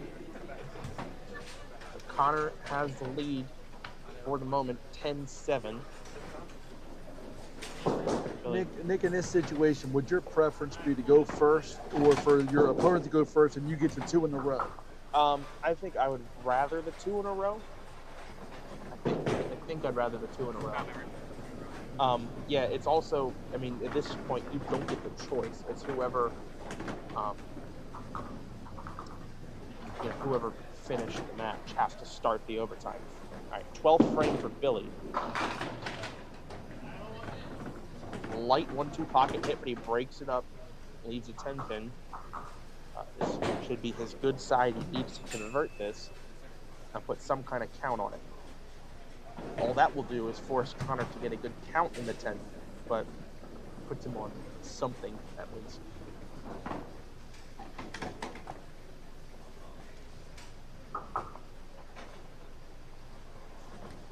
Billy got it. Spare in the 12th for Billy. This is like a 10 frame, so he does get one more shot. We want to get as much as he can possibly get here. Again, this is just to put Connor on a count ball. Connor, if Billy strikes on this ball, Connor would need 9 on his first ball to lock it up. You want to put him on as big of a count ball as you can. On the fill, opposite corner, leaves the 7-pin, finishes with 26. Connor needs to fill 17. 8 on 9 out would do it. 7 on 10 out. Anything less than 7 on his first ball, he will need to convert for a spare. So, to not require a mark, Connor needs at least 7 on this ball.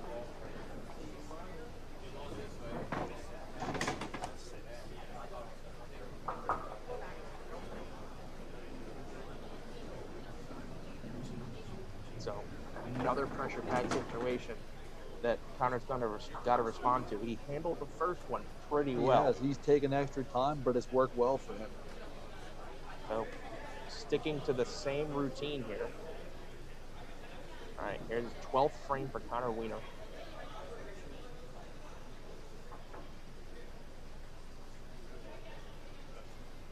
All right, here's the fill. 2. Connor has to convert. Connor must convert, and then he would need 5 or better to win.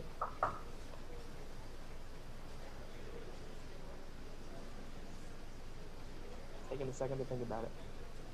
Here we go, has to make it.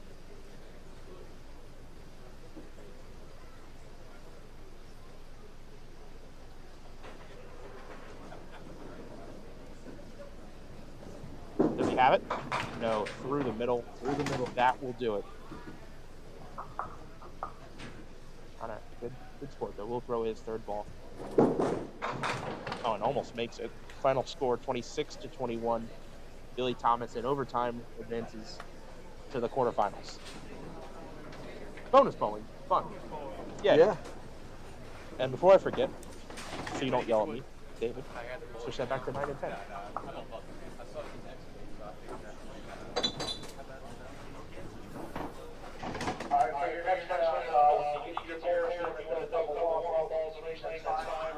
All right, Dave, you want to recrop this?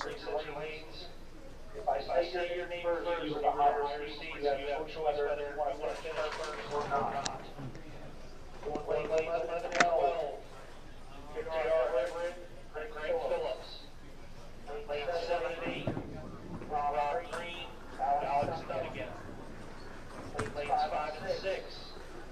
Joe Marty, Mike Conway.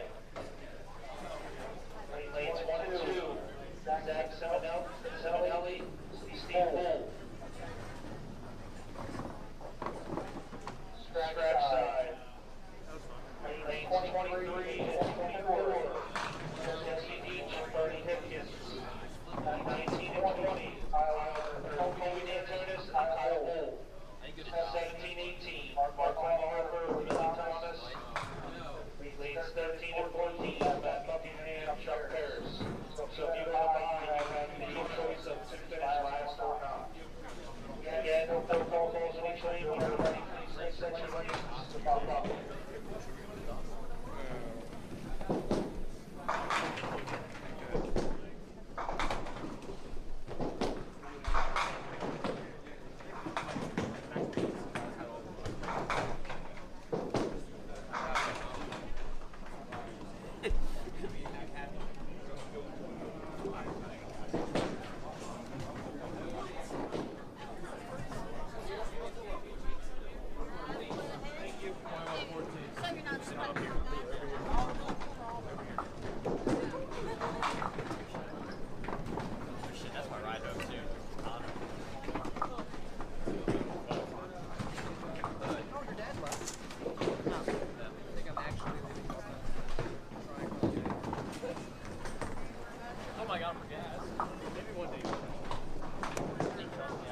So we have Klingelhofer versus Hey, could you down a little bit?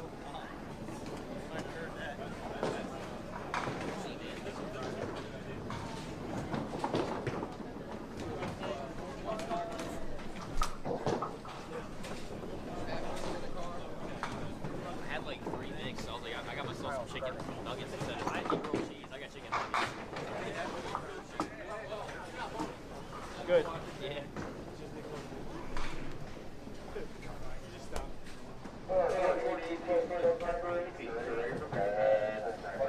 You could also, is it zoomed in?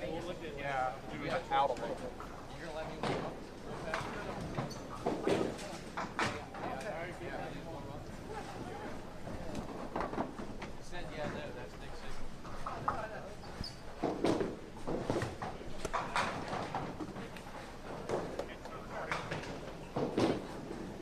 Stop at start. Yeah.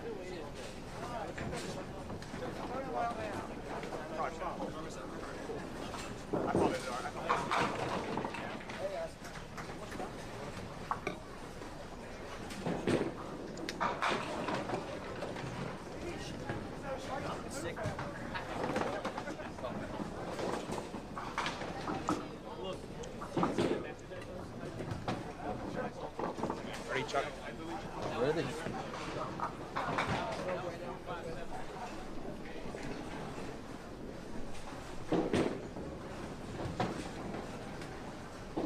Colby for the double 5-pin.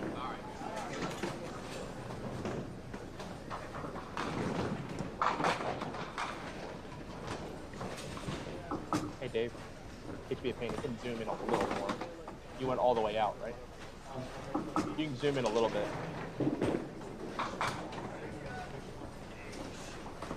$20 for Colby to start the match. Billy Thomas to start.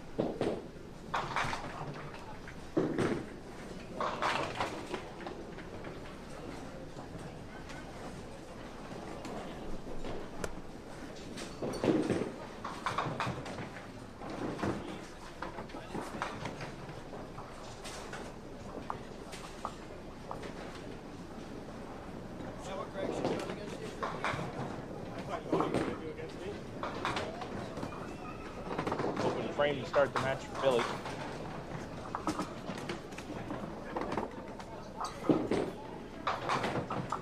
And 2 open frames to start for Kyle Bull.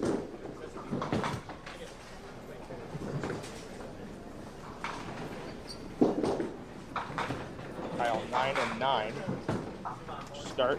Already down 12 hits, Colby.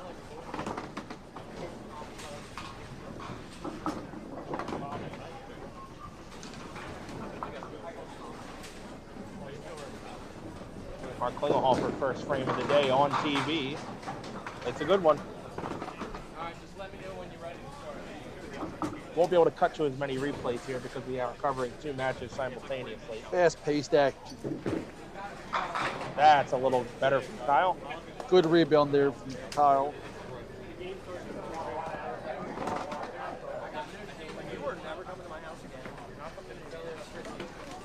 Mark quickly up looking for 2.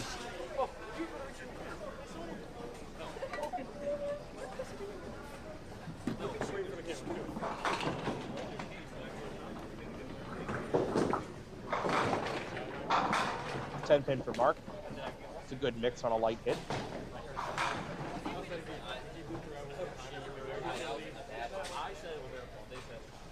Third frame for Colby.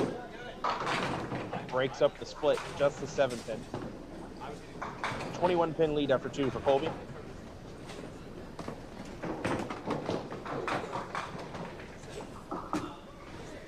Good trip up there for Mark.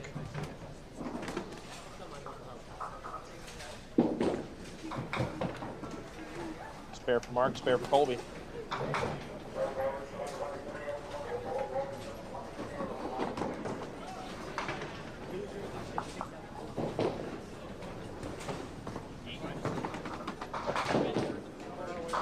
Great ball from Billy Thomas. That's a really good ball. Signature lift there. Fourth frame for Colby. He's got all marked through 3, no doubles. And that will be a testing shot for 7-10. Tight 1-3 hit. Looking to play this off the wall. Or slide it. Almost.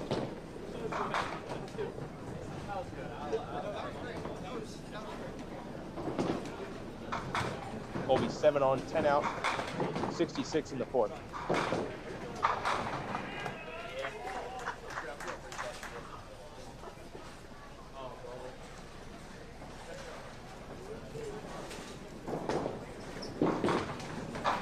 Kyle, 5 off the wall.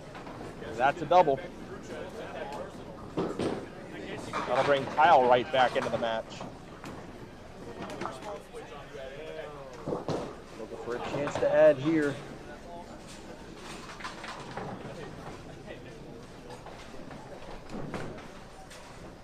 Colby really doing nothing wrong there, but all these bowlers need is a slight crack sometimes. Billy Thomas shooting a 7 on 17.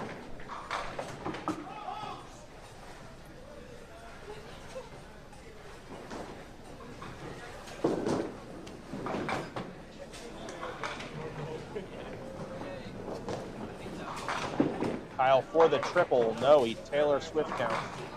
22. 40 through the third. Down 16.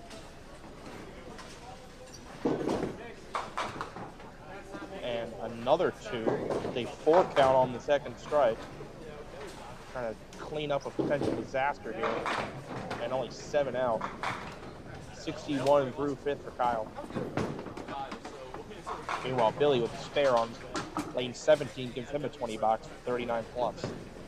Here's Mark on the spare. Oh, come Here's the on. takeout. What is that? The clean sweep. Colby trying to return the favor, a deuce of his own.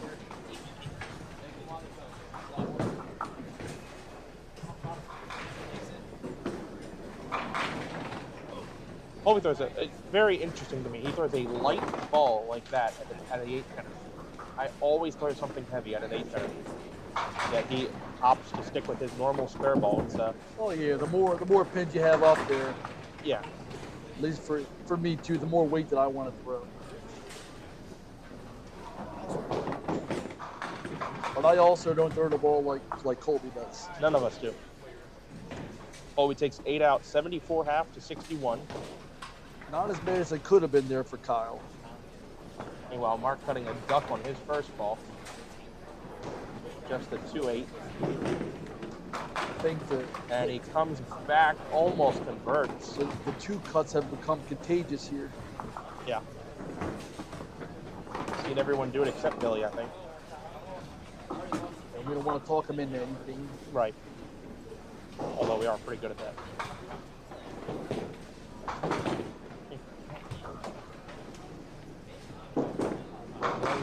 Colby, solid 7 pin. Starting the 6th frame in that match. Billy Thomas will be stepping up on 18 to finish out the 4th in that match. No, missed single for Colby.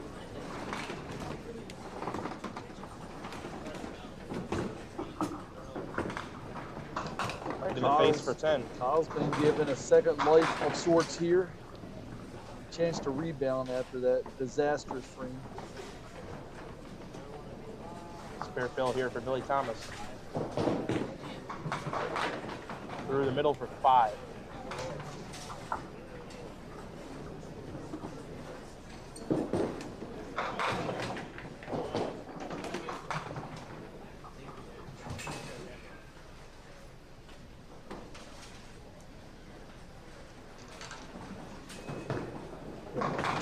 .257 for Kyle. It's a baby split +1. Too tight, open frame. Billy at his middle rip. Made a real good attempt at it to try to slide it over. After 6, Colby with a 14-pin lead, 84 to 70.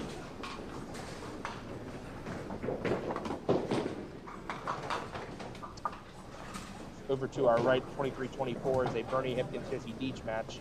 And after 4 in that match, it is Jesse Deach with a 4-pin lead, 59-55. Finals caliber match. Yeah. They've met in the final before. They met in the men's Pro Tour final at Highland Bowl, where Bernie fired an all-mark 197.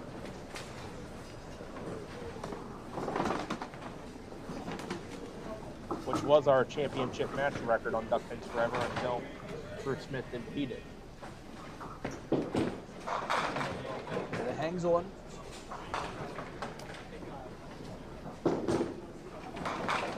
Billy off the side. Leaves a 139.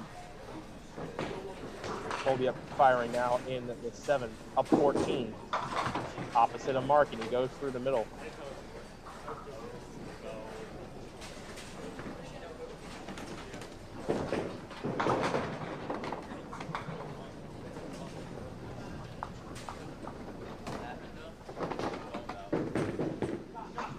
Colby goes for it.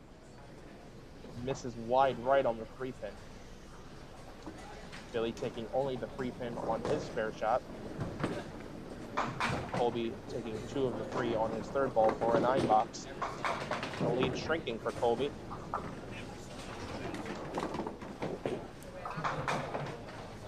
Down to 13 pins, and Kyle is up a mark.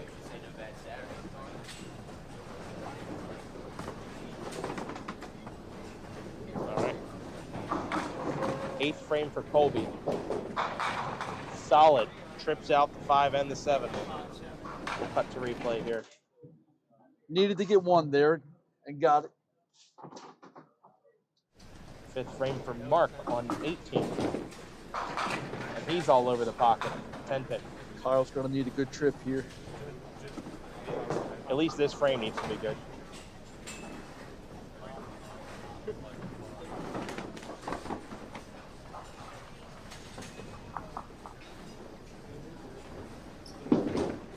Kyle, yes sir. A bazooka. Meanwhile, while on replay, Mark just taking the spare. Give Mark a 16-pin lead plus a hit. Kyle, with that strike, is now even hit with Colby, strike to strike, and only down 3. Got a match there going into the last 2. Kyle on a run of 2 marks in a row. Colby just struck in the 8th after going on a run of 4 opens, where he dropped 3 pins in wood.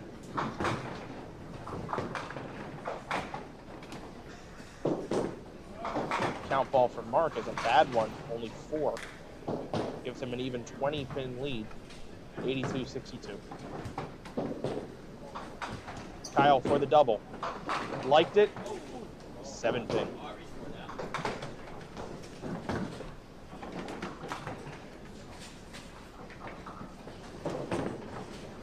Mark through the hole on that 6-pinner attempt.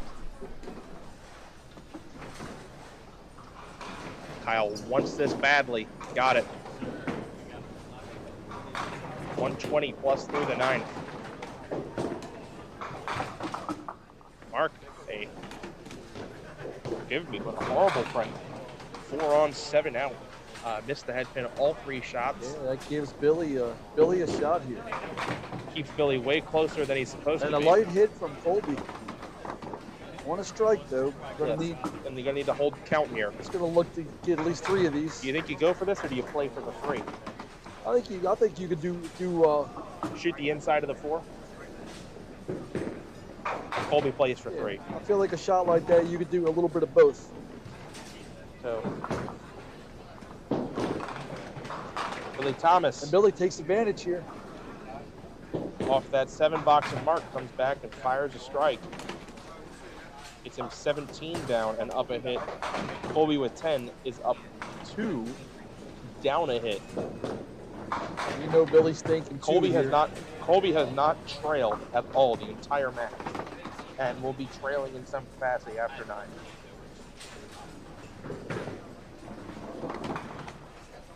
Big 10 for Colby. Needs a mark.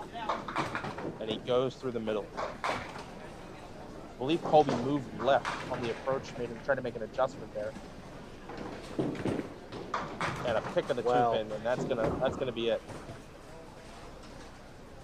Colby firing a house ball here. And do we have 2? 7 pin for Billy. Colby finishes out at 131. Kyle's gonna need to stay upright here. Needs to fill 12 to win.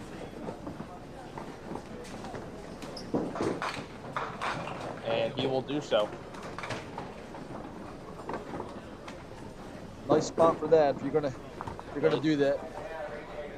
Unforced error there. Billy misses the 7-pin. Makes it an 8-pin match. Billy's still in this match by plenty, but would have loved to have made that. Yeah.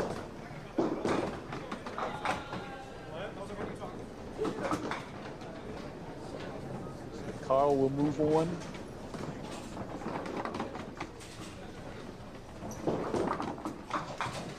Final score there is 138-131.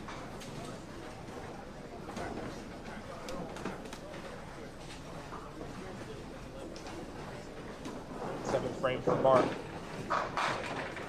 Solid 5.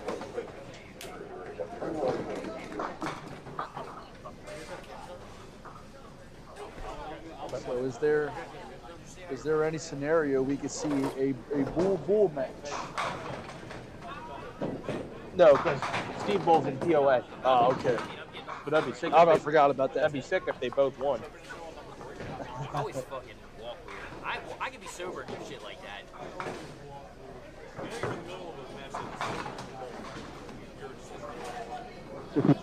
Mark, sorry.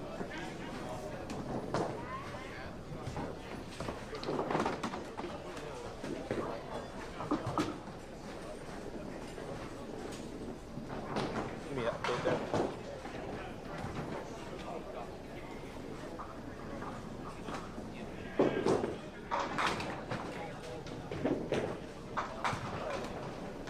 Mark with a 5-count check mark plus the 10th pin. Up 2 pins, down a box. Through 6. Through 8. 7.5. Okay, Mark's got to save pins here. This is another bad count. You don't want to bat out.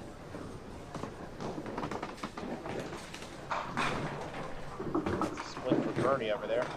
Oh no. Mark goes from 4-on-7 out to 5-on-6 out. In the last 4 frames, he's marked twice and only gained 2 pins on his box. You rarely see that guy give stuff away like that. Very rarely. He is ticked.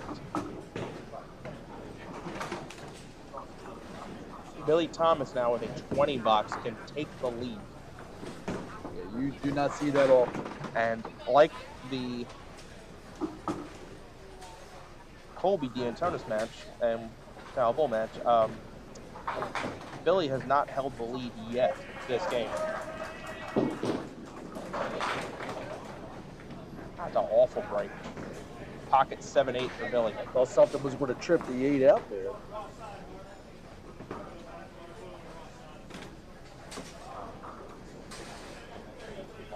It's a bad time for that.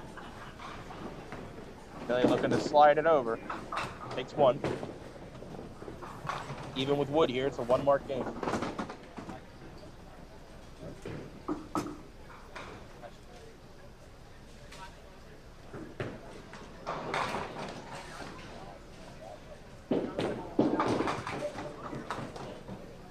$10 for Billy.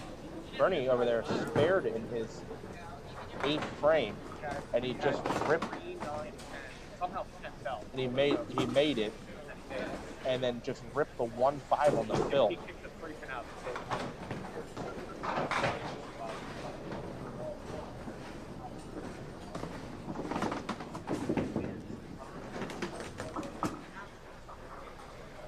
Billy doing some housekeeping over there on 17. Not sure if you all can see that at home, but there was a pin in the right gutter. Bernie a 2-on-8 out after the spare. What does that give him in the 9th? So Bernie was 121 through the 9th. Jesse 103 through the 8th. Billy on the 9th. Pocket 5-10. Does it get off the lip and go?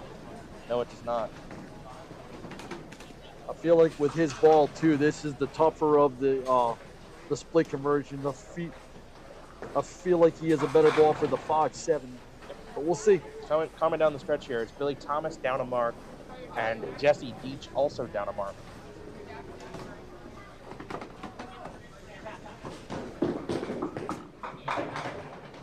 Billy Billy takes the 5. It'll be another open frame, his 3rd in a row. Meanwhile, Jesse's first ball off the side for 4, leaves a 6-pin washout. Wood ball for Billy. It's a 9. Jesse converts his 6-pinner in the 9. We're looking to level that game up with a fill.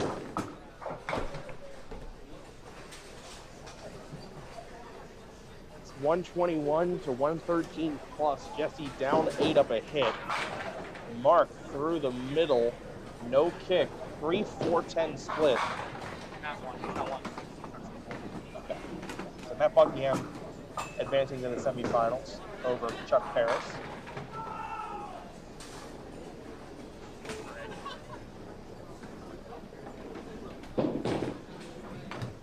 Mark, good try. Good try there. 3. That's another one you go with the light ball on. You want to hold every pin here. Billy's going to have a shot. And Jesse with an 8 fill on his spare. We have a tie game after 9. Mark drops 2 pins in wood there. It goes 8 out. It is an 8-pin lead for Mark, 118 to 110. Jesse and Bernie tied at 121 after the 9th.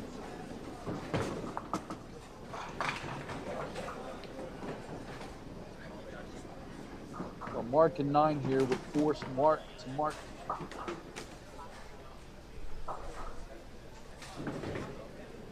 Oh no, and Jesse picks the 2 off the 4. Needs to hold every pin. If he gets a 10, as Mark cuts a duck, Jesse needs to hold 10. That will force Bernie to match his 10 to tie. Mark would win.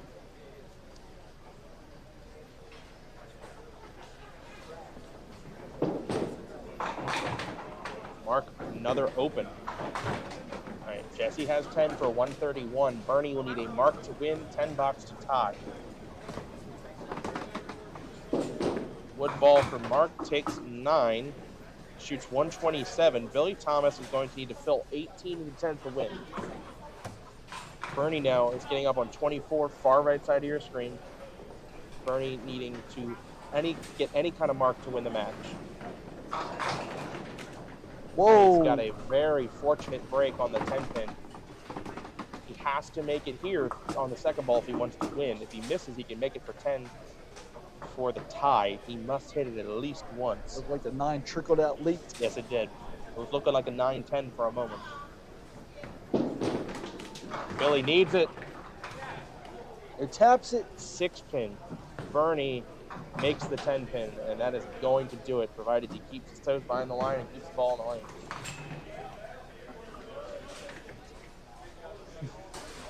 the lane. 6-pin for Billy Thomas. Billy has to make it. It's another very ultra-tight match.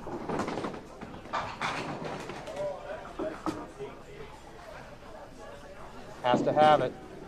Got it. All right. 120 plus. Mark Klingelhofer finished at 127. Mark is already taking his shoes off. Mark's shoes are off. He thinks this game is over. We will see. We saw in the counter match. You never know. And when I say the shoes are off, I mean the covers are on and everything. He needs 8 to win the game.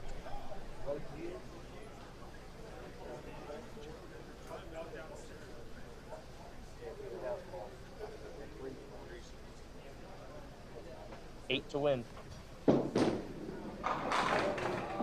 And 9 will do it. 129, 127, no bowling, no bonus bowling. No bonus bowling this time. Billy Thomas wins by 2.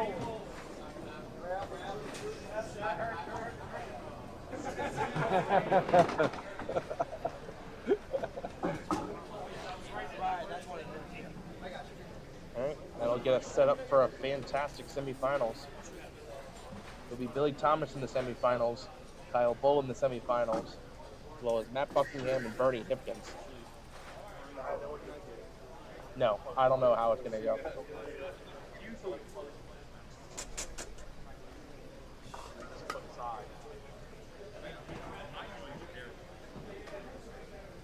let me know about when you're ready to jump back in. Anytime you're ready. All right, lanes 15 and 16. Bernie Hipkins, Kyle Bull. Bernie has received on lanes 21 and 22. Billy Thomas, that Buckingham, IRC. I knew it. Lanes 34. Greg Phillips, Rob Green. Rob Green has received. Lanes 9 and 10. Jim Harding, Zach Simonelli. Zach IRC. David, your call.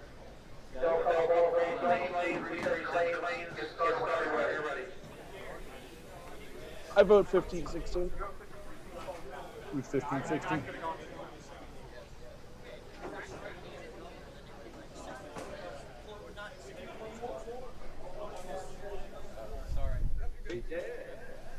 I'm the one moving around. That's it. I suck against both.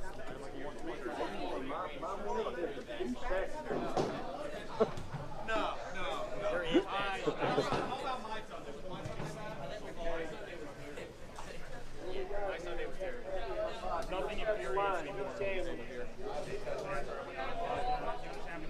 Make sure it's lined up.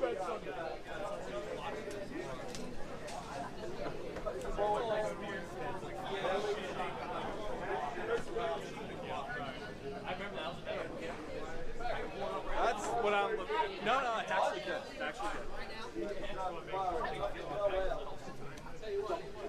Don't say anything bad about anyone until you're fine. Nick. Yeah.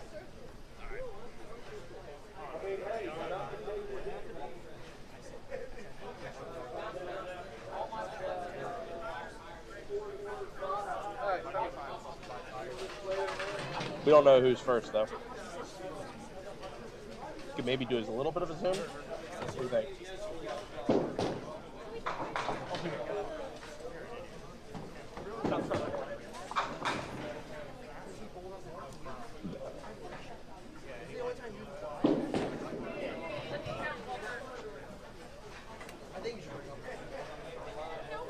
What's the other POA semi? Cowboy track.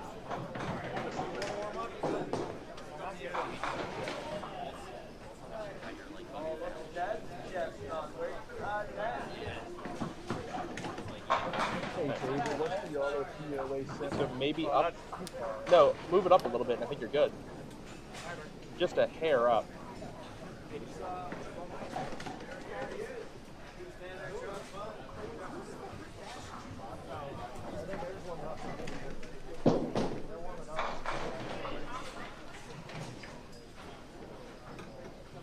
Mike, are we good?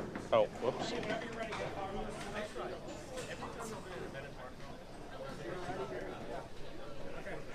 Yeah, there we go.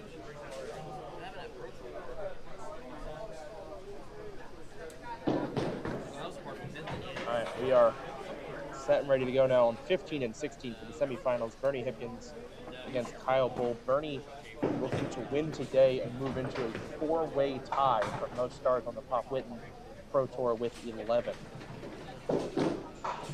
He starts out through the middle.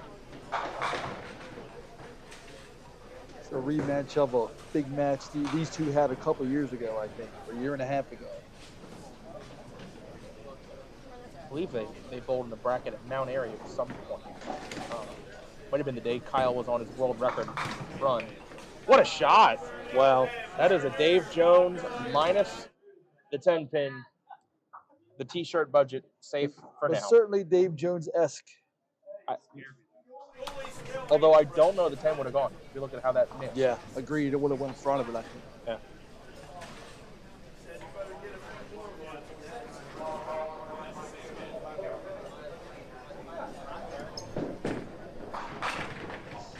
Kyle Bull answering with 6 pin.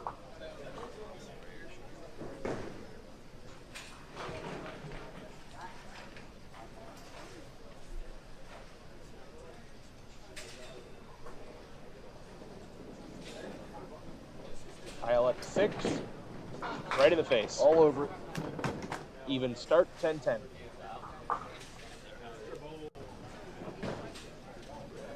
You get the feeling it's just a matter of time for this young man.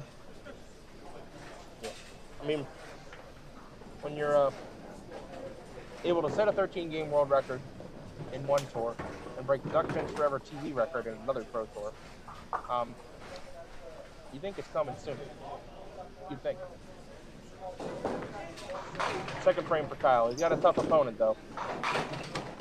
Nice takeout on a heavy hit. Yeah, that's a good 8. That's a good 8 break. 3-6 makeable.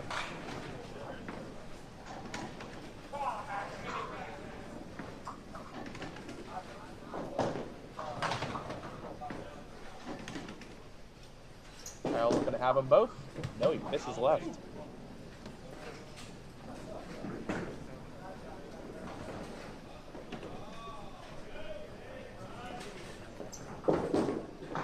Kyle 10 out.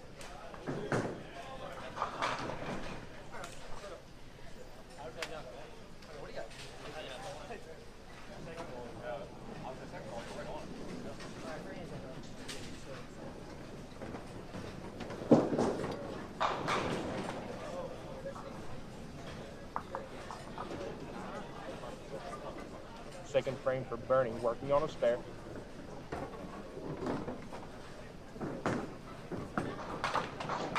Off the side. I thought that went a little shorter. They didn't quite get through the ball. 4 count. You see anything off on that shot? Looked like he walked to the right a little bit. See if he can make the adjustment here. He did. Got ripped off. As far as I'm concerned, that was a good spare attempt and leaves a 10 behind.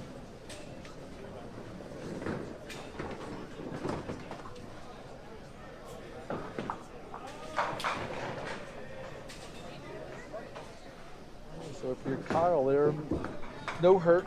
No hurt at all. They give Bernie 4 on 10 out. You get a 4-pin lead out of that.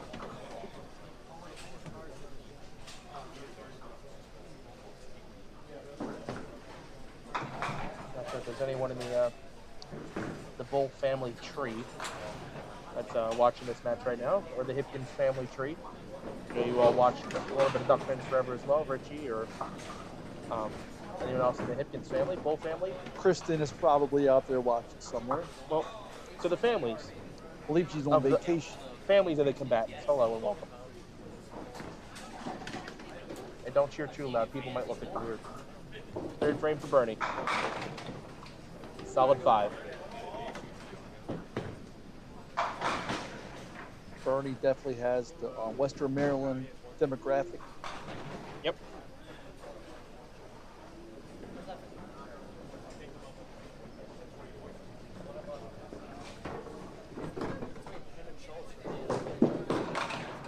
That's a unforced error there. That's a similar mistake in the release that he made on his 4 count. Just pushing the ball wide, not getting it out in front of him. That's an overcorrection. 33 in the third for... Like the same thing. Looked like he walked left towards the right a little bit more. Yeah, I mean, if you're Kyle and you're trying to get your first star, you've got to go through Bernie Hipkins to get a chance. You have to pounce on this. And you see 4 count, 10 out, and a missing twice. You want to pounce. You got to punish him. That one got away from him. Trying to give it back, and he ends up with a 7-10 off the side.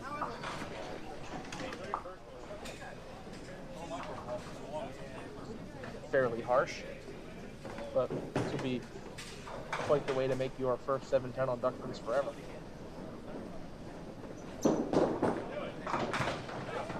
Doesn't get it. I feel like most people shoot the 7-pin first when you're a right-handed.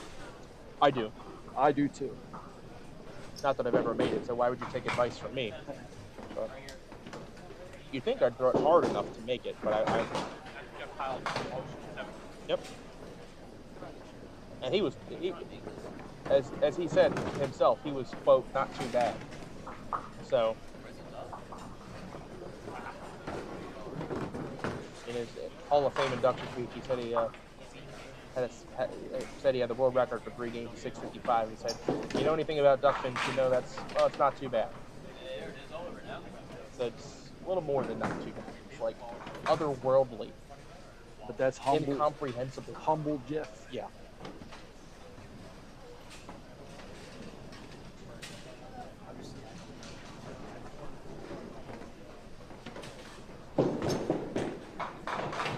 And I would hope, Jeff from whatever comfy cloud he's watching from, hopefully a comfy cloud, whatever comfy cloud he's watching from, but hope he is at least enjoying the a little bit of a youth movement that there is. There's a lot of younger bowlers that are beginning to take over some of these Pro Tour events, while also there is still a strong group of veterans that are making consistent routine appearances.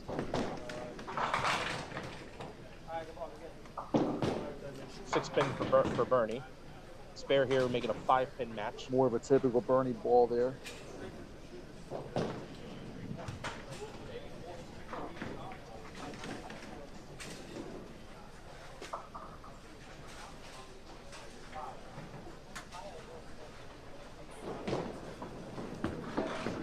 Got it. So 5-pin match. Bernie with the 5-pin deficit, but even on hits.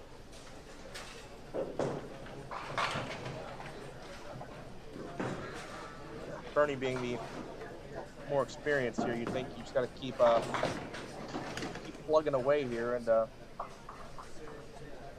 maybe Kyle, who hasn't been in nearly as many of these situations, is gonna make a mistake here or there, miss a single. Just of course what Bernie did, but.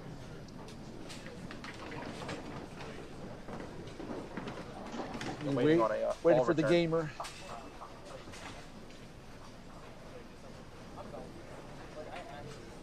There's a foul ball that got thrown back onto the field. They got to go someone out to get it. It's not like the baseball game where we get the streakers and stuff. You just get the. We get the George streaker. The question is, though, if that were to happen, do we keep the camera rolling? No.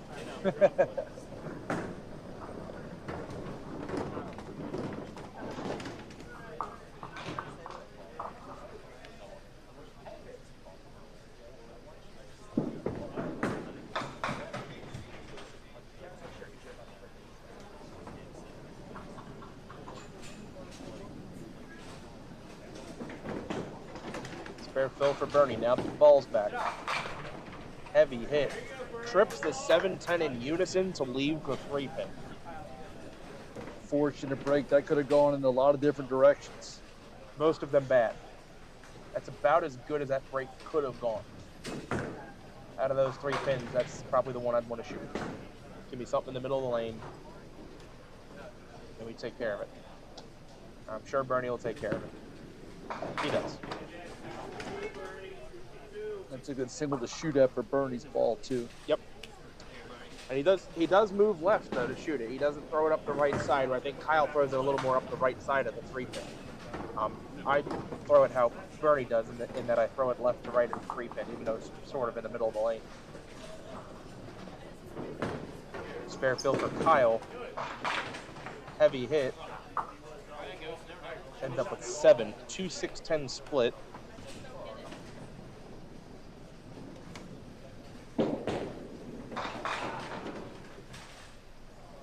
Three-pin lead after 4. An open frame here. We'll be trailing after 5.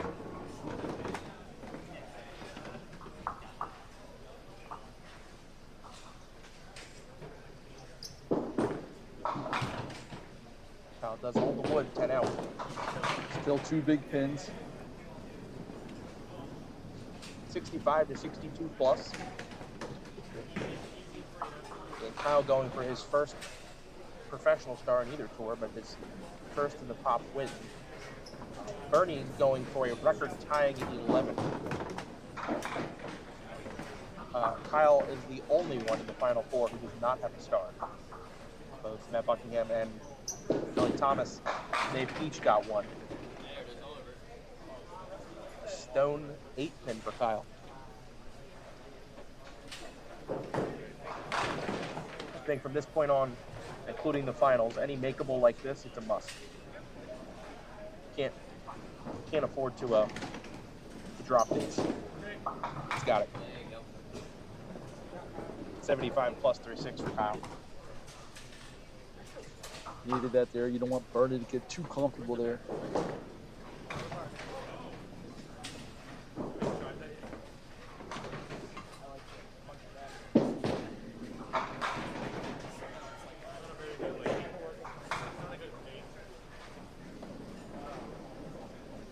Now the 6th frame for Bernie. He's working on a spare.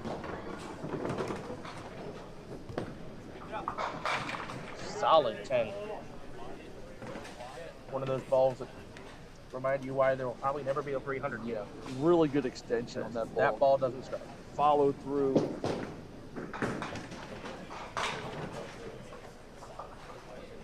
I think this is a tough side here for Bernie, shooting this 10. He's got it in the face. If I had to guess, I think he prefers shooting the 7 than he does the 10.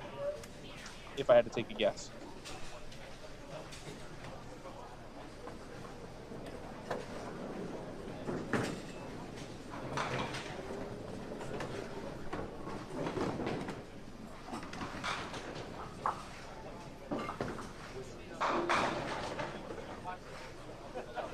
Six-pin lead for Bernie. Hits are even. Got 4 frames to go before we find out who wins the star. Sorry, who bowls for the star. Oh, a little extra lift on that one.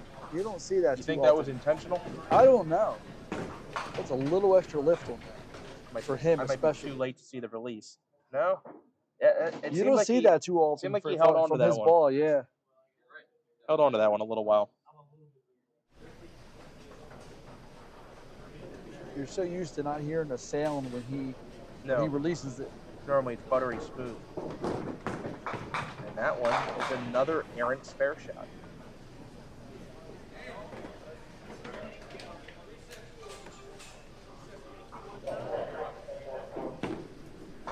Bernie 7 on, 10 out. Chance now for Kyle to count Mark and take the lead back. Kyle has not led. He led in the 4th. And the lead changed in the 5th, and Bernie has had it since. But Kyle can get it back here. Didn't like it at all. He's in the way of it. Did he strike? He did strike. That was a strike. Sorry, we are obstructing view, but he actually did strike on that. I don't know that he hit the head pin, did he? Was it ultra light? I don't think that he did, honestly. You can tell by the body language, he didn't like that.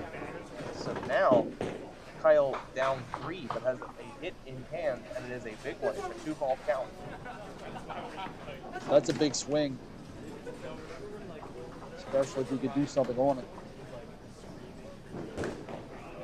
For the double. Off the side again, watch out. Whoa. Whoa. Yeah, still moving around a little bit. It is going to fall short, but Kyle with a gift right now. He can make this head pin and take a 7-pin outright lead on Bernie Hipkins.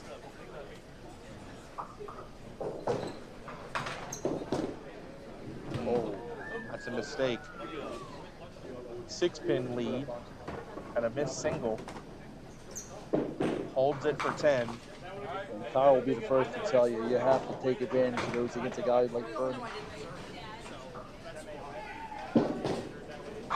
Right about now is where I'd expect Bernie to answer right back.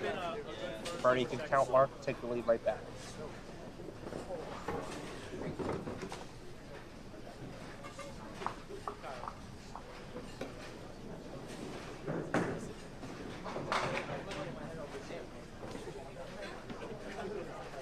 Bernie in the 8th. Heavy. Well, Kyle trying to help him. Southwest special. Leaves the 2-1.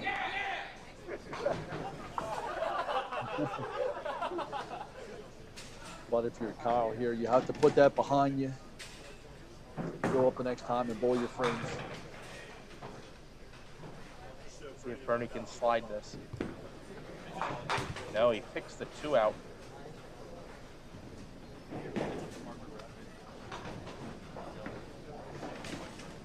On the wood ball, takes 1.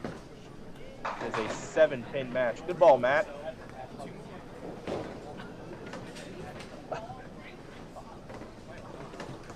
Oh, 6 pins in the corner.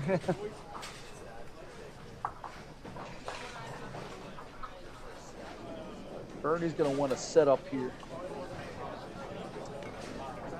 Old foundation frame. Well, you need a mark here. You need a mark here, otherwise Kyle's going to go mark and shut you out. You need a mark here.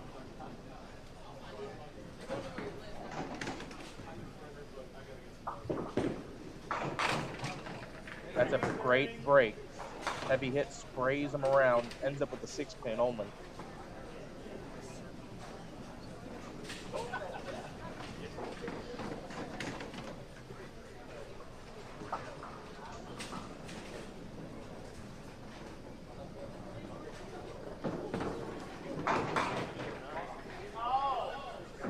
Bernie, this is a must. Got it. Matt, the things I say aren't mean, they're factual. There you go, bro.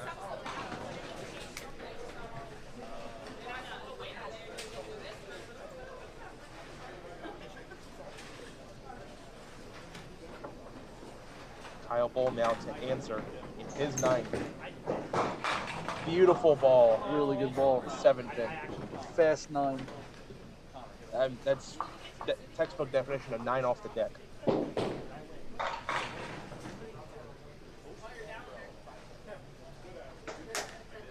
Kyle wants to have it. Got this one. Maintains his 7-pin lead headed to the 10th. It is 124 plus, 117 plus. Huge box here, especially this fill.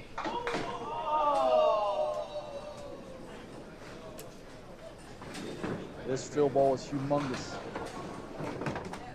There is a path here for Kyle to shut Bernie out, but that would require a double. Getting a mark and count here in the 10th, however, will force Bernie to double. Pretty much any kind of mark and count. Unless it's a really bad mark. I think anything like 4 spare or higher, and he could force Bernie to double.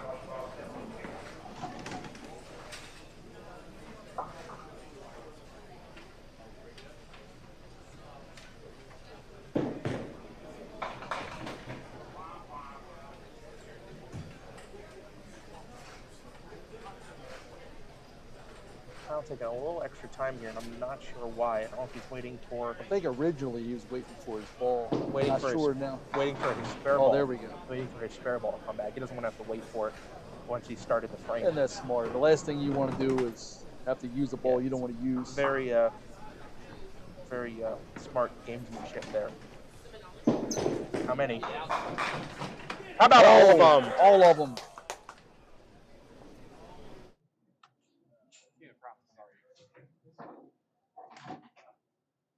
Big fist pump there out of Kyle Bull. That's a nice rebound there after missing that head pin for the spare, coming back like that. Kyle only needing 4 pins now to force Bernie to strike twice. Kyle can strike again and get 4 to shut Bernie out. Kyle doesn't strike on this ball. Bernie will still have a chance when he steps up.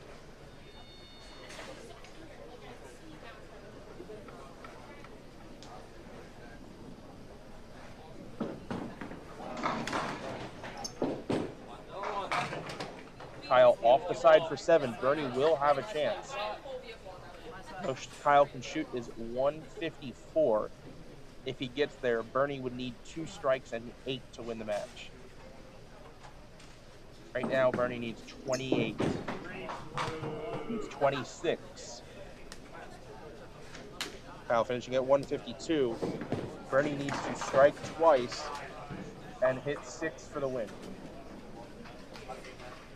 Anything less than a strike on this ball and the subsequent ball, Kyle Bull is going to bowl for the star.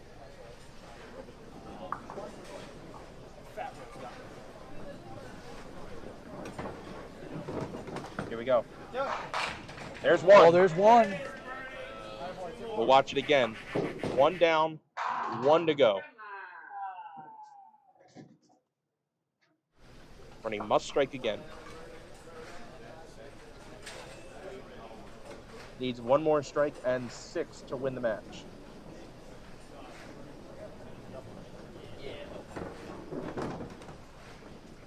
Bernie, a great break. Was a good ball, but he does catch it high.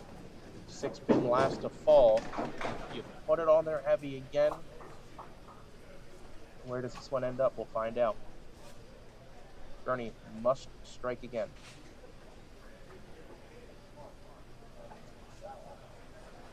Does he have it? He's got it! Carries it. One more. Hall of Fame clutch from Bernie Hipkins. 2 in the 10th. He's done the hard part. He now needs 6. Let that strike take effect. There's your score. 152 for Kyle Bull. Bernie at 147. He needs 6 for the win.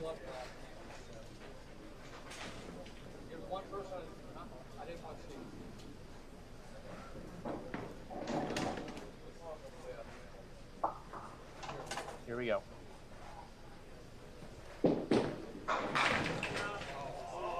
Well placed, flat hit, pocket time for that 5-7, one for Bernie. and Bernie gets it done in the 9th and 10th. Spare double 8 to win 155-152. That's what Hall of Famers do. Kyle bowled a great game, had a great weekend, but that's what the Hall of Famers do. And Bernie is now 10 frames away from potentially entering into a 4-way tie with John D'Antonis, Walt Brooks, and Don Dove for most stars on the Pop Whitten. Bernie currently at 10. The record is a 3-way tie at 11.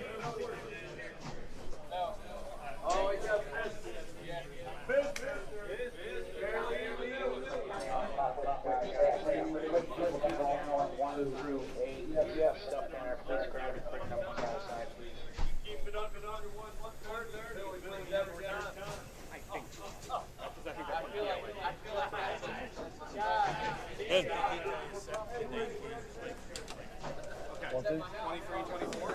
17 and 8. Who's bowling for the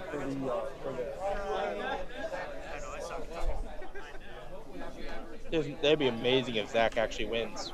That'd be Oh my absolutely God. amazing. I'd buy him some tires. I feel like you guys Like for real. Like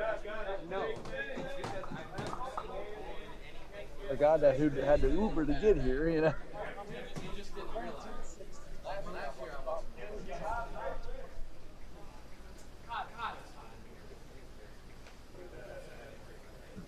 David's gonna need to be rotated left a little. 17 and 18. It'll be Rob Green and Zach Simonelli. As also, if you can move it, the table a little that way. 23 and 24. Bernie Hipkins and Matt Buckingham. Way down here for what? Matt, you have the higher seed, so you have the Alright. choice. Matt, you are the higher seed, so you have the choice. So- Don't call balls, that's fine. You're ready, 3 set, let's go. POA 17-18, scratch 23-24. So we'll try to give them updates on both matches.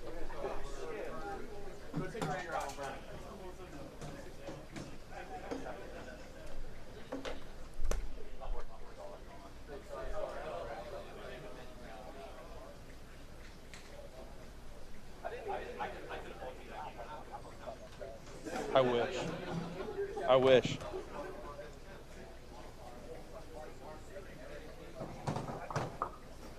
Let's spell.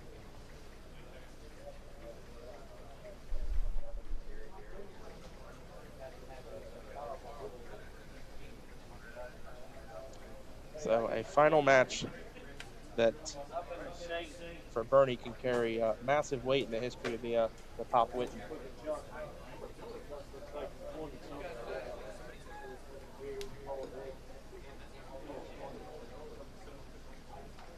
Bernie, with a win in this match, goes into a 4-way tie for victories on the Whitten, which spans back to 2005. Do we know what his combined count is for the 2 tours? I believe it's 7. I believe he has 7, so that would be a combined 17. I'd have to check. If he wins, I'll check with him in the interview. We are good. Then the high qualifier count has to be, you know, way up there in the teens. Yep. Who would be qualifying on podcast? Yeah, there. We can skew the numbers any way that we want, right? So we will keep you posted as much as we can on the match for the POA finals. It's on 17 and 18, and it's Zach Simonelli against Rob Green. And Zach Simonelli has fired first and gone off the side. Bernie, to start the scratch final, is through the middle.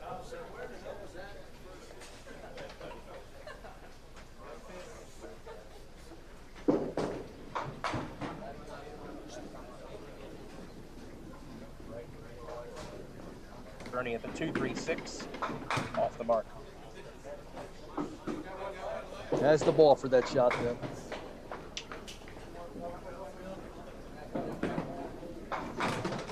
Bernie starts out with the 9-box. Here's Matt, who continues to be on a heater. Zach Simonelli also starting out with the 9-box. Everyone up north, I will give you updates as much as I can.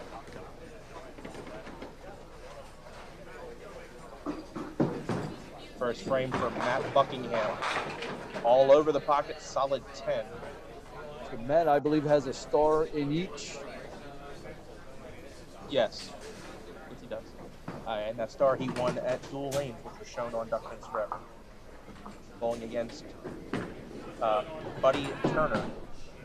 If I remember right, that's where he bowled in his first tour and bowled really well. Yep. Matt Buckingham misses the 10-pin, makes it for 10. Rob Green over there left the 7-10 on his first ball. Took the 10-pin on ball 2. And, oh, I stand corrected. He had another pin up there. I didn't see. I thought he made it the 7-10 for a second. We're a little obstructed here. That's a 10-box for Rob Green. He takes the lead 10-9 to start the match. So we have a pair of 10-9s.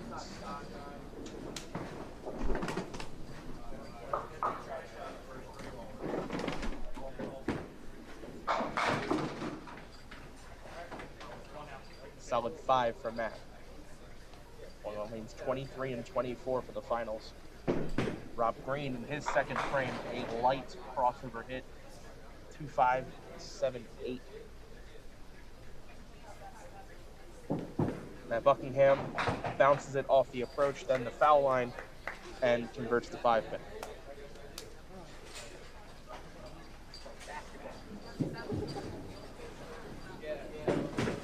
The refs didn't call the double dribble. No, they did not. Rob Green is going to be open in his second frame. Here's the second frame of the scratch final for Bernie Hipkins. Wow. Looked like he was going to get screwed, but in all reality, he melted in there for the slow motion strike. But when you leave enough on the deck to help you out like that. And if there's anyone that's good at keeping pins on the deck and moving, it's that guy right there. He can break things up like no other. And of course, he's an elite level spare shooter, but the reason he gets his average he gets is not because of his absurd strike ability, it's because he can break things up. And then he'll make them. Spare volume and spare accuracy. Zach Simonelli will start his second frame off the side for an 8 count. Bernie Hipkins for the double. Heavy. 6-pin. Open frame for Zach Simonelli.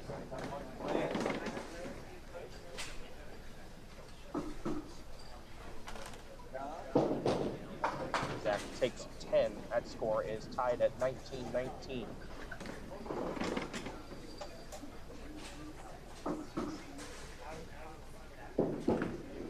Bernie shoots the single just how Matt shot his off the foul line and into the 6.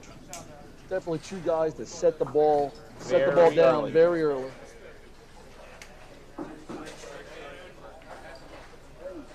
third frame coming up for Matt Buckingham.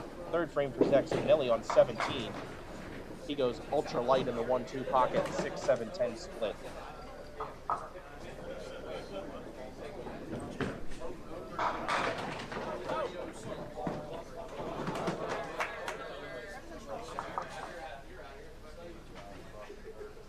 Solid 6-pin for Matt.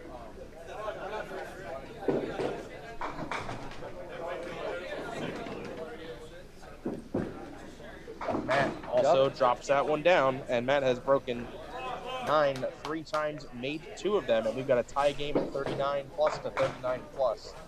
Zach Simonelli cleans up the 6-7-10 split for a 10 box. He goes 2-1. That's 29 through 3 for Zach.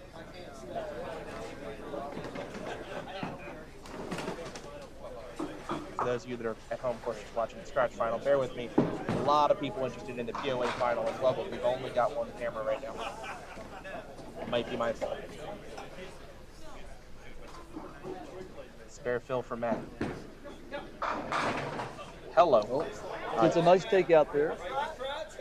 Turns into a normal 8 drop. He leaves a 4-7. First ball for Rob Green. Left a zigzag. He takes the 6-10 out. He's going to be open in the third frame. No marks yet in that match. Matt at the 4-7. Got it.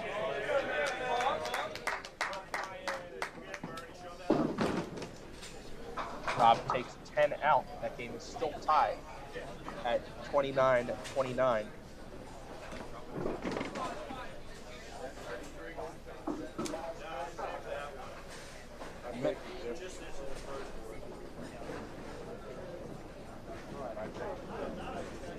Fourth frame for Bernie on lane 24. Light hit. How many does he break up? He breaks up 2, a matching 8 count, but a testing shot. He leaves a pocket 7-8.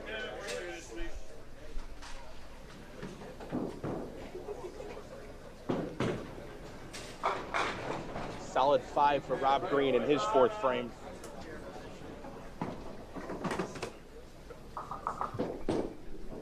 Bernie tries to slide it. It's just too much of the 8. Throwing his third ball as Rob shoots his spare. Rob Green makes his 5-pin, and Bernie misses for a 9 box. 56 through 4 for Bernie, 57 plus for Matt. And Rob Green. And Rob has broken the ice. Yes. 39 plus through 4. That's the first mark of the match. Jack will need to answer now.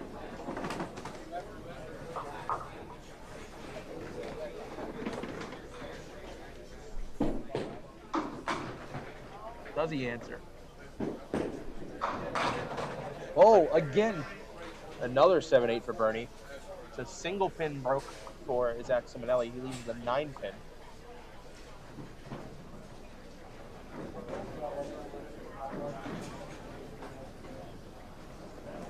Bernie and Zach going to be shooting in unison. Bernie takes the 8 again. Zach misses the single left. They can frame. Will be advantage Rob Green after 4. Bernie with a 10 box. 66 at the half. Matt with a great shot here to pounce. Yep, green light for Matt Buckingham. A good trip here for Matt to take control of this match. Zach missing that single twice, goes 9 out. 38 through 4.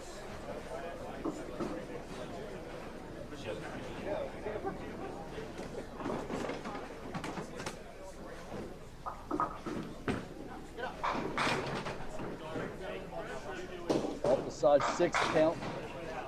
Leaves the 1-3-6. Zach in his 5th frame. Good ball. Leaves the 6-pin.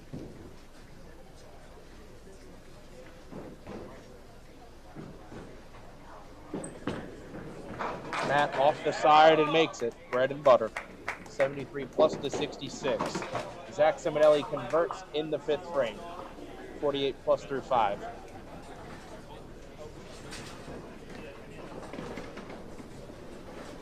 Matt, for a young guy, has been in a lot of these situations.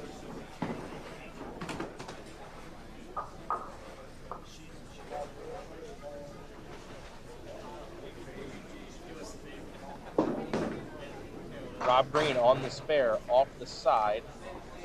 Looks like a count of 7. It is. He leaves the 1-3-7.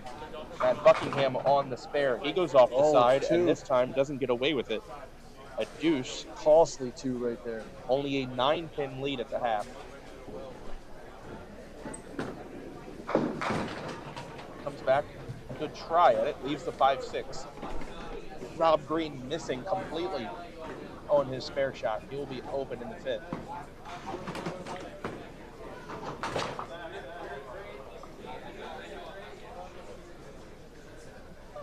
Now Bernie looks to take advantage. Rob Green a 9-box, 55 in the 5th to Zach's 48 plus. Game is pretty much even. Bernie in a bit of a hole here, just 1 mark behind. Could have been a lot worse. Bernie returning the favor with a deuce of his own. They hurt a lot less though when you're coming from an open.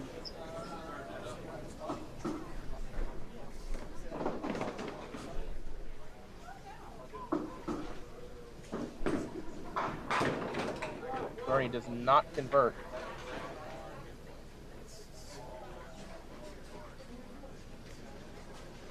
Rob Green in the 6th frame. Solid 4-pin, rock solid. It sounded good. Looked like it was going to strike. Yes, it was. 9 and a wiggle. Bernie got it.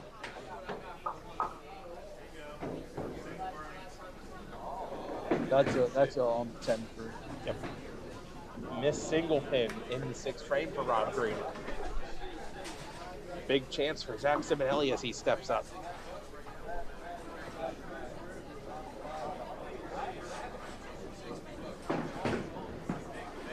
Rob missing again. 64 through 6 for Rob Green.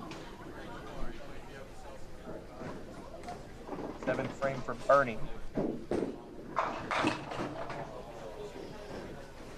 5-7. Another one he released a little farther out than usual. Zach Simonelli getting up to shoot his 6th frame, working on a spare. He drops 9, and by doing so has taken the lead. Like he left a 10 pin. Leaves a 10 pin. Bernie at the 5-7. No.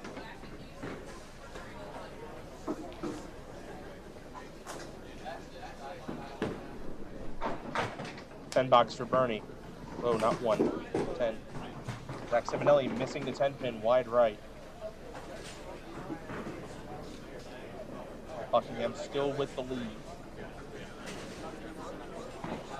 3rd ball for Zach. He's going to take the 10 pin. Score is 67-64. Zach up 3. 2 close matches here. Matt, 6 pin. Not his first 6 pin of the match. Should throw the same shot and bring this in.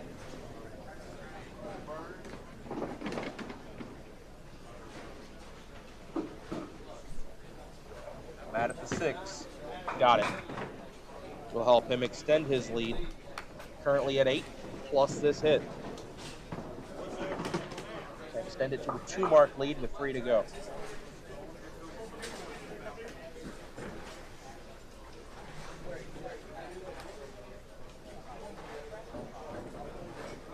Zach Simonelli, 7th frame. Through the middle for 5. Heavy. 2-7 on the left, 3-6-10 on the right. Matt here looking for a better fill than last time. Spare fill coming from Matt Buckingham in the 8th, up 8. Heavy. Hello, another 7-8 on lane 23, the 3rd 7-8 of the match. 2 in a row for Bernie, and now 1 for Matt. Zach kicked the 3 pin on his 2nd ball.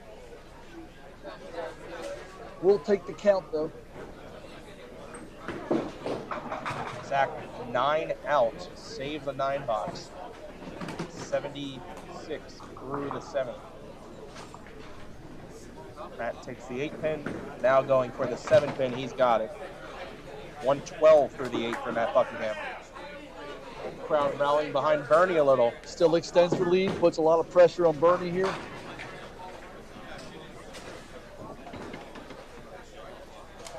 Solid 6 pin for Rob Green. Just a single to pick up. Time is now. Bernie's got to get a mark on the board.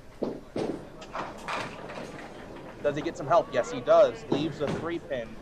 Rob Green has the 6 for the spare. Puts him down 2, up a hit with 3 frames to go.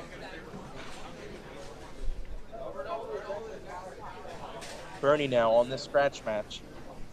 Shooting the 3 pin. He does, in fact, need it. Even with making this, he's going to still be down a mark. He's got it. 96 plus to 112. Definitely a must convert there. That was a must. Need another one here to set up the 10.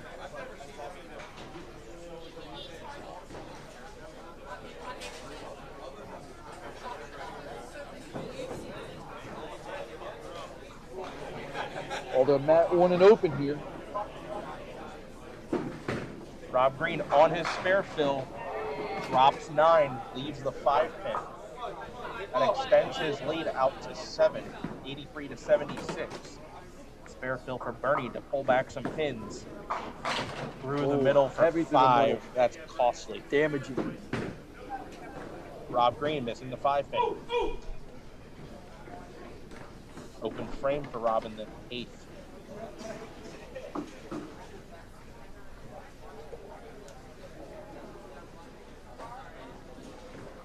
Bernie.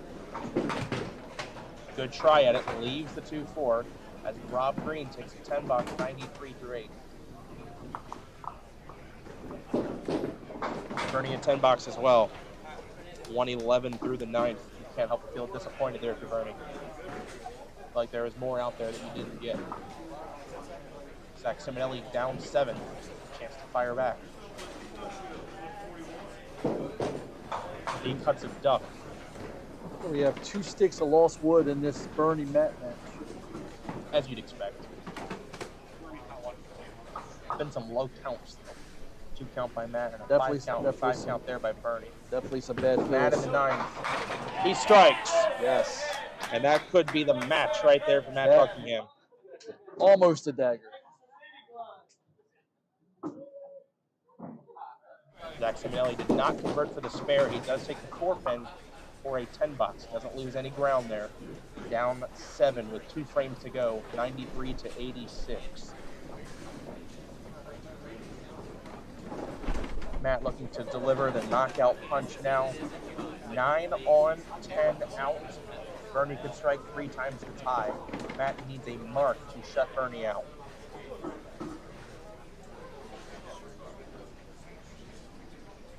Zach Simonelli also firing in the 9th at the same time. Matt leaves a 10 pin. Zach a bomb for the 7 pin.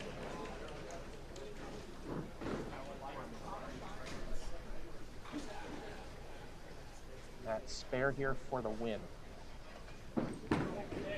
Got it.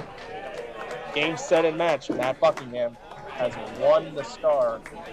Meanwhile, Zach Simonelli has just missed his 7 pin in the 9th frame. A very costly open. Has it for 10, 96 through the 9th.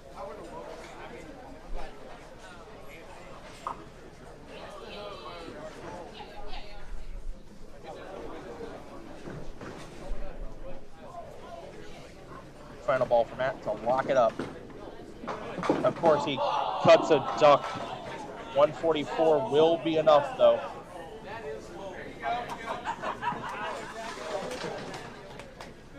Matt finishes with 144, will be enough. The most Bernie can shoot is 141.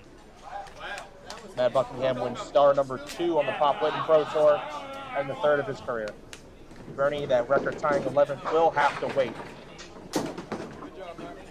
Rob, a big spare in the 9th. Go 103 plus to 96. You'd expect there'll be more star for both of these guys. Sure. 7 pin lead and a hit for Rob Green. Bernie spares.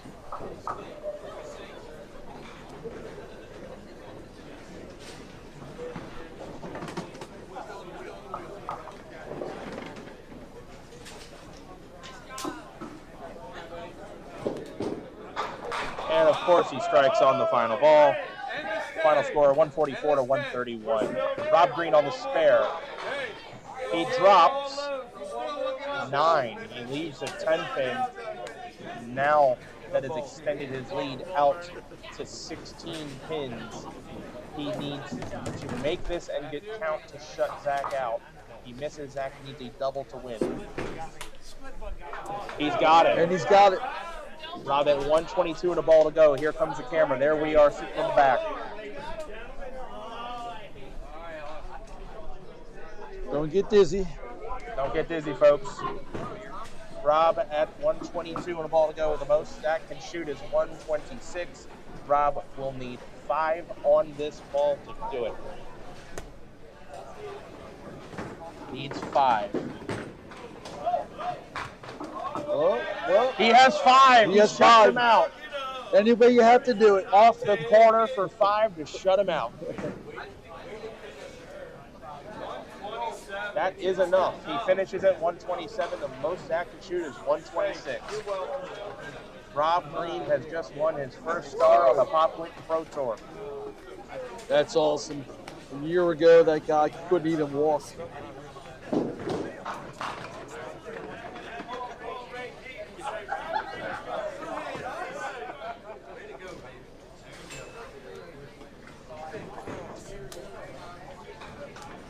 We'll make sure we interview both winners.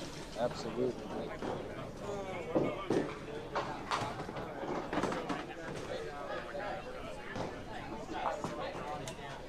Final score of the POA final. Rob Green 127, Zach Simonelli 105.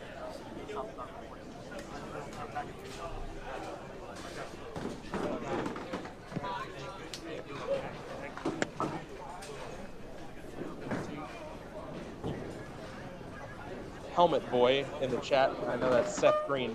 Very happy about that one. Rob Green, a top Whitten champion. Huh? Whoever's ready. I think it's Matt.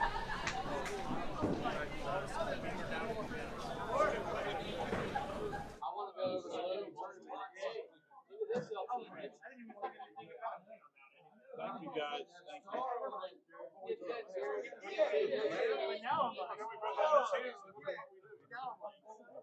Just waiting on Matt to make his way over. But gonna need a glass of water after that. That was a lot of talking going back and forth between the two matches. They were that was right here. That was 8 lanes apart.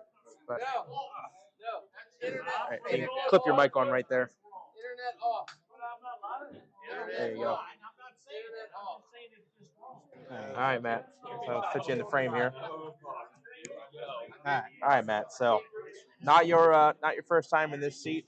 Of course, I always remind myself that you are the original Duck Pins Forever champion from September 2021. Yep. I have that right at Mount Airy, the men's pro tour. You beat Colby, fetus Colby at the time. He was like what 14 or whatever. But you get in here today. You had the bye. Then you start grinding your way through the matches. Do you actually prefer the bye, or do you rather have the momentum coming in out of the first round? I usually prefer to have the momentum just coming out that way. I hate sitting around, but like what I've tried to do is just past when I've had buys, I've tended to overbowl when I practice. So now it's like I wait till like the first round's done 8 frames, and I just throw like a couple balls and that's it. I try to like keep it as loose as possible and walk around as well. I mean, I do know historically you and your brother like to get your frame count pretty high when you guys are practicing or competing or whatever. But I ask because of what we're seeing in not just in Baltimore, but of course in professional baseball. Mm-hmm. There's this conversation about does the bye help or hurt the higher seeded teams, and I think in this case it helped you. You just you figured out the formula, what you need to do to get ready. Let's go to the semifinal match before we talk about the final. We razz on you pretty bad sometimes about the lucky breaks that seem to fall your way. What are you talking about? Couple off the side breaks there that weren't quite caught on camera. Any idea like what causes your ball to mix well on the off hit? I think it's very hard to tell because like in 10 pin you have rev rates. We don't have anything calculated here, but I think I probably throw one of the higher rev rates compared to other people, and that generates that little mix. I mean, look at the Daytonuses; they can also get that action as well. They're just more on the head pin than I am, so you don't see it as often. Yeah. But when they miss the head pin, they're still getting breaks because they're probably one of the higher rev rates across every bowler. Do you think you could ask Bernie the same question just the way he throws the ball? You think that increased entry angle helps throwing from the right corner? I think that definitely helps, at least with like preventing like two chops and middle rips. We'll still get them time to time, but I think that at least helps reduce the amount or probability. You grinded it out. You got the spare you needed in the 10th to shut it out. You two counted on the final ball. That was my third ball. I was impatient for waiting for my first ball back. Oh, okay. It's a fair excuse, but you're winning on the dual star event day. I know when you go to watch this back, you're going to hear half of my running my mouth about your match, half about that one. Just trying to cover both. But congratulations, sir. Thank you, Nick. You put that towards the mortgage payment. Yep. On the new house as a new homeowner too. Yep. And a new champion. Congratulations, Matt Buckingham. Thank you. That's always the goal. This is the consolation. Now, I'm excited for this one because we get somebody that has never sat in this seat before and probably never thought they would. I need Rob Green over here. He's right there.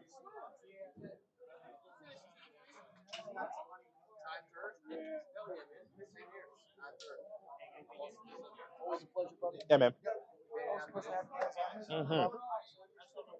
This is the interview I'm waiting for. When are you ever going to get to interview Rob Green? It's great. That camera still on? Nope. Okay. I was just curious if it's pointing right at me, you know? Hi. I have one novelty check. Should I give you one of them? Wait for the next one. What's Matt wants? Okay. You got anything to say? Yeah. Can we advertise our new tumblers? You got tumblers? Oh, sweet. Hold on. You fucking better buy me a drink, you mother.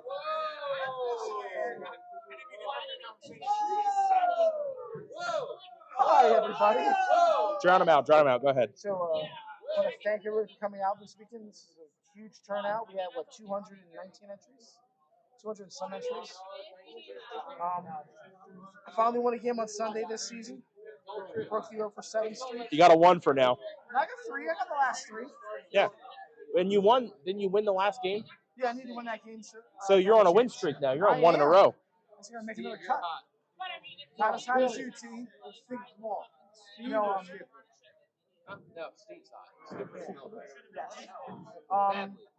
great matches. Remind him. A lot of great bowling this weekend. Show me what you're just showing me though. Oh, that new. We have some very limited Parkville Lanes tumblers now. Retail price will probably be about $29.99. Multiple colors. They have the multiple colors. I'll get a close up here. It's got the Parkville Lanes with the duck in the mug. So there you go. I'm gonna ask for David to shave his beard into a goatee. I did it 2 weeks ago. I've now 145. So did you see what I said you look like? Yeah. So I think he looks like the guy from Al's Toy Barn in Toy Story 2 with the goatee. The only thing he's missing is the toupee. I had to ask a younger person what that meant. You don't know Toy Story 2 from? I watched Toy Story 2. That's from 1999. I wasn't even on the earth. Yes. Yes. I was a teenager, and we have a champion coming over here now. This is what I'm looking forward to. This guy right here. You can clip that on. Right on your collar. Yep, that's perfect. That'll pick your voice up. Okay. So, of course, got our chat moderator, which is also your son. So I'm sure he's on there somewhere. So, you're the, I guess, the lesser-known comeback story on the Pop Whitten. So, we made a big deal out of how Bruce Smith won the star at his home house after undergoing cancer treatment and a long recovery. You couldn't walk a year ago. No, I couldn't. I didn't know if I was going to have a foot. So, not knowing if you're going to be able to walk normally again, never mind bowl again, what does it mean now? Albeit, the POA star, what does it mean to be a champion on the Pop Whitten? It feels good because I know that I'm moving back towards where I feel I should be. I mean, I've had a lot of injuries over the last 15 years, and I feel like they've held me back from being what I used to be when I was younger. The job's tough that I have, and stuff happens. You get hurt, and you got to adjust. I'm starting to adjust to the newest injury, and right now it seems to be working. So I'm going to keep going. Well, I mean, clearly you just won the tournament. But let's go forward to the final match there. Saw a low scoring pace. Yes. Throughout the whole final. I think some of that could be maybe attributed to nerves of being in that kind of situation. But at the end there, a couple singles that you drilled to lock the match up. How do you refocus that? Well, to be honest with you, to start the game, I was tired. I mean, I'm sore. I'm tired. The thing about this game is I throw 1 to 3 balls and sit down. That's great for my foot. I hate to say it, but it's true. Right. I was just tired from bowling. I don't bowl this many games normally. You know that. I don't. Right. I'm not here at this. So I got lucky and started refocusing a little bit and said, follow through. You're not following through. That's exactly what you're doing wrong. I felt it. Just like, now I started working on it. Thank you, sir. Now, bring that on camera because that has me next to my final question. How much of the winning check will make its way to the Ferndale Tavern? Oh well, that's maybe 200. Okay, not today, but no, another day. That's fair though. But go ahead, celebrate. And Rob Green, everybody, your newest first-time winner on the Pop Whitten Pro Tour. And hopefully, I'll be here again for the other star. Yeah, get the big one. I want to keep improving. That's all I'm trying to do. Absolutely, Get back to congratulations. what I feel I should be. All right, you can Thanks, sir. Yep, you can pass that mic off to David. Thank you. Congratulations, man. Thank you. All right, sneak my way around here. Thank you. All right. Great job. Okay. All right, everyone. Closing out today. We'll be back next month at Pinland, and then the following weekend. I don't know if you'll be there, but I'll be there again. We'll do the Thanksgiving tournament. They're having that in back-to-back weekends of Pinland. Okay. So we'll be there for 2 weeks of Pinland. We have a month of Pinland. We had the summer of Parkville. Now we can have the month of Pinland. The fall of Pinland. The fall. No, don't say that. Don't say that. That's fall at the fall swing sponsored by Pinland Bowling Lanes. Sorry, Wayne. Sorry, Mark. Wow, that sounded horrible. Wow, that was the fall of Pinland. That was bad. Summer of Parkville had a way better vibe to it. Sorry. And then in December we'll have the holiday tournament at Glen Burnie, and I'll probably, since I don't expect anything else to be going on that month, probably sneak in one of the monthlies at Greenmount. Okay. It's usually their lowest one because it's December. Yeah. But that's it. Good turnout here. How many people did we have? We ended up with 219 entries. 219 entries? All right, that seems reasonable. And some great scoring, great performances. A 243 game. Cut alone 246. That's 846. Yeah. Yeah. 846 for a cut is quite stout. Quite, yes. And some good performances today, including some really close matches and everyone's favorite bonus bowling. Yeah. Yeah. So it's time to pack it up and go home. Thanks for watching. Thanks for letting it spin. Yep. We'll see you around. Check out the coffee cup. Check out the membership. Do it. $10. Now right on time. Check it out. Support Duck Pins forever. We'll see you soon. All right. We'll see you around. Bye, buddy.